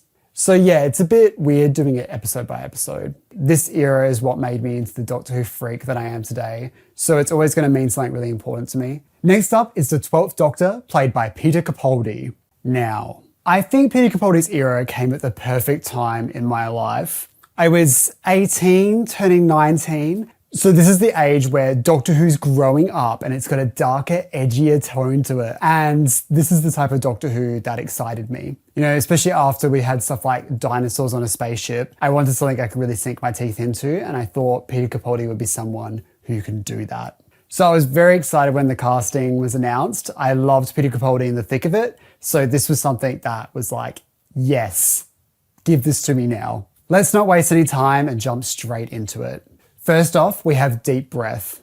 This story is really, really good. And it's one of the weird moments in Doctor Who where the episode's just too long. It has great ideas. I think this is a solid 50-minute episode, and the extended runtime just dampens it. I love the setting. I love that we get to spend a lot of time in there. I love Clara's relationship with Jenny, Strax, and Fastra. I think it's interesting the type of story Stephen Moffat's trying to tell about how we deal with different doctors. Because after the end of time, where the Doctor is saying, you know, once I die, I'm a new man, the person I was is all gone. This is retroactively fixing that and saying, I know my face is different, I know I'm acting different, but I'm still the same person. I've just changed. They're trying to figure out if they're still compatible, and yes, they are. You know, but that love they have for each other is still there. Just because he looks different doesn't mean he's a completely new person. And I like that storyline. I think that's healthier for the show as well, because it's saying to the audience, no, this is still the same person you fell in love with. He's just different. I like that the Doctor is trying to question who he is and the type of person he is now, and he's got a real identity crisis. I think it pays off in the end where we find out he's still the same old Doctor. He's just a little bit grumpier this time. You know, he's gone back to his roots. You know, back to William Hartnell era, back to Colin Baker, you know, he's a little bit more tough. I thought it was interesting seeing the clockwork droids return, because they're such a great idea and it's such a great concept. So it was nice to see them get a bit of a return. Some things I wish was left behind in the Matt Smith era was the overly sexual dialogue, talking about the dinosaur being a beautiful woman. Like, what are we doing here? Like, can't we just be normal for 1 second? But overall, I don't think it's a bad start to his era, but I don't think they fully figured out what they want this show to be yet. Next up, we have Into the Dalek. This story is okay. I rewatched it recently, And there's bits I like about it, but overall it doesn't really excite me too much. Similar to Journey to the Centre of the TARDIS, the idea of exploring the inside of a Dalek is more interesting in concept than execution. I like when the Doctor is trying to help the Dalek become a good Dalek and then discovering what a good Dalek really is. I think that's an interesting story to tell. I think this is repeating similar errors with the Colin Baker era, where sometimes the Doctor could be a bit too mean. I always laughed at the line where he's talking about how Clara cares so he doesn't have to. You know, I've always thought, oh, that's just silly and funny, but he kind of means it. So, you know, yeah. Next up is Robot of Sherwood. I am a Robot of Sherwood defender. I think it's funny. I enjoy the setting. I love Robin Hood. I love the Doctor and Robin Hood competing for Clara's attention. I like the Clara taking control. The villain, who looks so much like Anthony Ainley's Master, I kept thinking he was going to turn around and reveal himself to be the Master. I think if you're someone who doesn't enjoy like comedy, silly episodes, you're going to hate this. Compared to like how Russell does them, where he starts off the season with a comedy episode, I think it's smart doing it a few episodes in. Once we found a bit of pace and we've set up an exciting adventure for Doctor Who, I think this is the time to do a fun, lighthearted episode. Next up, we have Listen. I love this episode. I think it's so good. I love the idea of creating a monster that's not even there. Is there something lurking in the shadows? Or is it the Doctor's imagination? You know, the idea of scaring yourself is such a great idea for Doctor Who, and it's something I think only Stephen Moffat can really pull off, because you're trying to tell a story about a menace that's not even there. It's your own shadow that you're scared of. What was under that bed cover? Was there something there? Was there like some type of actual monster there, or was it just one of the kids? Because most likely just one of the kids, but they've invented the fear. And I think that's so good. That reveal of Clara being the one under the Doctor's bed is just brilliant. And I think this is the best dynamic Clara and Danny ever had. I love this endless failed dates and how they keep just messing it up, but they keep trying and they finally get there eventually. I know some people have issues with Danny's like descendant in the future, because we all know Danny dies at the end of the season. But you know, history rewrites itself. History changes. It doesn't always work out. So I don't have a big issue with that like others do. Next up, we have Time Heist. This is another story that has all the right ingredients, but just doesn't work for me. A big reason why I don't like this story is because I think that Keely Hawes gets like criminally underused. I think she's so great, and then she's just barely in it. I think the design of the Teller is one of the greatest monster effects that Doctor Who's ever done. It looks so good. But the idea of Doctor Who doing like a heist movie just is not a genre that excites me. Next up, we have The Caretaker. What do I need to say? Annoying children, ugly robot, boring story. I think I've seen it twice and I have no interest in ever seeing it again. Next up, we've got Kill the Moon. I have only seen this story twice. The creatures on the moon look too much like spiders, and spiders terrify me. So I can't watch it. I just can't watch it.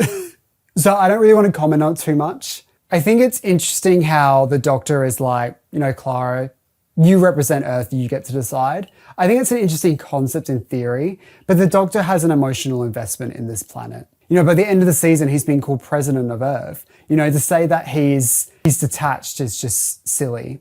Next up is Mummy on the Orient Express. I really enjoy this one. I like that the Doctor and Clara get to dress up. I love a classic mummy design. I like the way that Stop the Clock and stuff like that all works. I think it has a real good energy to it and a great atmosphere. So I've always really enjoyed this one. I haven't watched it for a long time. I really, really want to now. Next up is Flatline. This is a story that I loved on broadcast. I've only rewatched this episode once. And that was after first broadcast when I bought the Blu-ray. I've only ever watched it once. For some reason, whenever I try to do a Series 8 rewatch, I get up to listen, and then I see the next episode is The Caretaker, and I'm like, no, thank you. There's a real dive in the middle of the season. I think it starts off pretty strong and then it ends pretty strong, but that middle bit is really rough. But Flatline is one of the ones people love. They love that one, and The Boneless. Is that what they're called? The Boneless? I don't even remember. I need to rewatch that one. Sorry, this tier list is getting a little bit murky, but I promise, later seasons I've seen a lot more. Next up is In the Forest of the Night. This is a story that does not work in any way. It's just complete fantasy. You know, the idea of all of these like trees appearing overnight to protect the planet just doesn't work in a Doctor Who setting. It's just too fantastical that it just doesn't make any sense. And why has it never happened before or since? I think it's one of those things where the visual of London being draped in greenery is such an exciting visual that you're like, oh, let's just make it work. But then the story just doesn't work. And the ending where the sister or something is returned in a bush is just the most ridiculous thing I've ever seen in my life. What were they thinking? Flopperella, 0 out of 10, bad. Next up is Darkwater / Death in Heaven. I'm a big defender of this two-parter. I really enjoy it. I think the Cybermen are a little bit underused, but Michelle Gomez is so brilliant in it and she really shines that it's her story. I think Michelle Gomez, like I said in my Third Doctor ranking episode, I think she's probably the first person to play the Master with that level of suaveness that Roger Delgado had. But she adds a little bit of zaniness that Johnson has, and it's a perfect blend of both.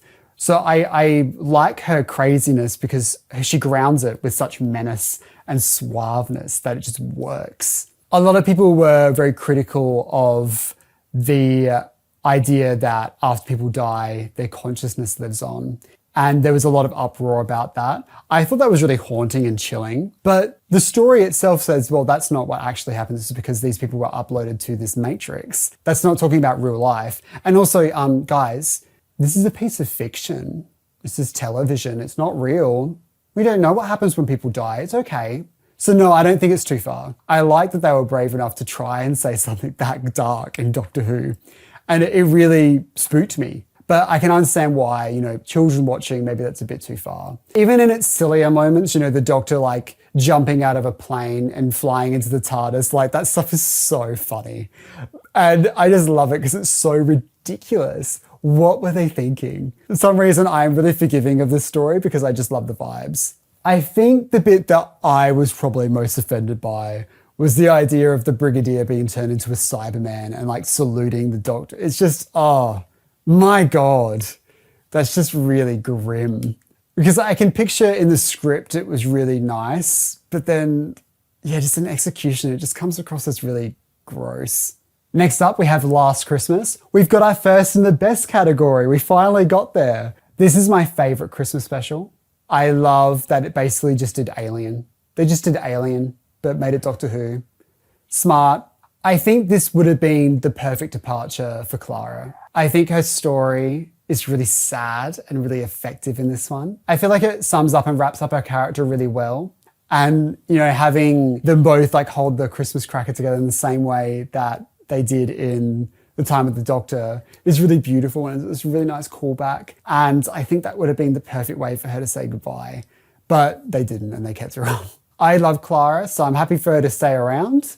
But I think this would have been a nicer ending for her than what she actually got in the end. I like that this story plays with dreams and talks about how like every single week they're seeing impossible things. So Father Christmas being real actually isn't that crazy. So how can you tell the difference between real life and a dream? And that works so well within Doctor Who because of that. So yeah, love this story. So, so good. Next up is The Magician's Apprentice / The Witch's Familiar. Originally, I was going to rank this a little bit higher because I love Michelle Gomez. If she appears, it goes up. But there's so many things in this story that I really dislike. The reinterpretation of the 12th Doctor, the scene where he rocks up on a tank with a guitar, like it's just silly, but not in a good way. It's like they saw last season, they were like, okay, the audience is a bit apprehensive to this darker Doctor. We've got to make him wacky like Matt Smith. And I'm like, Peter Capaldi doesn't do wacky very well. He is a serious performer. You need to find what works for him. And I think they eventually do get it. Once we've hit series 10, they figured out his Doctor and there's a perfect balance. But they're still not really sure what they want to do with him at this point. And you can tell. I enjoy Missy and Clara together in this. I like how awful Missy is to her. I think everything with Davros in this story is just mishandled so poorly. I'm not too mad about Davros having eyes, whatever, sure. But then you've also got the Doctor taking him out of his travel unit and driving around and calling it Dodgems. Because the idea of knocking someone out of their wheelchair and driving around in it is disgusting. And I think that's when people were starting to talk about maybe the interpretation of Davros that we're seeing is not what we should be telling. And maybe that's why when he comes back in Destination Skaro, he isn't using his travel unit anymore. I don't know. I think it's a really serious conversation to have, and I don't know exactly what the answer is. But I think it's fair to say they took it a bit too far in this story. I think it's nice that they tried to make up for Asylum of the Daleks and said, I know we said every Dalek ever and we didn't deliver. This time we're going to do it correctly. They did a good job at it, but it doesn't really add anything apart from a bit of fan service. I think Skaro looks brilliant. I think they did a great job with that. So yeah, there's elements of the story that I enjoy, but overall I have a lot of problems with it at its core. It's foundational problems that I can't really overlook. Next up is Under the Lake / Before the Flood. I don't really enjoy much about this story, so I put it in the not for me category. I prefer Under the Lake over Before the Flood. Do I? No, I don't like any of this. I don't mind the design of like the ghosts and the design of the big, tall, scary man. Yeah, there's not really much about this I really like. Except for the beautiful man, he's really beautiful to look at. But if I wanted to look at beautiful men, I'd just open Instagram or something, like come on now. The Doctor's cue cards are funny. Girl, I'm grasping at straws. I haven't got much nice to say about this one, sorry. Next up is The Girl Who Died / The Woman Who Lived. I have absolutely nothing nice to say about this one either. I don't think Maisie Williams was the person to play this role. I don't think she was cast correctly. It feels like they were like, she's on Game of Thrones, she's a name, let's cast her. And it feels like she didn't get an audition because this character is just so miscast. And I just don't find her believable at all.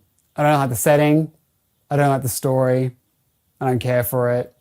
Next. Next up is a Zygon Invasion / a Zygon Inversion. I like a lot about this two-parter. I felt like the Zygons were used a lot better in this than they were in The Day of the Doctor. I like that it's a sequel to The Day of the Doctor as well. You know, it's carrying on because their story wasn't finished yet. So I like that. And I like Unit and Kate and Osgood together. I think the famous speech is good, but I think it's a bit overhyped. But I do enjoy this story.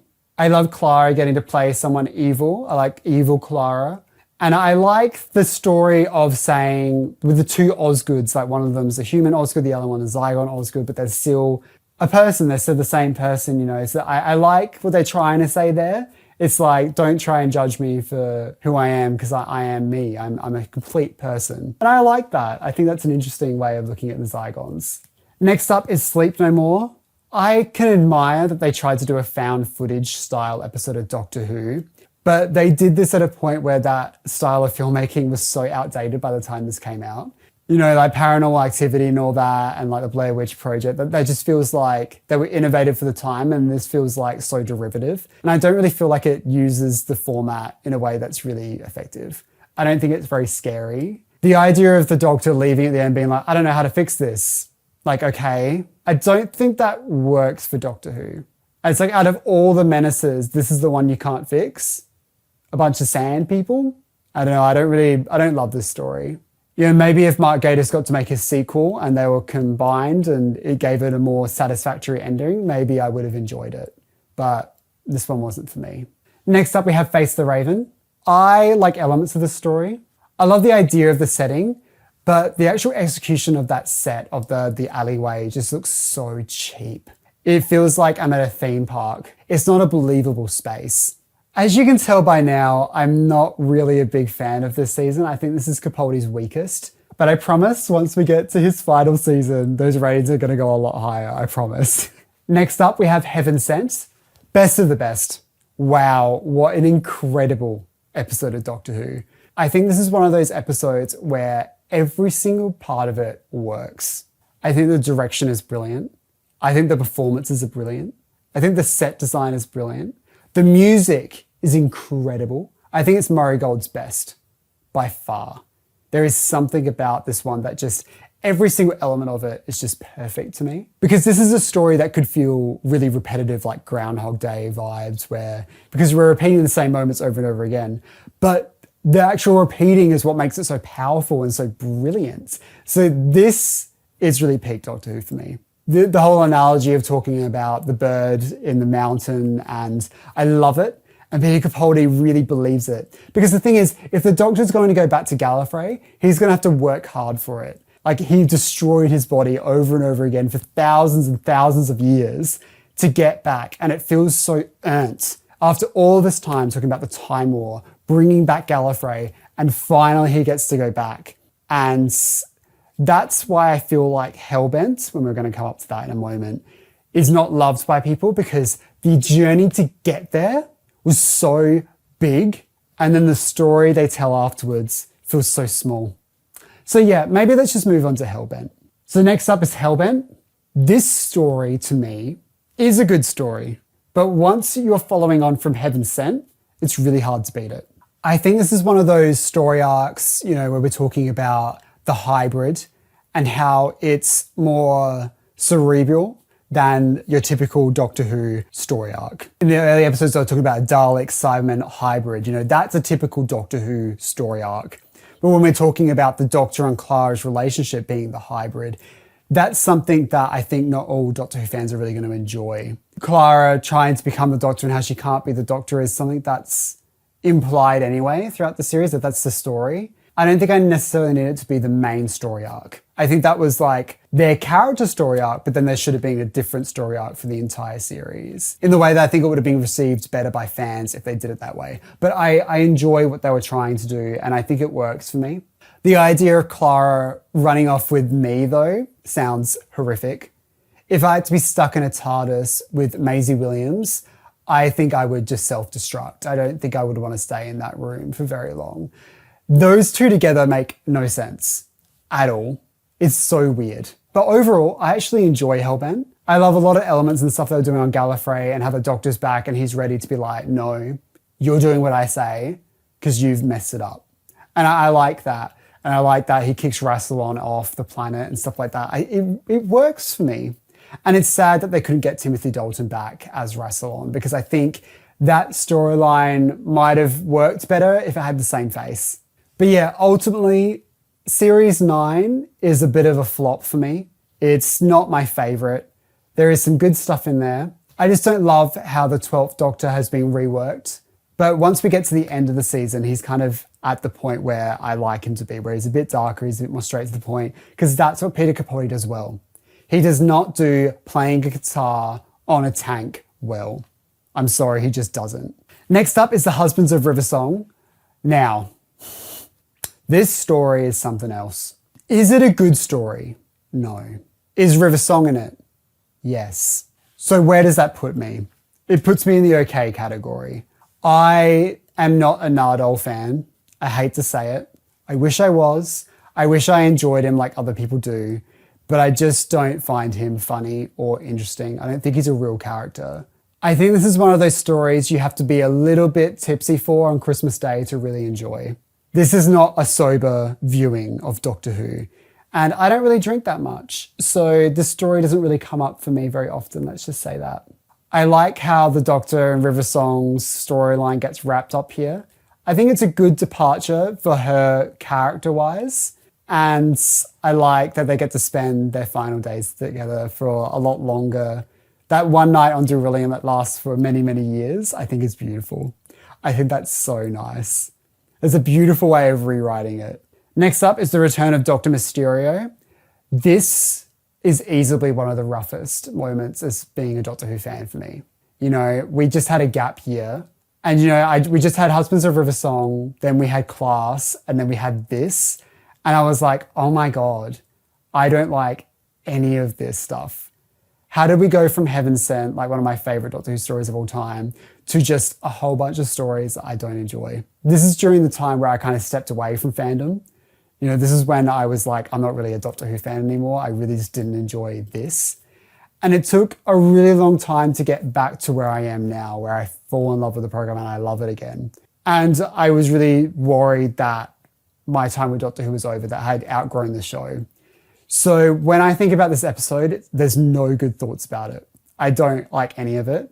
And so I don't really love talking about it too much, to be honest, because I don't like being that negative on this channel, really, because it's just not very nice to talk about. I love talking about Doctor Who with you guys, and I love having positive stories to say about Doctor Who. I like being critical of the show because it's important to be critical of things you love, but I don't like to be like, I hate this. That's not a nice feeling for anyone. Next up, we have the pilot. This was really the make or break for me if I wanted to be a Doctor Who fan still. And this episode motivated me. I felt like the Doctor was finally being written in a way that I really enjoyed. The idea of him being this professor just really spoke to me. And Series 10, as you're about to see in this tier ranking, is, I think the individual episodes aren't the best episodes of Doctor Who all time, but the actual series itself and the vibe and the tone and the characters are like top tier. So when I'm ranking the pilot as just good, I think all the elements and setting up the season as a whole are brilliant. But the actual storyline is something that I'm like, Bill's girlfriend, her storyline doesn't excite me too much. But I love all the stuff with Missy, obviously Missy in the vault. Like everyone knew it was going to be her in there. Like it wasn't really like a big surprise. And I really love Bill. I instantly gravitated towards her character. There's something about her that I just really like. So yeah, I think the pilot was a good start. Not the best start of all time, but it was a good start. Next up, we have Smile. I really love the location of this one. I think it looks beautiful. I think it's one of the really nice looking episodes of Doctor Who. I remember when the initial images came out with the emoji bots and I thought, oh, this is a little bit cringe. But I think they actually work within the episode. I think they're actually quite cute. I always like when Doctor Who does an episode about like a far future colony where something has just gone wrong. And so this one kind of like scratches that itch for me. So I do enjoy watching this one, but it's not like my favorite episode of all time. It's just a good staple episode of Doctor Who. Next up is Thin Ice. This story, I want to like it more than I do. I think the actual setting is really beautiful, but the way it's either shot or the visual effects just makes it look really bland. Like it could have been like a really magical place and setting, but it just doesn't look that great to me. I don't know what it is. I can't pinpoint why it doesn't look nice, but it just doesn't to me. I do like the Doctor punching a racist. I think that's funny, especially after being like, oh no, we have to be better. We can't do this, can't do that. And then instantly the Doctor is just like, I can't do this. I think that's funny. I do think something that does look good. It's all the stuff under the Thames where, it's the frozen lake and, in the suits and stuff like that and the big monster thing. I think that looks good. But yeah, overall, the story is just a bit forgettable for me. Next up is Knock Knock. There's a lot of this story that I really enjoy. I love the vibe of it. I think it's really spooky and scary. I like the wooden daughter and stuff like that. I think it's such a beautiful design. It's so well done. And I like the story it's trying to tell. But the conclusion just doesn't really work for me too much. But I did enjoy all the roommates and seeing that part of Bill's life. Next up, we have Oxygen. Thank God, I've finally done another best of the best. This is one of my favorite Peter Capaldi stories. I like its political messaging and I like how scary it is. It makes space feel terrifying. Because throughout Doctor Who, like space travel seems really exciting and fun and let's go everywhere. How brilliant would that be? And then this story really brings you back to Earth and says, no, if you go out there, you will die. It is so dangerous. And it's really, really scary. And the political messaging of like having to pay for air because capitalism has gone that insane is just like a scary reality where of course they do that. It's like you see people all over the world who can't afford healthcare. It's just like, oh my God, there's no caring for anyone on this planet. So why wouldn't they charge for air in the far distant future on this space station? It's disgusting. And how it's all like a tax write-off. It's disgusting. It's so awful. And it's just a really great story. This is the type of Doctor Who I love, where it's scary, it's got something to say, and the setting is brilliant. It's top tier Doctor Who for me, for sure. Next up, we have Extremis. During this tier list series, I've been putting like 3-parters together and 2-parters together. But for this one, I'm going to do them individually because I feel so different about each individual story. I think Extremis is one of the best of the best. I really enjoy the story. The vibes of it are immaculate. Just the concept of knowledge being so dangerous and so life-threatening is really chilling. And the build up to it is really like, oh my God. And the reveal of why people are doing this pays off. And it's like, oh my God. It's a chilling episode. I cannot talk about how much I love this episode enough. I love some of the more magical settings, like going to the Vatican and all the stuff under the Vatican and all of these mysterious documents. I think the monks are a great design and they look really scary and creepy. I love that we're continuing the storyline of the Doctor being blind even though they kind of work around it with using the sonic glasses and stuff like that. But it still works for me because the moments where he can't see and the danger he's been put in is really interesting and fun to watch. But yeah, I think it's something that I loved about Last Christmas, where we're not sure what is reality, what is truth, because within Doctor Who, everything is so crazy. So why wouldn't this be real? And I think it's great that Doctor Who does that whole, what if we were living in a simulation? And how would people react to that? I think that's really, really powerful. Because how would people react if we realized that all of this was fake? That's chilling. That is really, really scary. Next up is the pyramid at the end of the world. Any story to follow up the last one is going to struggle. But I think this story really suffers from Doctor Who's budget. I don't think it can pull off Army. It doesn't look good. It looks really, really cheap. And I just don't find it very believable. The one part I do like about this story is how they think that these monks are going to destroy the planet, but we don't know how, but really humanity is destroying itself. I think that's a great storyline. I think all that stuff works, which is why I put it in the okay category, because I love all that stuff. But everything else is a bit inconsequential to me. Next up is The Lie of the Land. The problem with this story is I feel like it doesn't wrap up the monk trilogy that well. I think one of the worst bits is where the Doctor pretends to regenerate and stuff like that. It's just a bit cruel. He's just not treating Bill very nicely. I think it's probably just a step too far. And once again, it's the whole like love saves the day type of vibe to the ending. And I just really don't resonate with that type of stuff very well because I'm heartless apparently. I have no soul. I'm a Doctor Who fan. I don't have feelings. Next up is The Empress of Mars. I've always enjoyed this story compared to others. Most people don't seem to like this one. But I think the Ice Warriors are done well in it. I think they feel threatening. And once again, Mark Gatiss can't help himself. Even if he's setting a story on another planet, on Mars, he still has to fit in his little English Anglophile stuff in there. He can't help himself. But I think that adds a nice element to the story.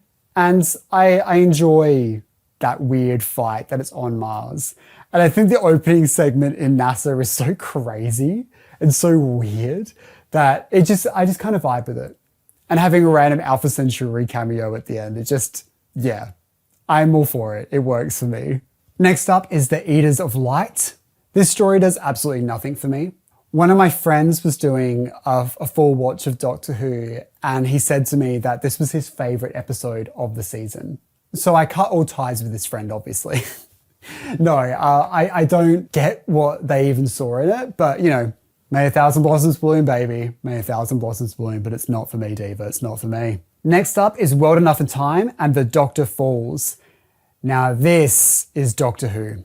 This is a recurring theme in the Capaldi era, where there's episodes where the lead actors should have left. Clara should have left in Last Christmas, and Peter Capaldi should have left in The Doctor Falls. It would have worked so much better, but it didn't work out that way, baby. It did not work out that way. I love that we got to see a new interpretation of the Genesis of the Cybermen, who have been given so many Genesis at this point. You know, you've got two big finishes where they get their Genesis, and you get this one, and then you've got the Cybermen two-parter from series 2. So you get a lot of Genesis for them. And this episode even comments on it, you know, they make a reference to it. And even in comics and stuff like that with the Genesis of the Cybermen, it's silly. But I think the vibes of this one is immaculate. Well, once again, Missy and the Master take over the story. It stops being a Cyberman story as soon as that first episode ends. You know, it goes straight into, it's about them. And they're brilliant. And they're so great. You're not even mad about it because them two together are just electric. And I feel like John Simm's performance in this as the Master is better than his first go. I enjoy him more in this. And I think it's a really great departure from Michelle Gomez, even though I would love to see her return every single week. I want her just as the main character of the show. Get rid of the Doctor, just bring in Michelle Gomez and I'm happy. You know, I think she's so great. I enjoy the story talking about Bill becoming a Cyberman and how awful that is and how horrific it is and how long she stays downstairs with the Master, with the Cybermen, and how it's a slow journey for her and how the two time periods and how they add up. I think that's beautiful. I think that's so well done. And it's once again Stephen Moffat looking at weird science fiction and science reality, things that happen with time, and trying to make it work in a Doctor Who space. And you know, the whole timey-wimey thing, he does it best. I think this story once again proves that the original Cybermen design is excellent. They are so creepy, and we're going back to what makes the Cybermen creepy. It's the conversion, it's the body horror, it's the surgeries. That's what's disgusting about the Cybermen. That's the thing that makes your skin crawl, and that's what it does well. And that's why I have an issue with the second part, because the second part, they're just robots. You know, they're just shooting at people. And I just don't think the second part, all the stuff about them defending that little farmyard, none of that really works for me. I don't care about that stuff. But as a whole, I think it works. And it sucks that that wasn't his regeneration episode, because you can see that moment where the Doctor is in that field and he's looking up and he's saying, I wish there were stars. That would have been the most beautiful departure line for any Doctor ever. That's so upsetting. And last off, we have Twice Upon a Time. Now, I am in two minds about this story. I don't love how they wrote the first Doctor. I don't think it's very accurate to his character. I think David Bradley does a really good job though. I think he looks so much like Bill Hartnell and he really embodies the character. Even if he takes like 5 hours to say a sentence compared to Bill. But, you know, I still think he does an amazing job. My biggest issue with this story is that when I think about it, I think about the first Doctor coming back and how much I didn't like it, rather than this being Peter Capaldi's final story. I felt like the spotlight wasn't really on him in this story, but that could just be me because I'm a First Doctor fan. You know, I care so much about the First Doctor. But then again, I'm a massive 12th Doctor fan, so make it make sense. Make it make sense. Stephen Moffat's original plan was to end at the end of the last season, and because he thought Chris Chibnall would take the Christmas slot to do Jodie's first episode, and he decided not to. He didn't want to take him up on that offer. So this episode was really a filler. It was an extra, and it feels like it. This doesn't really feel like a Stephen Moffat last hurrah. It feels like an extra. And that's the problem with this one. I could talk for hours about why I didn't like this episode, but I just don't want to end this on a sour note, because I really did love Peter Capaldi's era. But once again, it was about the vibes. It was about the overall feeling. It was about his Doctor and his relationship with his companions that made it work. And this is something about Doctor Who as a whole. You know, even if the story is a bit meh, the Doctor and the companion in it is what makes it brilliant. And I would say that about this era. The 12th Doctor is really, really great. I just don't think his stories are probably the most exciting. So that's the 12th Doctor era. What do you think about my ranking? Do you agree with it? I'm really sad to see so much of it on the lower end. Everything's so middle of the road. You know, I'm not very happy with how this tier list has looked, but it's an honest one. You know, and I'm not here to say, oh, I loved every single episode, because, you know, what's the point of that? Next up is the 13th Doctor, played by Jodie Whittaker. Welcome back to my series where I'm ranking every single episode of each Doctor's era through Doctor Who. Today, we're going to be talking about the Jodie Whittaker era, the 13th Doctor. Now, I'm always a little bit apprehensive about talking about this era of Doctor Who. I feel like people are very opinionated. It's either the best the show has ever been, and if you dislike it, you should die, or it's the worst thing that's ever been on television before, and Chris Chibnall should die. Either way, it feels really aggressive, and I just don't like to get involved with it. For me, this era, I have a bit of a love-hate relationship with it. There's bits that I really like, and there's some really good episodes in there, but I think the overall vibe of the era kind of misses it for me. But we're going to go through each episode and we'll go more in depth and have a little think about it. So first up, we have The Woman Who Fell to Earth. I actually really enjoy this episode for Jodie. I think it's a really great introduction to her character. I think it set a bold new vision for the show after, you know, we had Moffat for such a long time. So it felt really different and fresh and new. And it looked so different, you know, the type of lenses and the cameras they were using. It just felt like a completely different show. It didn't feel like Twice Upon a Time. It feels like a massive tonal difference between that last Stephen Moffat episode. I think the biggest letdown from this story is that I feel like it promised this kind of more darker, more character-focused era, and I don't think it really lived up to that. I don't think the rest of the series and Jodie Whittaker's era really lived up to the promise that this episode gave us. But I think it works really well as a whole. Even though there's too many companions, I think they're all introduced quite well. And I love the scene where we first meet Jodie Whittaker's Doctor when she crashes into the train and she stands up and there's the theme, and it's just brilliant. I really, really enjoy that. I think it's nice, the idea of having a bigger TARDIS team, having 3 companions. We haven't really had that since the Peter Davison era, and I've always loved having a bigger team. The big difference between the classic series and the new series is that, in the Peter Davison era, you had 4-parters. You had more time to spend with these companions, getting to know them, even if their characters were quite thin. But with the new series, you're limited between 45 to 55 minutes per episode, so you haven't really got much time to spend with every single companion. And I think in this episode, we get to know them a little bit, and I think that's great. But as the series goes on, it feels like they're kind of standing in the background whilst we're meeting new side characters and guest cast, and they kind of get forgotten about. And I think maybe for the new series, as much as I love big TARDIS teams, maybe 1 companion is enough. Next up, we have the Ghost Monument. I've just put this as okay. It's a very standard episode of Doctor Who. I think it picks up from that great cliffhanger at the end of the first episode where, they're suspended in space, how they're going to get out of there. I really enjoy that, and it's nice to see Doctor Who have like a really strong cliffhanger at the beginning of a new series. The story kind of feels like the Keys of Marinus Take 2. It feels like a modern interpretation of that story. You've got this planet and they're trying to make their way across it, and I like all those elements. I just don't really love it. There's something missing, there's something off, and I can't really put my finger on it. I like the setup for the Timeless Children arc here. It seemed really mysterious, and what are these like floating rag things? It's so weird. And I like that stuff. So yeah, there's stuff I like about it, but just overall, it's just not anything to write home about. Next up, we have Rosa. When I first heard they were going to do a story about Rosa Parks, I was really excited, but also a little bit apprehensive. I loved the idea of Doctor Who tackling like a really difficult topic and, of racism, obviously, and doing like a historical figure like Rosa Parks, who's such an important person in the civil rights movement. But the big apprehensiveness was like, how do you put, a white female doctor into this story without taking away something from Rosa Parks' achievement? Because in heaps of other stories, the Doctor's like, oh yes, I taught Houdini how to do this and stuff like that, and that's the last thing you want here. So you kind of have the Doctor kind of sitting back and doing nothing. And it feels like the Doctor shouldn't be here. And I think that's the issue with this story, and maybe this is the reason why stories like this aren't told. Because how do you tell a story like this without taking away from Rosa Parks? But overall, I think there's moments in the story that's quite powerful.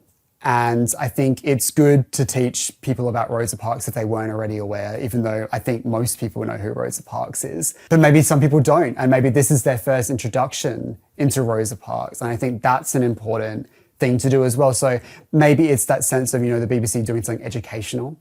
And I like that part. But is it a slam dunk? I'm not sure. But I did enjoy this episode, and I think it's still good. But I'm not sure if it's necessarily the world's best Doctor Who story because it's limited of what it can do. Does that make sense? I'm hoping so.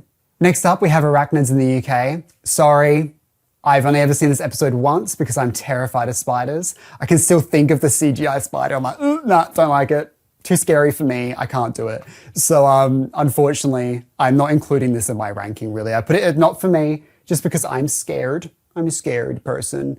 So I feel like I can't really comment on it that well. What I do recall is I do like that we see more of Yaz's family and we get to kind of know them a bit more, and I like that element. Next up, we have the Saranga conundrum. I can't even say this. I tried like 5 times and it didn't happen.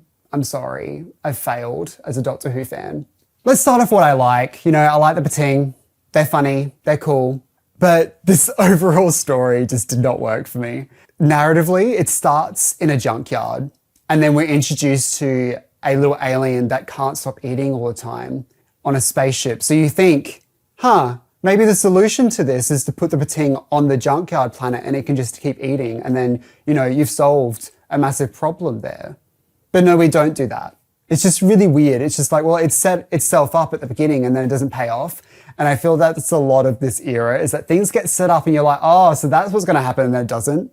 Maybe everything's like red herrings, but they're not even like interesting red herrings. It's just like, oh, why did it not go that way. It doesn't make any sense. And that just is really silly. I also don't really love the storyline of this guy who's pregnant, who doesn't want to have this kid, who doesn't want to be a parent. And then it's all about Ryan being like, oh no, you've got to go have this baby. And it's like, he doesn't want to be a father. This story is just a bit off for me. Next up, we have Demons of the Punjab. This story people love. I remember first watching this story and being like, it's all right. And then I went online and everyone's like, it's the best episode of Doctor Who of all time. And I was like, oh, I think it's a good episode. I don't think it's a bad episode. And I like a lot of the things it's trying to do with it. And I like Yaz's storyline throughout it. But yeah, ultimately, not my favorite. Next up, we have Kablam. The first half of the story I was really into. It felt like a Seventh Doctor story. It was a little bit goofy, a little bit camp, and ultimately fun. I really enjoyed that part. Once again, it's the political messaging of these stories get a little bit muddied. I think the problem with Kablam is that people wanted this story, myself included, to be an anti-Amazon sentiment. It's supposed to be pro-worker, talking about how these corporations are taking advantage of people. But instead, it was actually a story about terrorism and, this person using violence in order to push his political message about them being underused. And it became more about condemning of his actions than Space Amazon. And I think that's why people were upset by the story. I don't think the story is pro-corporation. I think it's very clear that it doesn't like what Kablam is doing, but the story gets more hung up on the terrorist actions rather than that. And I think that's why people have an issue with this story, myself included. I would have preferred if it focused more on critiquing the corporation rather than an individual who has taken extremes because of their dire living situation. Next up, we have the Witchfinders. Now, this is one of my favorites. I love the Witchfinders. It's such a fun episode of Doctor Who. I love Alan Cumming as James I. I think that's so funny. It's such great casting. It's so camp and silly. And as soon as he enters that door, you're like, oh, we're in for a good time. This is one of the only times during Jodie Whittaker's era that her gender really plays a role in the story. Sorry, editing Josh here. I think for a show that has been going on for 60 years, having a female doctor opens up new avenues for storytelling that haven't been told before. For example, if a male doctor landed in this time period, the story would have played out completely differently, which is why the idea of a female doctor is exciting, because it can tell different stories. And I think sometimes they didn't take advantage of this, but in this story, they did. I don't think every single week we should be having the exact same story talking about like, oh, she's a woman, she can't be in this space, yada, yada, yada, because it's dangerous for her. But I think it's good to explore it every now and then because it does come up. And I think it's handled well here. And overall, it's just a real fun story. So I really do like this one. Next up, we have It Takes You Away. I've always really liked this story. I think it's weird and funny. I like the frog. That makes me laugh. And I think it's good to see Graham and Ryan have like their relationship redefined. By the end of it, Ryan is happy to call Graham granddad. And, I was a bit weird about that when I first watched it. I thought, he doesn't necessarily have to call him granddad because if he doesn't see him as his granddad, then he's not his granddad. That's his own decision to make. I really enjoy the setting, how the mirrors work and all the other dimensions. I think it's really creepy and cool. I think it's just a really well-made episode of Doctor Who. I remember listening to the 50% Doctor Who podcast when they were watching this episode or a rewatch. And I remember them saying that it would have really worked as like a finale for this season rather than what comes next. Because it has more of like an emotional arc that wraps up because, Graham and Ryan's story arc is throughout the season and this feels like a natural conclusion to it. And whereas the next episode just doesn't feel like that at all. And I think that's a really good point to make. I think this does really work well as a finale compared to the next one. Next up is the Battle of Ranskoor Av Kolos. I've seen this episode twice.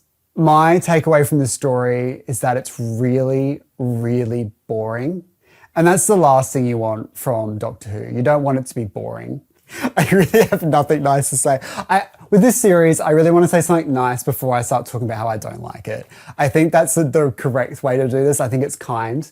But I think the story just completely does something that no other finale in Doctor Who does. And it's just dull. It's just, it doesn't really feel like a finale episode. And Doctor Who doesn't always nail its finales, and most of the time it completely fails them, but it doesn't feel important. It doesn't feel special. I think Tim Shaw's return did nothing for his character. I think he was stronger in his first episode. And I just don't really vibe with this one at all. Next up, we have Resolution. This is the start of like a 3-year trilogy of Dalek episodes for Jodie Whittaker's Doctor. I think that is such a smart idea for a New Year's special. It's like, we're not going to have Daleks throughout the series, but on New Year's Day, every single year, you're going to get a Dalek story. And I think that's a great way of doing it because it makes them feel important, because they are. The Daleks are important. And I like that there's an overarching story between this one and the next one. What happens in here pays off next time. And I think that's a really, really smart way of doing it, especially with how these specials are sometimes watched. In the past, the specials generally got more viewers than the regular series. So there'd be some people out there who only ever watch Doctor Who at Christmas time or at New Year. So it makes sense for them to be like, oh, I remember last year, so this picks up from there. And I think that's really smart. I don't know if I mentioned that, but I think that's smart. I think I said smart like 45 times there. The redesign of the Dalek is not anything amazing, but I think that's the point. It's supposed to be made of junkyard materials and it's supposed to be an impersonation of a Dalek. And I like that part of it. And I think Jodie does a really great job in this episode. And Doctor Who's starting to feel a little bit more fun. Last season, I didn't think Doctor Who felt very fun, except for the Witchfinders. And that's why I think I really gravitated towards that episode, because it felt like they were having a good time. Next up is Spyfall. Usually during this series, I've been ranking the stories together as one whole, and they usually go on the same line. And I am going to talk about Spyfall as a whole rather than 2 parts. But I think the first part is much better than the second part. I love this story because of its camp value. I think it's a very silly and fun story. The lack of humour from the last season seems to be gone, and Chris Chibnall's sense of humour is a bit dad humour, let's just say that. But I actually find it quite endearing, especially looking back now. I think when it first came out, it was just really cringe and embarrassing. But as time has moved on, it's started to become quite funny, and in a way that I'm probably laughing at it more than laughing with it. But I enjoy it for its camp value. Some of the funniest moments of this is when you've got like the car starts driving itself and the Doctor's like, somebody's driving the car and it's not me. Cinema. The amount of dialogue during this era that's like describing what's happening on screen for people who are on their phones whilst watching is just like crazy. That's one of my favorite though, because it's like, well, yeah, you're clearly not driving the car, like I'm watching the show. And Doctor Who is not the only show that does this. This is a thing that's across media now. It's called second screen, where they're writing these shows knowing that people are on their phones. I was watching this show called Overcompensating, which is brilliant. You need to watch it. But there's segments in it where like text messages are coming up, but they've got people like reading them out loud because they know you're not looking at the screen, and it's crazy. It's crazy and it's so distracting. But the whole show itself is really funny and you should watch it. Very gay, and very funny. Anyway, Spyfall, we're talking about Doctor Who. I love Sacha Dhawan as the Master. I love Sacha Dhawan, he can do no wrong. I will not be critiquing his performance because he is the most beautiful man that has ever lived. And I think beautiful people shouldn't be critiqued. I think we should say, wow, you're so beautiful, you're perfect at everything. And I don't think there's room for criticism when someone is that beautiful. That's my honest belief. I believe that, and it's true. I think the biggest problem with this story is when the Master is disguised as a Nazi and he's using a perception filter and the Doctor destroys the perception filter. And it's a really weird moment. It's like played as like a, haha, I outsmarted you with racism. Like, what? It's crazy. It's just like the most undoctory thing to ever do. It's like I was in shock. I couldn't believe it. I still can't believe what I'm thinking about now. Like, I can't even like explain how awful it is because it's just so shocking. Like, I'm in disbelief. It's just crazy. I can't believe that made it to air. I can't believe that made it past the scripting stage.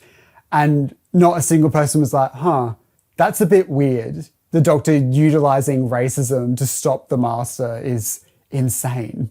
That's not normal. Next up is Orphan 55. Look, nobody likes this story. We all know it. It's clunky. It is funny. I do love laughing at the old woman who's like, Betty, Betty, camp. And that final scene that is just so wonkily written, being like, well, if you don't start recycling, you're going to become one of these little beasties. And I think that's such like a terrible way of looking at climate change, where we know that the biggest polluters of climate change are big corporations, and the individual person can't really make that much of a difference unless, you know, we're fighting, we're lobbying to make these changes on a massive scale. But if we're powerless, so the individual person recycling, like, don't blame it on the viewer. It feels a bit naive. It feels like a naive political messaging, and it's not really looking at the real cause of climate change, and it's a bit embarrassing. Next up, we have Nikola Tesla's Night of Terror. I've always loved this story. I think it's so much fun. I like this historical setting. I think it's nice seeing the story of, you know, these two people, Tesla and Edison, and their obvious beef that happened in real life and how that's depicted on screen. And chucking aliens in it and making it this fun adventure is really great. And I love the opening. It's really action-packed. I think it has a really good vibe to it, and it's a really fun adventure to sit along with. I think this is like a classic Doctor Who historical. And I think that's kind of what like newer Doctor Who I feel like is missing, is like a really classic Doctor Who story. You know, you go in the past, there's an alien there, and there's trouble. You know, it's a very stock standard Doctor Who episode, but it's what Doctor Who does really well because that's its bread and butter. Next up, we have Fugitive of the Judoon. Now, baby, this is what it's all about. I love Joe Martin's Doctor so much. This story is probably the first time in a while, like I'm talking like before Jodie Whittaker came in, like for a long time I've been like really excited. You know, I felt like Heaven Sent was a story that really excited me. I don't think this is on the level of Heaven Sent, but it's a story that excited me as much as that. You know, this felt like Doctor Who is changing. This is something big. What does this mean? Who is Joe Martin? What does this mean for the Doctor? You know, having doctors before Hartnell or in between, like where does she fit in the timeline? What does that all mean? I'm looking forward to seeing where this adventure goes. Although I don't love where it ended up, I think it's still an interesting story to tell. And I think because of Joe Martin's incredible performance, and she's so captivating, as soon as you meet her on screen, there's just something electric about her. She's just one of those performers. You know, you get these every now and then where you're just like, someone's on screen, you're like, this person's a real talent and there's something special about this person, but I can't exactly say what. I think it was great to see the Judoon back. I was excited to see Captain Jack return because I loved Captain Jack so much. I was a big Torchwood fan, as you guys might know if you watch this channel. I think the biggest tragedy to come from this episode is that after this episode, Joe Martin becomes the cameo Doctor. She appears as a hologram or a flashback for half a second, and she doesn't really get much to do apart from, huh? It's Joe Martin. I like her. And that's about it. I really want them to give her more to do, but I just don't think they can. It's just the show isn't set up for that. You're not going to have like a whole episode where Joe Martin turns up and, you know, maybe they could, but I don't think they would. Next up, we have Praxeus. I don't like this episode. I think this is the epitome of what I don't like in a Chris Chibnall episode, where there's 45 different characters, they've all got nothing to do, and we're jumping from location to location to location, and it's just so rushed and the pacing is so off, and I just don't like it. I'm sure the episode itself is not that bad, but it's because it represents a lot of things I don't like about this era. And, you know, Chris Chibnall didn't write this one, but, you know, it's what this era is about. So I'm more talking about the era, not the writing. I'm talking about what this era does. What I will say is I think the prosthetics of all like the scaly stuff is really disgusting and like, really like, it makes me feel like that's disgusting. It's so gross. So I think that was really well done. Next up is Can You Hear Me? By all accounts, this should be an episode I like. You know, you've got this creepy guy who appears and he's like spooky and he has a weird floating finger and it's all like dreams and weird but for some reason, I just find it really boring. I don't know what it is about it, but like every time I go to try and watch it, I like fall asleep halfway through it. And that's weird for me. I don't fall asleep during Doctor Who, not ever. But this is an episode that really, I just don't really like. I don't resonate with it. But I feel like it should be because it has all these great elements, but it just doesn't work together as a whole for me. Next up, we have The Haunting of Villa Diodati. I love this story. I think it has all the elements of a great Doctor Who story, even though it's kind of ripping off a Big Finish audio, which kind of did the same premise, but a completely different plot. I love the Cybermen in this. I think they are so creepy. It's really leaning into the body horror, and I think it does it really well. I think all the stuff with the ghosts are really creepy and interesting and scary. I love all the guest cast and how the Doctor and her friends interact with these people. It's a perfect blend of fun and scary, and they really managed to make that work. I think the visuals of like the Cybermen by the lake is really creepy. I think the Cybermen have a lot of power, but also leans to that body horror, which is the perfect blend, because that's what you want. You know, the Cybermen have become like this robotic force, which is great, and they're scary in that sense, but if you match it with the body horror, it's like the best of both worlds. You're getting both concepts of the Cybermen. You get the conversion creepiness from the original, and you get the tough army from the later iterations of the Cybermen. You put them together, it's gold. I think this era does a really good job with the Cybermen. I think they're great. I like the design. I think they look really good. Next up, we have Ascension of the Cybermen. I think the story does a pretty good job at setting up for the finale. And that's pretty much what it does. It's just setting things up in order to get them paid off in the next episode. I like how we're trying to tell the story of the timeless child through these like dreamlike flashbacks to this random person who's a representation of the Doctor. And I think it's a really experimental and kind of odd thing for Doctor Who to do. Doctor Who doesn't really do this type of stuff. And I think a lot of people were thinking, oh, that's a Doctor. It's like, no, he represents the Doctor. I think there was like an interview where Chris Chibnall was talking about how he was inspired by David Lynch with this type of stuff. He was inspired by that type of dreamlike storytelling. And I think now knowing that, I can see what he's going for. But I think anyone who attempts to mimic David Lynch usually doesn't succeed because it's not something that is easily done. To understand David Lynch and how he tells stories is really difficult and unique and specific to him. And when you try to replicate it, it can sometimes come across as a parody. But I think it does a decent job here. I just don't think you can really say this is Twin Peaks. Let's just say that. Next up, we have The Timeless Children. I don't hate the story as much as other people do. I think it has a lot of good elements to it. I think the issue for me with The Timeless Children reveal is that it's boring. You know, you've got the Master pretty much like reading out a TARDIS wiki entry about you're this person and you did this, and it's very bland. It doesn't feel exciting and like, oh, what does this mean? What does this mean for the Doctor? And ultimately, we kind of discover that it doesn't actually mean that much to the Doctor. Really, it doesn't affect the program in any way, shape or form. We just know that the Doctor had lives before William Hartnell, a life that the Doctor doesn't remember. And ultimately, it doesn't change the Doctor because the Doctor doesn't remember it. So any actions that happen then, it's completely irrelevant.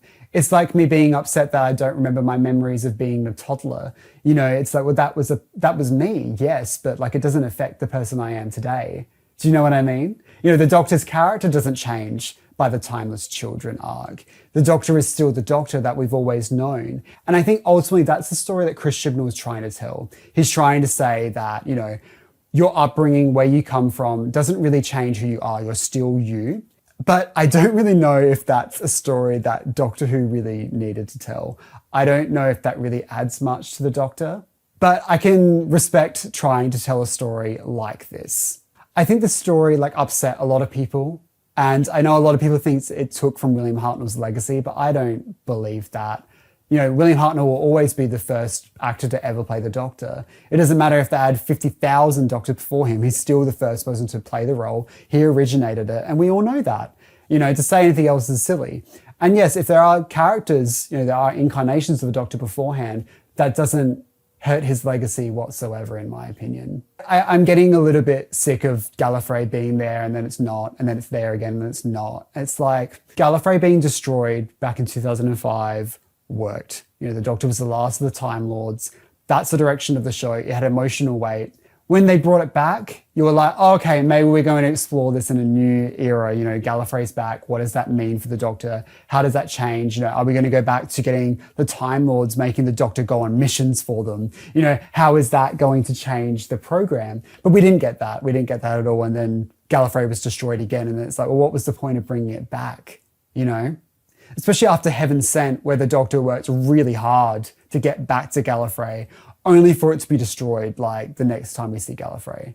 It's like, oh my God, this show has run out of ideas. We're repeating the old hits. The Doctor's the last of the Time Lords again and stuff like that. It's like, all right. Or you could have done something interesting with Gallifrey being back. Or if you didn't have anything to do with it, ignore it. Don't acknowledge it. It's out there, but it's stuck. It's not influencing the Doctor, and then maybe a future showrunner wants to do something with it. I don't know.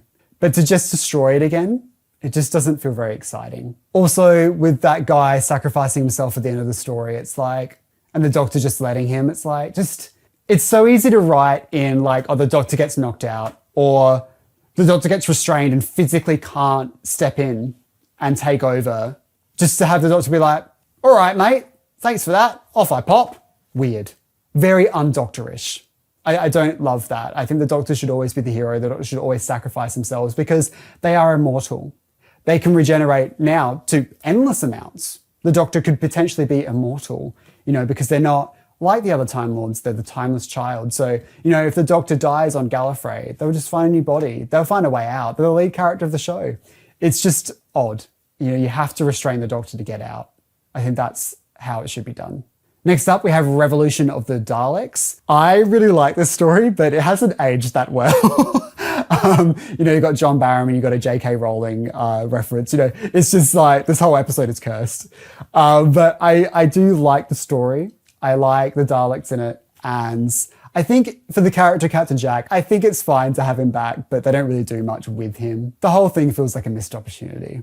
But the actual story itself is really fun. I also like the return of Jack Robertson, also someone who has aged poorly. Yeah, this whole episode is just like, my God, avoid it like the plague. But I like his character in this, and I like that you have him trying to work with the Daleks and stuff like that. I always like that type of story. I like when a human tries to work with the Daleks or Cybermen and it never goes well. But, you've got these people who have like big egos and they think, oh, I'm going to take over. I'm going to use this force. Always silly, always fun. It's a really fun episode, and yes, it's also trying to do a story that Big Finish already did, Blood of the Daleks. But I think it's fun, and I'm okay with like Big Finish being an inspiration for the TV show if, the original writers are credited. I think it's nice to have like the show say, oh, that really worked in expanded media. Let's bring it to the show and give it that extra bit of love to the people who don't listen to Big Finish. Next up, we've got the Halloween Apocalypse. All right, I am a Flux defender. I love Flux. Well, I love the first half. I don't think it sticks the landing, but that's Doctor Who as a whole. We've talked about this. Doctor Who isn't good at story arcs. It tries, it starts off really good, it never pays off. I love the idea of Doctor Who returning to its classic format of doing a serialized story, telling one story over multiple episodes, and it's one big story. Doctor Who is at home in cliffhangers, and they have some really good cliffhangers in this series. I think the Halloween Apocalypse is a little bit messy, but it has a lot of great elements to it, and it's fun, and I think it sets up the series in a really exciting way. That cliffhanger where the Flux is coming towards the TARDIS is like, whoa, this is big stakes, this is really exciting, and it feels like this is as big as Doctor Who should go, but we can't beat this. We've got to stop trying to beat this. Let this be the peak, and then, tell other stories. The universe doesn't have to destroy every single season. Let's find some other stakes. I'm not a massive fan of Dan. I feel like he's a bit of a sad replacement for Graham. I don't think he's as funny as Bradley Walsh, and I don't think he's as good of an actor as Bradley Walsh. Tell us how you really feel, Josh. My God. I just don't find Dan very believable. And I don't know if it's the writing or the performance or a mixture of both. I just don't buy it. And yeah, ultimately, I like the story and it's fun. Next up, we have War of the Sontarans.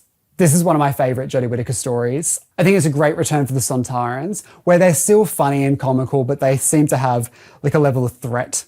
I love the new design. I've never been a big fan of the Sontarans wearing blue. It feels weird. So it's nice to have them back in their charcoal grey. I really enjoy the Sontarans being back as a villain rather than a comedy companion. Although I love Strax, I think it's nice to change it up every now and then. Next up, we have Once Upon Time. There's a lot of elements I like about the story. I like that we get to see Joe Martin, but I wish we could have seen more. It's the same old critique. I always want to see more of Joe Martin. I like that we're getting to explore a bit more of what the Timeless Children is and what it means. I like the planet where time works and how all that comes together and what does that mean. Yeah, you can really start to see the Lynchian inspiration for Chris Chibnall when tries to give it a Doctor Who twist. So there's parts I like about it, but I don't think it's the best story in this season. Next up, we have Village of the Angels. I love this story. Such a great return for the Weeping Angels. I think they're really creepy in this. I like all the guest cast. I like the setting. I really enjoy the character of Jericho. I think it's a really interesting and fun performance. I think it looks beautiful. I think the setting is great. I think Doctor Who always does well when it's set in a little village. And I think it has one of the really great cliffhangers in Doctor Who's history when the Doctor gets turned into a weeping angel. I think that's brilliant. I don't think it really gets paid off so well in the next episode, but it's still a great cliffhanger. And that's true of most Doctor Who. A lot of Doctor Who's have great cliffhangers, but the conclusion to that cliffhanger is never usually as great as the actual cliffhanger itself. But I forgive it because it is such an interesting story. It's really fun, and I like the angels in it. I think it's a really great episode of Doctor Who. And at this point, I'm like, wow, Doctor Who's back. You know, this is like the best season Doctor Who we've had for a long time. And then the rest of the season happens, but whatever. It's still fun. It's still great. Next up, we have Survivors of the Flux. This one is not for me. We have once again returned to what I don't like about this era, where there's a million characters, a million different locations, and it feels directionless. And I feel like we started to get a bit lost into the type of story we were trying to tell here. And yeah, I'm just not really into this one. I think it's interesting that we get to see the Doctor's like adoptive mother and how that relationship is and how that works. And I was really interested to see where that goes. And then she gets killed off and it's like, oh, she could have been a really good recurring villain. It felt like a missed opportunity. But then again, it is Doctor Who. They could bring them back. I don't know. As of the making of this video, they haven't come back. I don't know. I think one of the more egregious things in this is where we get Kate Stewart to come back and she has absolutely nothing to do. And in the next episode, it's even worse. She literally just stands in the background. I don't even know if she has much dialogue in the finale. It's like, why did you even bring her back? And next up, we have The Vanquishers, and unfortunately, this one's not for me. Before I go into why I don't like this episode, I do want to say that I think Swarm and Azure are one of the best Doctor Who villains we've had in so long. And I think that's why this season is so good, is because they're so brilliant. Swarm is terrifying. In that first episode where we're first seeing them like locked up and when he escapes and stuff like that, it's so creepy. The design is brilliant and the performance is even better. There's something so excellent about it. It's like a perfect Doctor Who villain. And it would be great if they came back, but like it's similar to The Silence where it's like, well, they really work for that story, but they don't really work as like a recurring villain to keep popping up. But it's so, so brilliant. Love, love, love that type of stuff. The idea of the Doctor having like an arch nemesis before the Master, that was the original Master in a sense, that's really great. Love that. And I felt at the time how the Timeless Children arc was wrapped up, the Doctor had the fob watch, she had all the answers and she decided to throw it away. I think there's power in saying, I don't need to know. I don't need to know what happened back then because that's not who I am. I know who I am. I'm the Doctor. I'm the person I've been this whole time. And who I used to be before then, I have no recollection of it and it's no big deal. I think there's power in that, but I don't think it necessarily is an exciting conclusion to a big arc, an arc that shifts and changes the show. It changes who the Doctor is. It changes how many Doctors there are and how the Doctor regenerates. It changes the Doctor's race even, The Doctor is not a biological Gallifreyan. They are someone else from a distant world and we don't know who they are, from another dimension. I don't feel like it added anything to change the show into a new direction. It felt like, wow, something happened a long time ago. It sucked and now it's over. I don't think it's a bad story arc. I just don't think it's very exciting. I think Fugitive of the Jadoon excited me and I thought, what does this mean? How is this going to change the future of the program? How is this going to affect the Doctor in the long term? And ultimately it doesn't. The Doctor eventually makes a decision and says, I don't want to know. I'm not interested. I'm still me. Goodbye. And I think leaving the fob watch in the TARDIS so someone else can pick it up one day feels crazy. It's like, all right, some other showrunner who knows what they want to do with this arc, they can take it over one day. They can still pick it up one day if they want to, but I can't be bothered. And yeah, I just feel like it felt anticlimactic. Even though I can understand the type of story Chris Chibnall was trying to tell, I don't think I loved it. Next up is Eve of the Daleks. I really enjoy this one. I think it works because it's so simple. You know, you've got just a couple of characters in one location and it's Groundhog Day with Daleks. It's simple. And I think Doctor Who always shines when it takes from something else and gives it a Doctor Who twist. And this is a great example. You know, Groundhog Day, Daleks, done. Beautiful. I think it's a really fun story. I think all the guest performances are brilliant. Even though the character of Nick is a bit of a creep, and I don't think the show really acknowledges that too much. We're supposed to root for him a bit, even though he's a little bit of a weirdo. I still really enjoy the story. I think it's a lot of fun. And I think Aisling is like such a brilliant actor. And it's like, oh, you know, she would have been great as a companion. She would have been so good. She made that dialogue shine. I think Doctor Who really shines when it finds an actor who's really good at comedy, but is also a really good actor as well. You know, they can master those two elements because comedy isn't easy, but being a comedian and being an actor are two different things. But being a comedic actor is like beautiful. They are really good in Doctor Who. You know, I think Catherine Tate is a great example. And I think Aisling would be amazing as an asset for Doctor Who. And, you know, I wouldn't even be mad if they decided to cast her as a doctor or a companion in the future because she'd be brilliant at either, I think. I think she just has that talent. Next up is Legend of the Sea Devils. This was the most disappointing thing ever. I love the Sea Devils. They're my sea friends. And I think the Sea Devils is one of the best Doctor Who stories of all time. I think it's so much fun. And I was so excited to see them return. And then this episode happened. I don't know what went wrong. It feels like the script was missing like pages. The episode underran as well. I think it was like 42 minutes. And it's like the pacing was whack. And it felt like so much was missing. And it's like, so what happened here? Something had to have gone wrong. I don't know if they didn't get all the footage in the can because maybe COVID or something. I don't know. Or maybe the script just wasn't finished. Something production-wise happened here. But I don't know what it is. I'm hoping one day we find out what it is because then we can excuse it. Because if this was how it was intentionally directed, intentionally written, intentionally made, that's baffling. Because this story does not work on any level. The CGI on top of those masks just isn't very convincing. Sometimes it's fine, but overall I don't think it's the most convincing CGI work in Doctor Who's history. Yeah, it's just a bit of a baffling episode and I'm really upset because I think it could have been really fun. The idea of the Sea Devils and pirates, brilliant, but I just don't think it really worked for me. Next up, we have The Power of the Doctor. I'm really torn with this one. I've ended up putting it in great because I don't think it's good or great. I think it's in between there. You know, this story represents like everything I don't like for a Doctor Who story, but it is fun. You know, there's too many characters, there's too much going on. You know, it's a regeneration episode, but the focus is barely on Jodie Whittaker. You know, that's my issue with the story. But as a fun little fan servicey moment, it is an enjoyable watch. It's nice to see Ace and Tegan back. It's nice to see the Master back. It's nice to see the Daleks and the Cybermen back. But do all these elements work into one episode? No. Are they given enough screen time to really warrant their return? Not really. But I still enjoyed watching it. I think Ace and Tegan were done more service than Jodie Whittaker. Jodie barely appeared in her final episode. You know, halfway through it, the Master regenerates into her and then she disappears into the void. You know, like, and then you've got cameos of previous Doctors. It's really weird. You know, and I felt the same about Peter Capaldi's finale.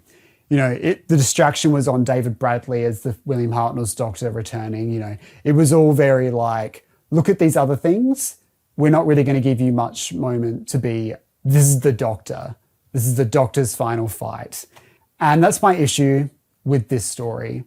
But is it an enjoyable watch? Yes. Does Jodie Whittaker have a great final scene? Yes. She's great. Her regeneration's brilliant. I love her regeneration speech. It was simple, it was short, and it was beautifully done. And you can tell how much Jodie Whittaker enjoyed her time on the show. God, there's so much in this era I feel like I haven't talked about, but this video is so long. You know, I haven't even really talked about the Yaz and the Doctor's relationship and what that means. And my general thoughts on Yaz and the Doctor is that I think they do clearly love each other. They're clearly into each other. That's not really up for debate. But I think they aren't right for each other. And I think it was really mature of the Doctor to be like, this isn't going to work out. We can't be in a relationship. I'm the Doctor. I travel around. I do this, that, and the other thing. It's not going to happen. But I think they should have kissed. I think they should have made out. What's wrong with a little kiss? Like, it's fine. Like, there's nothing wrong with having a little smooch. Like, the Doctor has smooched other people and has smooched since. Just one little smooch. I think just a little smooch. A little one. Yaz, I love you. Mwah. Actually, no, it would be the other way around. Yaz would say, Doctor, I love you. Mwah. And the Doctor would be like, I don't want to talk about it. And no, give me something. You know, Captain Jack kissed the Doctor. Let Yaz have a little smooch. But it's fine as it is. I don't think it's queer baiting. I think it's very clear that they were into each other and they made that very known. But I think people have said queer baiting because they wanted something more from it. They wanted to see their love blossom and become a relationship. But I think at the end of the day, the Doctor can't have a proper relationship with someone. And I think they told the story, but it would have nice. I just think they should have smooched. I just think they should have had a little smooch. That's all I'm saying. So that's the 13th Doctor's era. I feel like I've been talking for like 5 hours. I probably cut out so much. But this era is so divisive. And I feel divisive within myself about this era. There are parts that I really like and parts that I don't. And looking at my ranking, I see it's really across the board. You know, I think there's as much I like as much as I dislike. But I think the overall vibe of the Christian era didn't really resonate with me like it did with some others. And I wish that it did. You know, I see a lot of people get upset online when someone doesn't like something that they like. And that always confuses me because if you found joy in something that someone else didn't, you're in the better scenario because you're happy, you've enjoyed something, and that's a great thing. You know, you found joy in something that someone else can't see. Whereas the other person is upset and annoyed because they're like, oh my God, this sucked. How could people like this? They've lost in that scenario. They're not having a good time. They're not happy. So I think when you read something where someone gets really angry and upset about an era that you love, don't take it personally. Try and remind yourself, well, I'm happy I found joy in this. I'm happy that I love this. And there's other people out there who love it like me. And go hang out with those people. Hang out with people who get you. You know, the thing about media and television and film, there is no correct opinion. Everyone feels differently and how they interpret it and the type of storytelling they enjoy is different. So if you love this era, that's great. If you hated it, that's fine. And that sucks, dude. That sucks. I hate that you hated it. But for me, I think there's bits I really did like, but I don't think it was the strongest era of Doctor Who's history. And I think as time moves on, and we're not like, oh my God, this episode was so bad, the show's cancelled, it's over. We can look back and think, you know what? I really enjoyed more of the Sontarans. I thought Spyfall was really fun. The Witchfinders are great. You know, we can say those things and we can view the show differently as time has passed. And I hope if you didn't like this era, maybe try and give a few of the episodes that you recall kind of liking another shot and seeing how you feel. You might not change your mind, or you might discover an era through a different lens. Next up is the 14th Doctor, played by David Tennant, yet again. I know a lot of people were hesitant about David Tennant returning to the role because it was the idea that we're looking back to the past, so, you know, we're not looking towards the future. But I think the ratings showed that the general audience wanted to see David Tennant return. And I personally was pretty happy to see David Tennant return, especially alongside Catherine Tate as Donna Noble. Because the 10th Doctor and Donna together were my favourite duo throughout all of Doctor Who. So for me, it was really exciting. So I knew that I was probably going to enjoy all of this a lot more than other people. So let's not waste any time. Let's jump straight into it.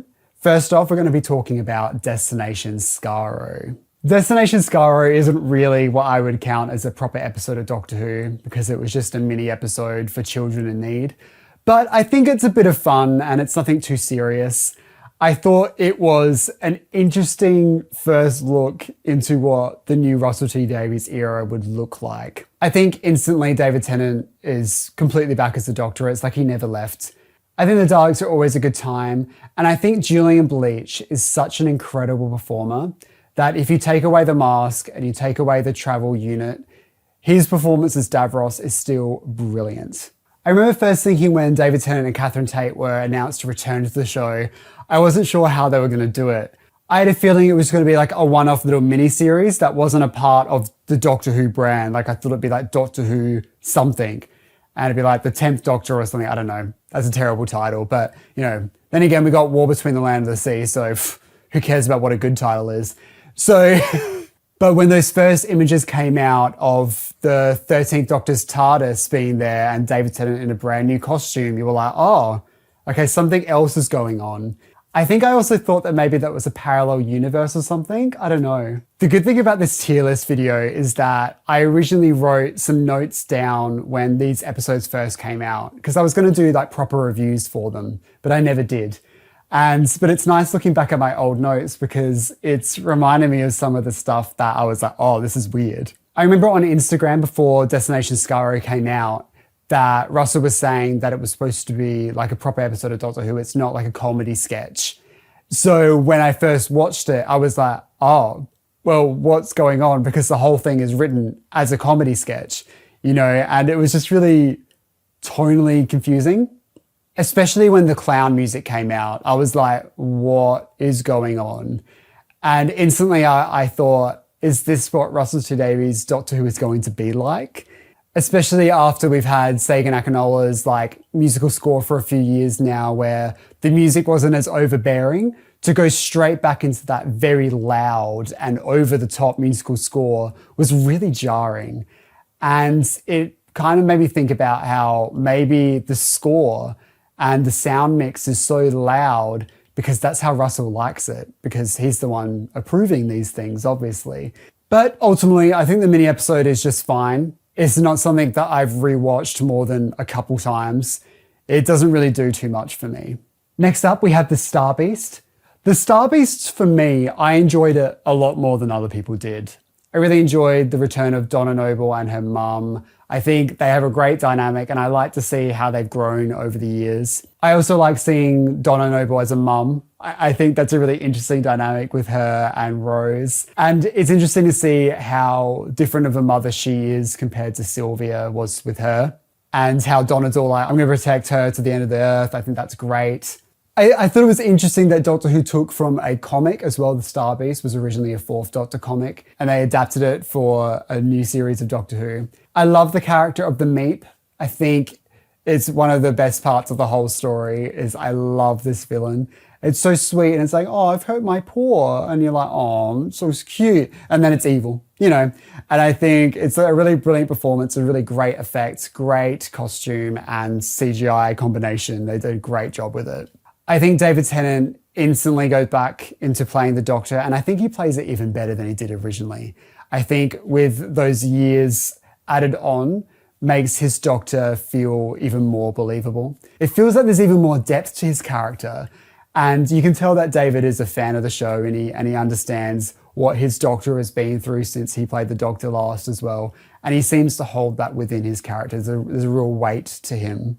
But I think the biggest problem with this story, and that becomes a problem with this Russell T Davies second era, is that the pacing is so whack. Like there's something up. You can tell just by watching scenes that whole chunks of the scene has been cut. Especially that first scene where the Doctor and Donna bump into each other. It moves at a ridiculous pace that it feels like we're missing half the scene. And it just doesn't work. It doesn't flow. And I hate this idea that young people can't sit down and watch something that is paced slower or paced well. You know, look at these like really popular shows that are on television at the moment. They go for a long time and they take their time. Like even if you think of something like Stranger Things, those episodes go like an hour and a half and they take their time. You know, they're not rushing through it. And that was a massive success. I think as creators, we need to trust our audiences that they're not stupid, that they can pay attention to a piece of drama. Because if you're making it a pace that is too distracting, they're going to tune out anyway. Because if we're talking about second screen content, so second screen content is about making television shows that you can watch in the background whilst you're on your phone. this is a thing that they're doing now. They're talking about it. Doctor Who does not work as a second screen program in this format because it's too distracting.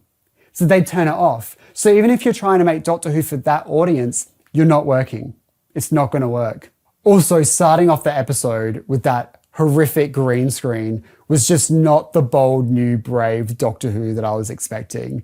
It is baffling. And Rachel Talalay on Twitter said she did not direct that part. That's completely separate to her. So that's really interesting as well. I think the biggest problem with this episode is that the ending doesn't make any real sense. Where they're talking about binary and non-binary, it doesn't really translate very well. I'm still unsure of what Russell was trying to say with that. It's like, are we saying that Rose Noble is a non-binary person? Because I thought she was a trans woman. So it can be confusing. It's like, and I don't feel like we've got a real answer for that. And it just doesn't really make any sense to me. I think it's an episode that needed one more draft. It just needed one good little edit to make it work, and I think it would have been a really good episode of Doctor Who. But there's just something missing with it. Next up, we have Wild Blue Yonder. This is a really great episode of Doctor Who. I remember the first time I watched it, I didn't love it as much as other people did. But the second time I watched it, I adored it. Because I think on a script level, I think it's perfect. There's no notes. I think it is scary and spooky. But then the actual filmed product is that it's a really light and bright green screen spaceship. And some of the CGI just isn't very convincing. Or at times it's comical. Like when the Doctor does that weird movement, it looks like a dog. It looks really weird and not scary. It's funny. I remember laughing on first broadcast. I was like, what am I watching? And then that scene follows on straight to like David Tennant like banging onto a wall and having like this emotional breakdown. Like the two scenes just don't feel like they jar together. But in script form, they would have worked perfectly. I like how Fake Donna and the Doctor were like talking about flux and, you know, the timeless children and all that type of stuff and trying to add more layers to it and how it affected the Doctor. Because that's the real thing about the timeless children. I don't think it really changes the show as a whole. It doesn't really do much. It's like, all right, there's some Doctors before William Hartnell, but really it doesn't change the program whatsoever. But for the Doctor, emotionally, it should have affected them more. And I think they're trying to do more of that in this 60th. One of my favorite moments is where the Doctor is looking out into the blackness of the edge of space. And it's really haunting and just like touching the glass. And it's like, oh, it's really, really brilliant. I can see why this story out of the entire specials run is people's favorite. I totally get it because it is such a good story. Next up is The Giggle. And I know every single person is going to disagree with me because I am the #1 Giggle fan. I love this story. I was really happy that I didn't get any spoilers throughout this entire season. During this season, I was not on Twitter for some reason. I was definitely not banned. So I was living my best life watching this and I was like, this is a brilliant episode of Doctor Who. I love it. And then when I eventually found my way back onto Twitter, unfortunately, I found out that everyone hated this one. I do not understand it at all. Actually, no, I can understand the criticisms, but I still enjoy it. I think Neil Patrick Harris as a toy maker is brilliant. I think it is such a great reinvention of the character from the 1960s because I've always liked the concept of the Celestial Toymaker, but not the execution of it. But I feel like this version of the Toymaker is what I had in mind the whole time. It's this powerful god who can do anything and is obsessed with games. And I think Neil Patrick Harris was the perfect person to play it. I love his silly German accent with Stucky Bill. I love all the stuff in there. It's just really funny and just crazy. He does that perfect blend of I'm silly, but I'm also really dangerous. Because once again, it's that thing I love about Doctor Who when the Doctor feels powerless. Because a lot of the time the Doctor feels like he can defeat anybody. But this is one of those moments where they are completely helpless. There is no way of fixing this because the laws of the universe are not working. I think the biggest weakness of this episode are the actual games themselves. The idea of playing catch to stop the villain is just a bit boring. I just don't think it's the most exciting way for the story to have ended. The problem with the Toymaker in the original was that He didn't feel powerful enough. But the games were specific, and the games themselves were dangerous and sometimes scary. But in this new version, this toy maker is more powerful, and that's brilliant. But the actual games themselves aren't that interesting. They're playing card games or they're throwing a ball. Like, come on, that's not very exciting. A lot of people were annoyed at the bi-generation, and I'm not too bothered by it. For me, it doesn't really add too much, but I liked the dynamic of the two doctors interacting with each other and how that works and how weird it is. But yeah, ultimately, I don't know if the storyline of like the Doctor is tired and needs to retire as the 14th Doctor really makes any sense to me, because his Doctor seemed so full of life and seemed fine. And then all of a sudden we're told, oh no, he's miserable. Yeah, babes, you're doing bad. And I don't know if it entirely adds up. And this is where Russell T Davies' writing is really interesting. I think the reaction to David Tennant's Doctor retiring will change dramatically depending on the type of fan you are. I think if you're a casual viewer of Doctor Who, likes Doctor Who but is not a massive fan of it, you will love this ending because it's sweet and it's heartfelt and you really do feel something. But if you're a Doctor Who fan who's like, this, that, the other thing, how does this affect the rules of the universe? This will really upset you and annoy you. So it's that weird two camps. And I think about Russell T Davies is that he's the type of writer who's good at writing for the general audience and is really good at upsetting fans. I think that's the thing about Russell that is interesting. Because at the end of the day, I actually do like the idea of the Doctor getting a happy ending in a sense and getting a sense of closure. That's nice and sweet. And it's with Donna, his friends, and he gets a family. And I think that's sweet. But if you look at the wider rules of the universe, why would the Doctor, as in the 14th Doctor, just sit around and let the world burn and just be like, oh, the other Doctor would get it? It's like, of course he'd turn up. So as of the making of this video, because I'm filming it before season 2, I don't know if David Tennant turns up again. The issue I have is if we're constantly going back to David Tennant, the future of the show, there is no future of the show. You know, there can't be a future of the show because during Jodie Whittaker's era, David Tennant kept turning up all the time. You know, he was in her comics. He was added to the video games she was a part of, you know, and then in the end, she regenerated into him. You know, that David Tennant's ghost has been haunting this program for a long time now. So if Ncuti doesn't get to do his own era and David Tennant turns up, that's a real disservice. And I don't think the show really has a future if we're having to keep rely on David Tennant. Unless David Tennant is like, you know what, I'll just come back and do Doctor Who full time. And I don't think that would be the best career move for him. Even though I would love it, I don't care. I don't care, he's good. What of it?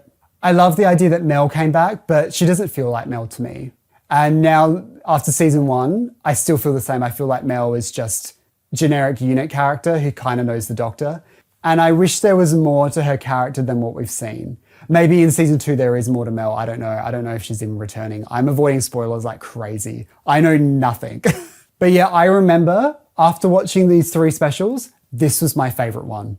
I think as time has moved on, I think Wild Blue Yonder is probably the best of the 3, but this is really up there for me. And I know a lot of people are going to completely disagree with me. I know people do not like this episode. And I totally get why, but for me, I love it. So that's the 14th Doctor's era. What do you think of my ranking? Let me know in the comment section below. I'm sure a lot of people are going to be mad, but you know, we're Doctor Who fans. We're supposed to be mad. That's what we do best. And finally, we're up to the 15th Doctor, played by Ncuti Gatwa. Now, as of the recording of this video, the finale came out literally last week. It hasn't even been a full week to process what just happened.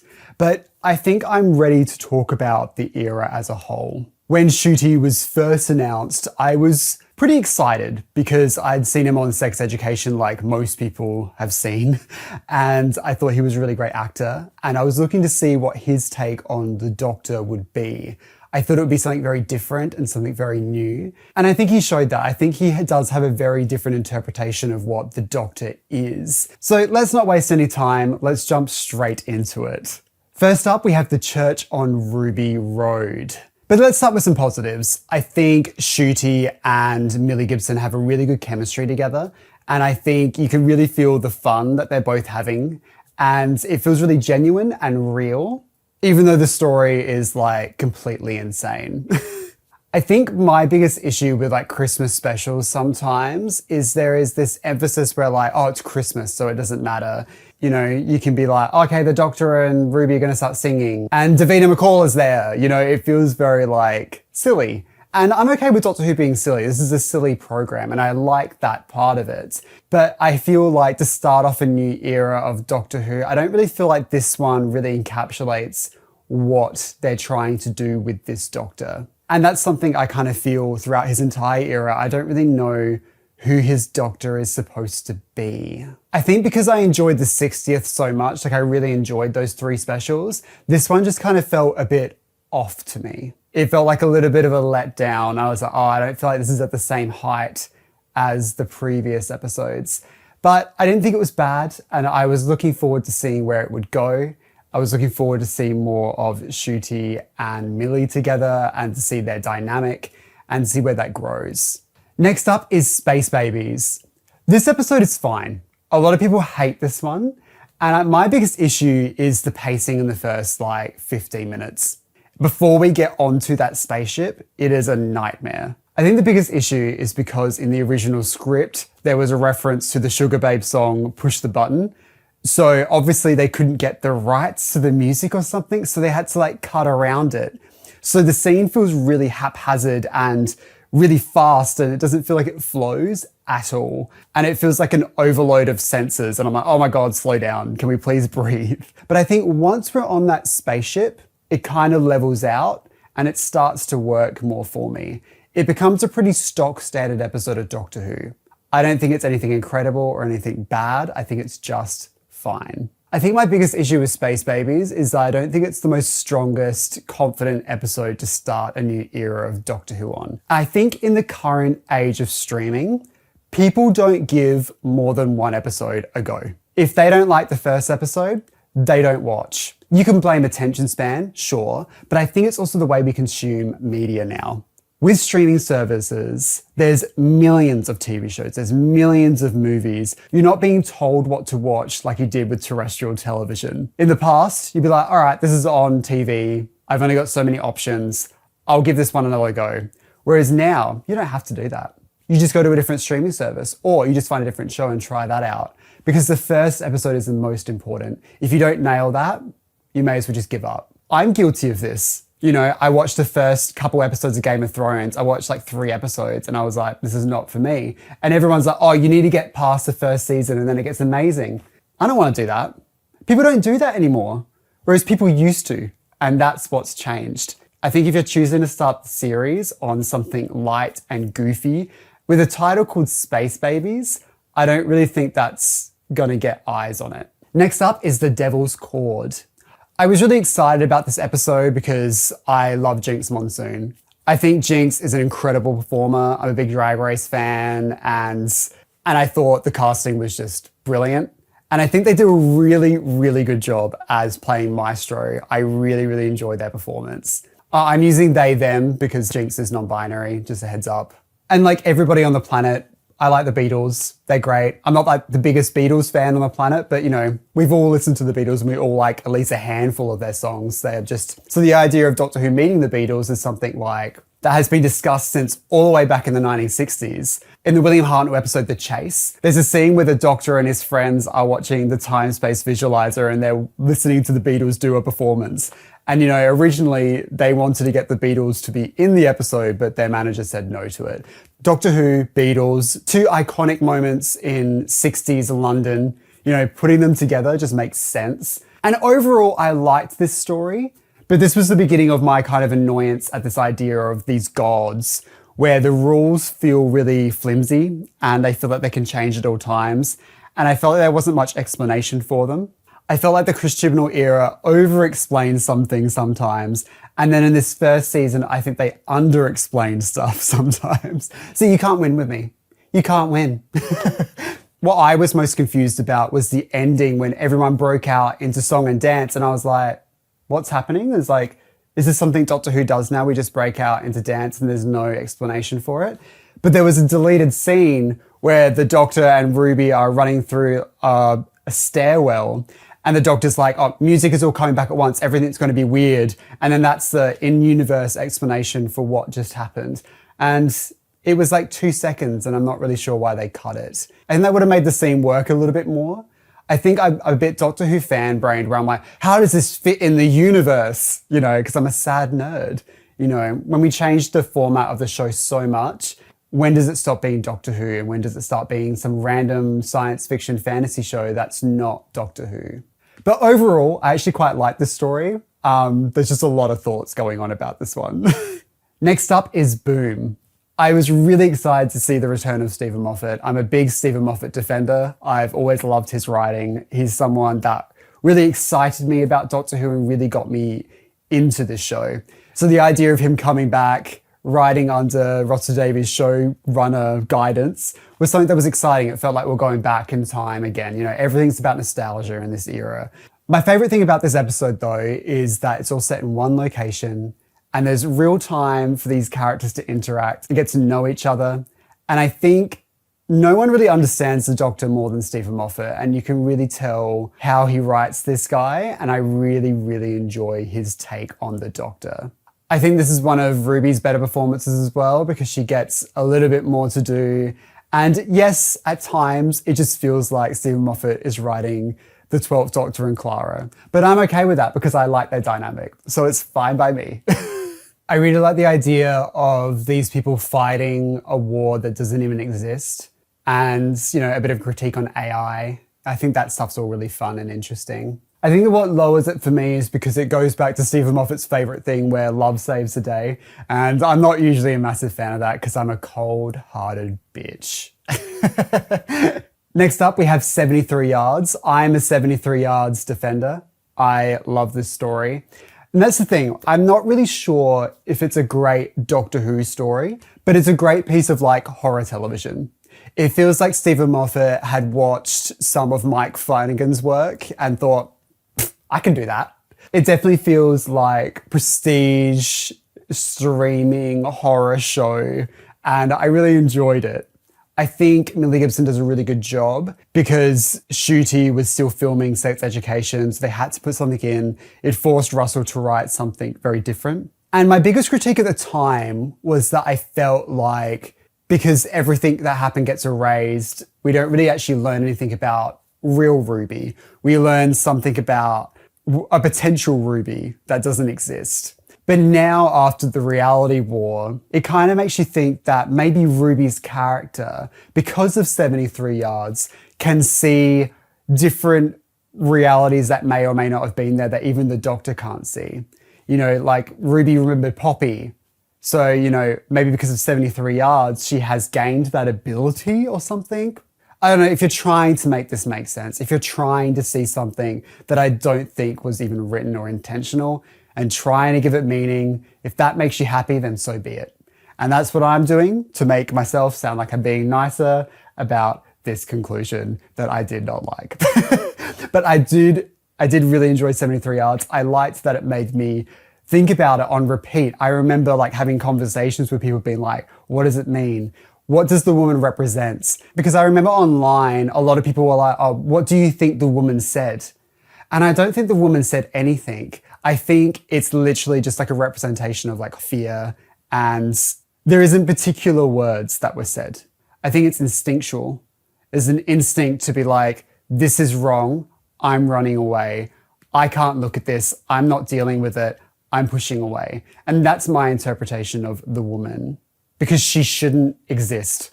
I think there's an explanation out there for everything. I think Russell probably does know what it all means. But I don't think we necessarily need to know what it means in order to understand that we felt something by it. You know, I felt scared. I felt something from it. It's an emotive reaction. And sometimes not everything needs to make 100% sense. To me, it's a bit like watching Twin Peaks. I keep bringing up Twin Peaks. I am a David Lynch fan, but like it's the same thing. Where it's like, it's about how it makes you feel, not necessarily what it's about. And I'm going to stop bringing up David Lynch. That's the last time. I am so sorry. But go watch Twin Peaks. Next up is Dot and Bubble. This is a curious one. In many ways, I really like it, and other ways I don't, which seemingly is this entire era. I love the concept of the setting, the very obvious thing is like everyone's living in their own bubble. That stuff is interesting. Obviously, this story is about racism and classism. And I think it's interesting to do this, because in the Witchfinders, you had the first female doctor and, she's been prejudiced against because of her gender. And in this way, we're going the same thing. The doctor is being discriminated against because of his race and seeing the effects of that. And I think in this one, it's different as well because, the doctor wants to help these people no matter what, because that's the doctor and they don't want his help. And there's an interesting story there to be had because the story is following Lindy Pepperbean. And she is a very unlikable person. You don't like her. There's something off throughout the entire story, but you don't necessarily pick up on it straight away. When I was first watching it, I thought it was more about classism. And I thought there was this element of, all these rich white kids are living in this place and they don't want to talk to anyone outside of it. And I thought that was very clear. And then having the reveal is like, oh, actually, no, it's more about race and what that has to say. And I thought that was really interesting. I thought it was an interesting way of doing a Doctor Light episode as well, having the Doctor just being little glimpses of it and at the end. And I think that worked. But this is the beginning of this problem with Ncuti's era where he's not even in half of his episodes. This is 2 episodes this season and we've only got 8 episodes per season and he's not in 2 of them. And we have this same problem again next season where we have 1 episode where he's not really in it either. And I think these Doctor Light episodes worked in previous eras when you had 12 to 13 episodes a season.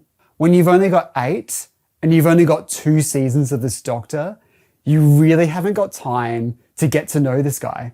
And I feel like I don't really have a connection to his Doctor like I do others. And that sucks. For myself as a queer guy, this Doctor should be for me. This should be my Doctor, We have a queer Doctor that should resonate with me, but it doesn't as much as I wish it would. So that sucks. But anyway, next up, we have Rogue. I really like this episode because it's a normal episode of Doctor Who. Historical, aliens, a little bit of romance, fun characters, and the story just works. Just stock standard Doctor Who, and that's what I'm craving. I love when we have different and fun episodes of Doctor Who, but I also want the bread and butter. Sometimes bread and butter is really tasty. Sometimes you don't want like something fancy and unusual. Sometimes you want something basic. And this is what I want. Because pretty much most of the episodes up to now were written by Russell T Davies. It was nice to get someone new, a different voice, but it still felt like they were writing something for the first Russell T Davies era. And I think that's why I liked this episode. It felt like a stock standard episode of Doctor Who, and that's what I was wishing we were getting back with Russell T Davies, but instead we just got something completely different, which is fine, but it's not necessarily what I wanted, For some reason, I've never really pictured the Doctor as someone who is like a romantic and like sexualized person. I think because the classic series, you never really got that until Paul McGann. So it just doesn't feel like a part of his character. It doesn't seem like something he'd be too interested in doing. And I believe the chemistry between the 2 characters and it works. But it does feel a bit fan fiction-y when the Doctor gets romantic. I don't know why, but for me, it always feels like a fan is writing it. And it's like, oh, wouldn't it be nice if the Doctor kissed? It doesn't feel like Doctor Who sometimes to me. I don't know. It's just not the show it was set up. But the thing is, this show has to change. It has to evolve. It has to move and do different things. And I think if Ncudi stayed for more seasons, we would have seen Rogue return more than that quick little cameo and something would have happened. And maybe there was more story to tell, but we're never going to see that now. And that's disappointing. I'm going to talk about that more in depth later on when we're talking about things that were set up and have paid off, when we talk about the finale. But for now, let's move on. Next up is The Legend of Ruby Sunday. This episode is just fine. It sets up a lot of stuff for the finale, which I'm not a big fan of. But, in this one, it's nice to see Mel back. The reveal of Sutek is hilarious. And I feel like I should say more because this era is so short. But I really have nothing. I have nothing to say. Next up is Empire of Death. And this one, unfortunately, is not for me. I didn't set up this YouTube channel to come on here and complain about Doctor Who. I don't like coming on here and saying, I don't like this, I don't like that, I don't like this, I don't like that. I think that's really awful. I set up this channel so I could talk about a show that I loved with people who also loved it. That's what this is about. And this is really depressing. And I hate that I'm looking at this list already and I've put nothing in best. That's awful. And the worst thing is I feel like I'm being generous. This era really promised something that I was really looking forward to and we just didn't get it. And it's really, really sad. I hate that I can't say nice things about this episode. Throughout this season, we've set up that Ruby can somehow make things snow out of nowhere, that she has these abilities, and you have Maestro saying there's something wrong with this person, they're not normal. And then to go and say, actually, she's just like everyone else. Or we've set up that Ruby's mother is pointing at something, and then we're told, oh, that whole time she was pointing at a sign. Didn't you notice that? Well, of course we didn't notice it because it wasn't in Church of Ruby Road. It feels like they're setting up these mysteries. They want you to invest in it and they go nowhere. And then it makes you feel like you're stupid. It's like, oh, you didn't notice that? Are you dumb? And it just feels so insulting. And I feel like I'm being dramatic. I feel like this is such an overreaction to this. But I was hoping that everything that happened here was of some weird production reason. The reason why this didn't work out was because something behind the scenes fell apart. Because if this was intentional, it feels like Russell is making it up as he goes. And there's nothing wrong with that. There's nothing wrong with making it up as you go along, as long as it makes sense in the end. I don't believe the original intention was that Ruby's biological mother was just some random person. I don't believe that. Because why does it snow? Why does she have those powers? Why is Maestro a god, a physical god who knows more about everyone than everybody else? Why does Ruby play a song? I'm sorry, but if you sonicked me or whatever, I don't just start singing. I could. You don't want to hear it because I can't sing. But, it doesn't add up. It doesn't add up. And it just kind of falls flat. And we're not even talking about the return of Sutek being disappointing. This was just a really low point to end this season on. And I was hoping that it was growing pains. And then next season, it's even worse. So, if you're someone who's like, this is too depressing, I don't blame you if you quit this video by now because this sucks. But I promise some of these episodes are going to go up next season. I really like next season, kind of. I think I might pause for a second and come back because I feel like this is not the vibe that you guys signed up for. And I'm sorry. I feel like I'm failing you, Next up is Joy to the World. I actually really liked this one. I thought it was really, really fun. I was really worried at first because it had a lot of elements going on and I was like, oh no, we're going to be jumping around time and space and it's going to be a nightmare. But it actually was paced quite well, in my opinion. I like the idea of this hotel where, you can open the door and you can go different places and stuff like that. My favorite part of this story though, is where the Doctor is stranded on Earth and he's with Anita and there is this real connection between the two of them.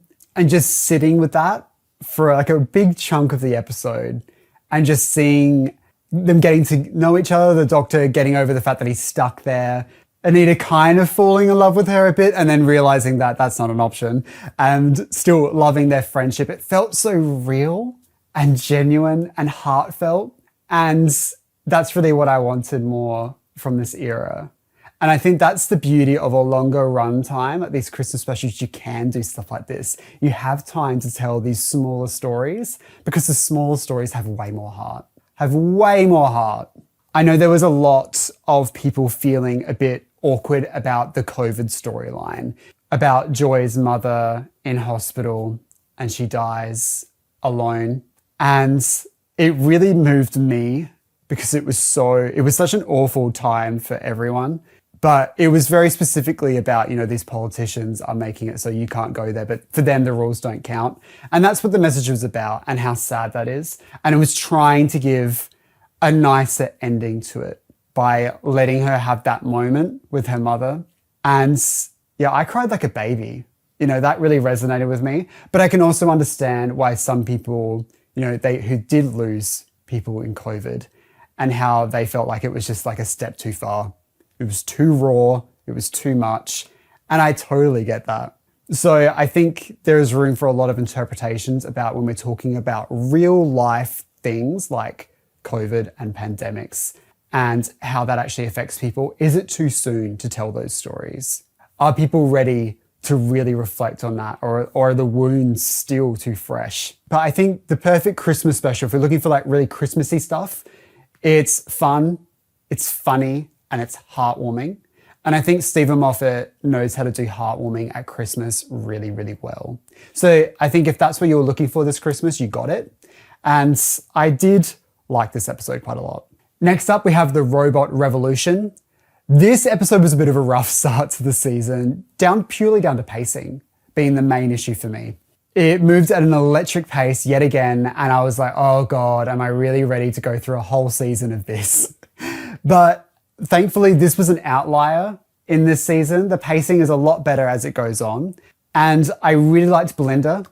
Well, I liked the promise of Belinda. I liked Belinda in these first few episodes of this season, where she was this person who was like, I don't like that you're testing me without my permission. I don't like that you've kidnapped me and you're not taking me home. You know, she was someone who was a bit unwilling to travel with the Doctor and critical of the Doctor and what he does and what he represents and how he thinks he can just do anything to anyone. That disappears as the season goes on. You know, by the Interstellar Song Contest, you know, the Doctor is beating the hell out of someone and then she's saying, I think you're amazing, Doctor. Like, what? Like, are you going through like Stockholm Syndrome? We're not even going to talk about the finale yet. We'll get to that. But, you know, I liked this version of Belinda. I liked her. I liked what she was about. And I was hoping we'd get more of that. And maybe that was the original intention. Then production issues changed it. I don't know. But this person that we met, we don't see her very often after this. Next up, we have Lux. I'm going to put this as the best because this is my favorite God story that we get. I think the story just works. I think the conclusion's a little bit up in the air, but you know, beggars can't be choosers, babe. Beggars can't be choosers. I'm going to be kind to this one because I do really like this one.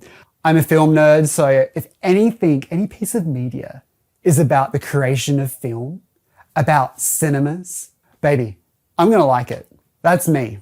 What I like about the story is I like all the side characters. They feel simple, but well written. I feel like I really sympathize with the projectionist, you know, the loss of his wife and what Lux is offering him by getting to see his wife again.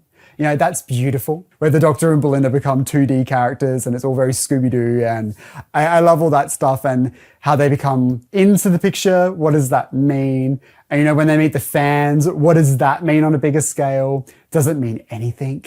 Because, you know, what does anything mean anymore? It doesn't matter. It doesn't matter. And that's the problem as well, because as the making of this video, we don't know what the future of Doctor Who looks like. We don't know if it's still going. And so I feel like we're never going to have an answer for that. And that's fine. Whatever. But I actually felt like that scene, I felt like it was kind to fandom. I think it was actually really, really sweet, where, you know, it was talking about the sense of community that being a fan of this show can do. I have some really amazing friends in person and online that I've made through Doctor Who. And, you know, if it wasn't for this show, I never would have met these people. And my life would be completely different without them. So, you know, and that's what that was trying to comment on. And I really enjoyed that. And I thought it was kind. So yeah, is this episode perfect? No, but I need to put something in the best because we're getting to the end of this era, babe. We're running out of time. I need to be kind about something. But I do love this episode. And this is an episode that I will happily rewatch multiple times. Next up, we have The Well. I'm also going to put this up quite high as well because I felt like it did a really good job at being a sequel to Midnight without doing the exact same thing again. Did it need to be a sequel to Midnight? No. But I do believe it added a little bit more of emotional weight for that moment where the Doctor approaches and he realizes that it's the same creature. When he cries in that moment, it felt earned, it felt important, and it felt like it added more stakes compared to some other moments where Ncuti cries and I feel like it's forced. This felt real.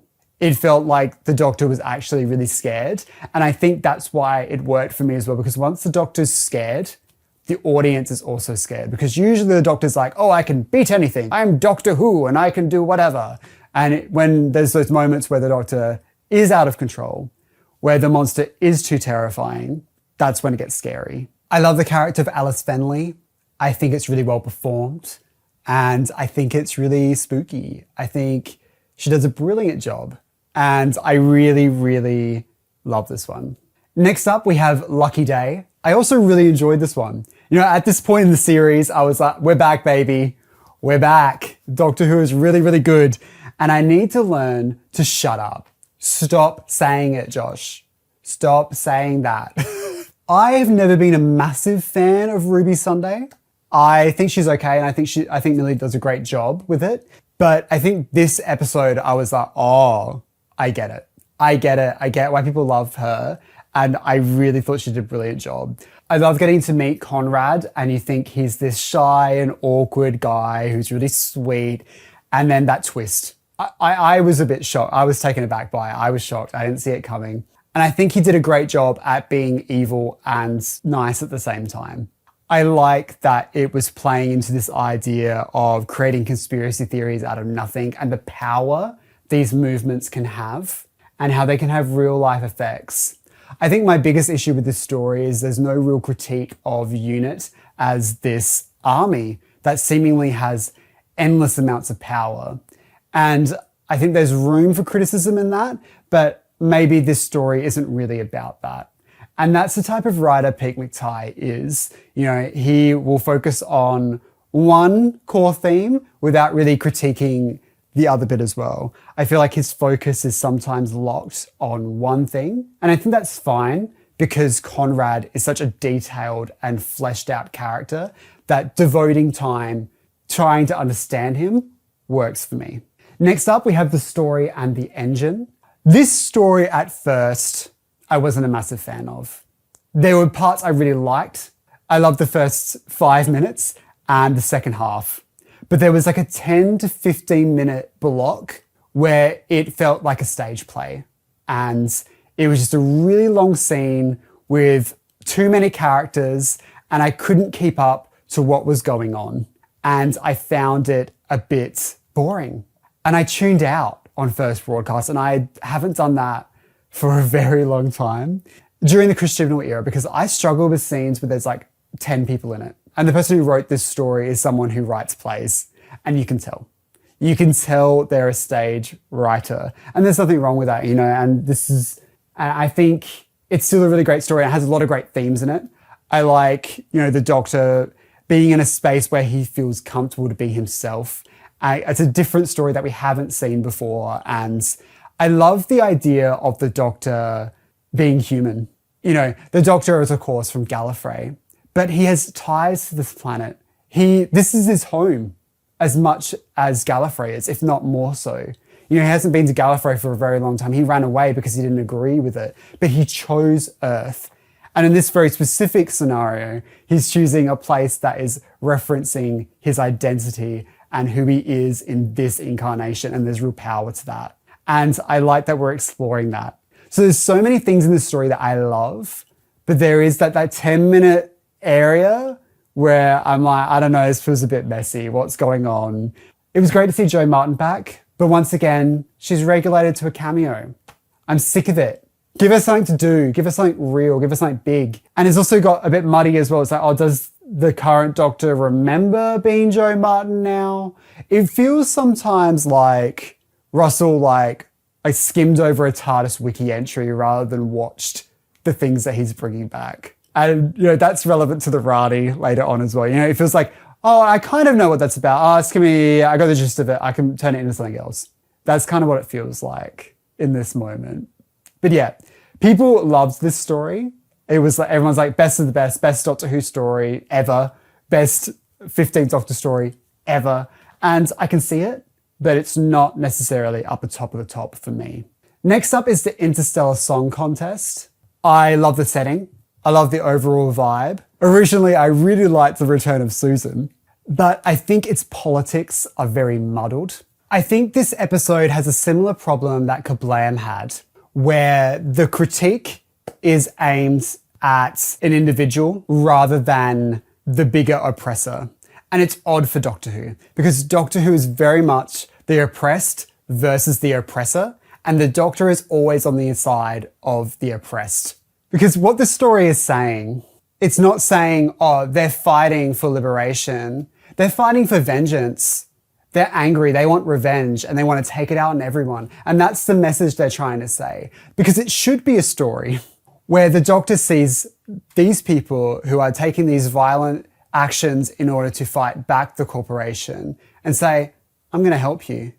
I'm going to help you get justice for what happened to you because it was wrong. But instead, the Doctor wants to punish this person, and it's really odd. And ultimately what it's saying is that the only form of resistance that this writer is comfortable with is if you sing a little song about it, you sing a little song and then everything gets fixed. They're trying to tell different perspectives on fighting back on this, but they haven't really focused on what they're trying to say. I really don't know what the takeaway of the story is supposed to be. And that's dangerous because I think it's important that we're critiquing the oppressors. Because if we're just saying, oh, you know what, all these people who are fighting back, all they're doing it is out of vengeance, they just want to attack, that's wrong. And then to say that, oh, you just have to sing a little song and everything gets better, that's also really minimizing. Because we all know this is commentating on real life politics and Eurovision. For those who don't know, Eurovision has allowed Israel to compete, even though Eurovision blocked Russia from competing. Why is there a double standard? I, alongside those who support Palestine, have been boycotting Eurovision for the past 2 years for this exact reason. What are they trying to say? At a moment like this, where people are dying, where people are being taken out of their own homes, to be murky with our politics is a disservice. It's just not good enough. If we're going to make a show where Doctor Who is political and we're commenting on politics and real life things, be succinct. Know what you want to say and say it. I'm going to take a break. Girl, I'm fuming. All right, I need a little bit of a break after talking about the Interstellar Song Contest. Wow, today has been like emotions high. I think this is too fresh to be talking about this era. But, you know, baby, I got to generate content like a good little boy, like Russell T Davies wants me to do, okay? You know, I'm generating content. All right, let's talk about Wish World. Next up is Wish World and the Reality War. I'm going to talk about both of these because it's just one big story and it's all just not for me, babes. And it's a nightmare.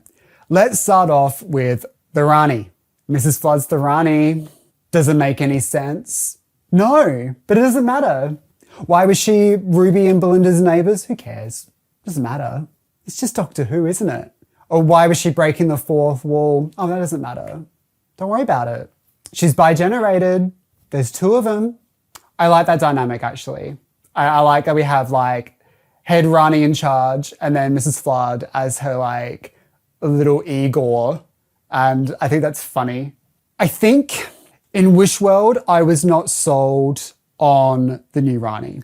But in the Reality War, I was. I think once we've discovered that it was an experiment, it feels somewhat like a Rani plan, kind of. But to bring Omega back, as soon as they said Omega, like it was literally the biggest eye roll of my entire life. It's like, all right, so what? What's happening? Susan's back. Not only is the Rani back, but there's two of them. Omega's back. It's like, how many things do we need in one story? Not to mention that we have Kate back. We've got all of Unit back. We've got Mel there. We've got all these characters and Conrad's there. And there's a baby. And when you kiss the baby, you can do a wish. What is this show? What has it become? I don't know what this genre of television is, but I don't want it. I'm not interested in it. It's not for me. Let's say, for example, with Omega. We're like, oh, Omega's back, but it doesn't look like Omega. He doesn't act like Omega. Then why is he Omega? Why couldn't he just be a creation from the underworld or something? And maybe that's what it is. Maybe this is a wish version of Omega. God. I do like the Rani on her little like flying scooter thing. That was cute. That was fun. And then again, we lose the Rani pretty much not even halfway through the second episode. She gets eaten by Omega. And it's like, we just met her. So the reveal feels empty and nothing, and then Mrs. Flood teleports away. And then we destroy Omega. And it's like, what was the point? What was the point of bringing these characters back if you're not really going to use them? It just feels like it's there to generate content. It's to say, it's for an article to be like, the Rani is back. Omega is back. What does that mean? Watch the 3 Doctors to fully understand who Omega is before the new finale. And I even fell for it. You know, I made a YouTube video about Susan coming back. I generated content. I did what they wanted me to do. And it was for nothing. Susan didn't do anything. And maybe that's because there were obvious reshoots. And maybe in the original ending for this episode, Susan came back. Maybe she was going to be in a Christmas special with Ncuti, with the Daleks or something. I don't know. And it would have been marvelous, absolutely marvelous. But that didn't happen. So it feels pointless. I just feel like there's so much set up in this season, in this era, that doesn't get paid off. And Ncuti didn't want to wait to see if Disney were going to renew again. That's a lot of time to sit around and wait for your next gig. You're turning down other offers as your star power is rising. I don't blame him for leaving, but it did leave this show in the lurch. And I don't blame him. I think Russell had a lot of faith in what he was creating and thinking that it was going to be a paramount success and that Disney were going to renew. You know, he said from day one, it's going to be no more gap years, Doctor Who every year. And then he changed his script and said, oh no, it was always going to be renewed at the end of season 2 to see if there was going to be another season. And you're like, well, if that's the case, there would have been a gap year. The math ain't mathin'. I don't like liars. Somebody's lying. I watched the reality war with a few friends and it was like the most uncomfortable experience of my life. Not because of them, I love those guys, but it was like Anita rocks up and you're like, okay. And it was just like bombarding from beginning to end. I think the biggest tragedy is the ending. You have Belinda, who is this character who made it very specific about, I want to go home. I don't like that you think you could just scan me. What was all the Mundy Flynn thing that was set up in Boom? That didn't go anywhere. It feels like a reshoot because there were so many elements and it's so disappointing. And then we end up that Belinda gets her whole character rewritten and now she's a mother to Poppy. And that's just not the person that we met. I don't know who she is. And it feels wrong. The Doctor changed her life without her permission and put her in this scenario that she wasn't meant to live. And there's no commentary on that within the show. And it's just really grim. It's not a nice ending for her. But it was great to see Jodie Whittaker back. That was really nice to see that little scene with her. And I think they had a really great dynamic together. The most egregious part is the regeneration, where Ncuti regenerates into Billie Piper. I love Billie Piper. I think she's an incredible actor. And I think she'd be a great Doctor. But after we've had the Rani return, it went nowhere. Omega return, went nowhere. Susan return, it went nowhere. It feels like, all right, I guess Billie Piper is the Doctor, and I have no faith in it. Ruby's storyline got set up, didn't get paid off. It feels like a last-ditch effort to get any sort of interest for someone to generate content, to generate hype, that Disney looks around and is like, oh, people are excited about Billie Piper being the Doctor. Maybe we'll give them some money to make their silly little show. It feels desperate. And at this point, I feel insulted by it because I have no faith that any of these things go anywhere. Because, they haven't even said that Billie Piper is the next Doctor yet. They just said, Billie Piper's here. What does it mean? Who is she? What does it all mean? Will we get answers? Who cares? Because as we've shown, it looks like half the time that Russell hasn't even got answers. He just sets up a mystery box and just leaves it. And then he just comes up with something. It's like, oh, Mrs. Flood will be the Rani. Wouldn't that be marvelous? Everyone wants the Rani to return. But it doesn't make any sense why she's the Rani. Mrs. Flood is nothing like the Rani at all. This is a really disappointing end to Ncuti Gatwa's era in Doctor Who. An era that was far too short, where I feel like I don't really know who his Doctor is, where there are so many mysteries set up and they either don't get paid off or they end up falling flat, in my opinion. I think there were big, substantial changes to what this show was. Doctor Who now falls into fantasy more than science fiction. We have gods, where they have endless powers, where the rules have changed. And I feel like that should be exciting, that we're going to tell different stories after so many years. But I don't know if the experiment really resonated with me. When I look at this tier list, I don't even know if I believe it.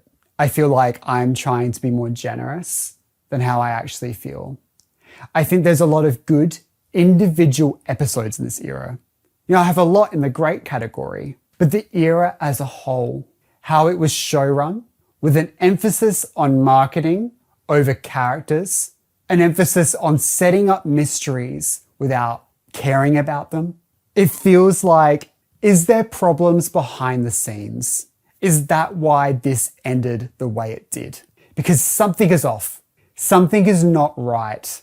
This doesn't feel like the Russell T Davies that we knew of the past, or really of the near present. You know, if we're talking about stuff like Years and Years, we're talking about It's a Sin. Two really brilliant, incredible pieces of television. Where did that guy go? I believe that television and film is a miracle. You are relying on so many different elements coming together and working. It is hard. Did something go wrong? What went wrong? Why is it like this? I think this iteration of Doctor Who is something that I happily tune into, and I have fun with it a lot of the time, but it's not the show that I fell in love with anymore. And that's okay. It's not because I hate it and I want to see the downfall of Doctor Who. I never want that. I would rather Doctor Who have good episodes every now and then than have no episodes at all. I'm not someone who's on the let's cancel Doctor Who brigade. I'm not that girl. I've never been that girl and I will not be that girl. But I am disappointed. And I'm sorry that this series and this video is ending on such a sour note. And who knows? If Billie Piper is the next Doctor, that could be the greatest season of Doctor Who of all time. Who knows? Well, thank you so much for sticking around for this super long series where I've talked about every single episode of Doctor Who. I love that there's differing opinions to Doctor Who, and I think that's what makes being involved with Doctor Who fandom, having this YouTube channel, that's what makes it fun. I'm not here to say I'm right. These are just how I feel about the episodes in the moment. None of this is scripted. This is off the cuff with all of my endless knowledge about this show. And I'm so happy that I get to have this conversation with you. And thank you so much for sticking around. It's crazy. Thank you so much. Okay. Oh boy. Don't forget to click below to subscribe to the official Josh Snares YouTube channel.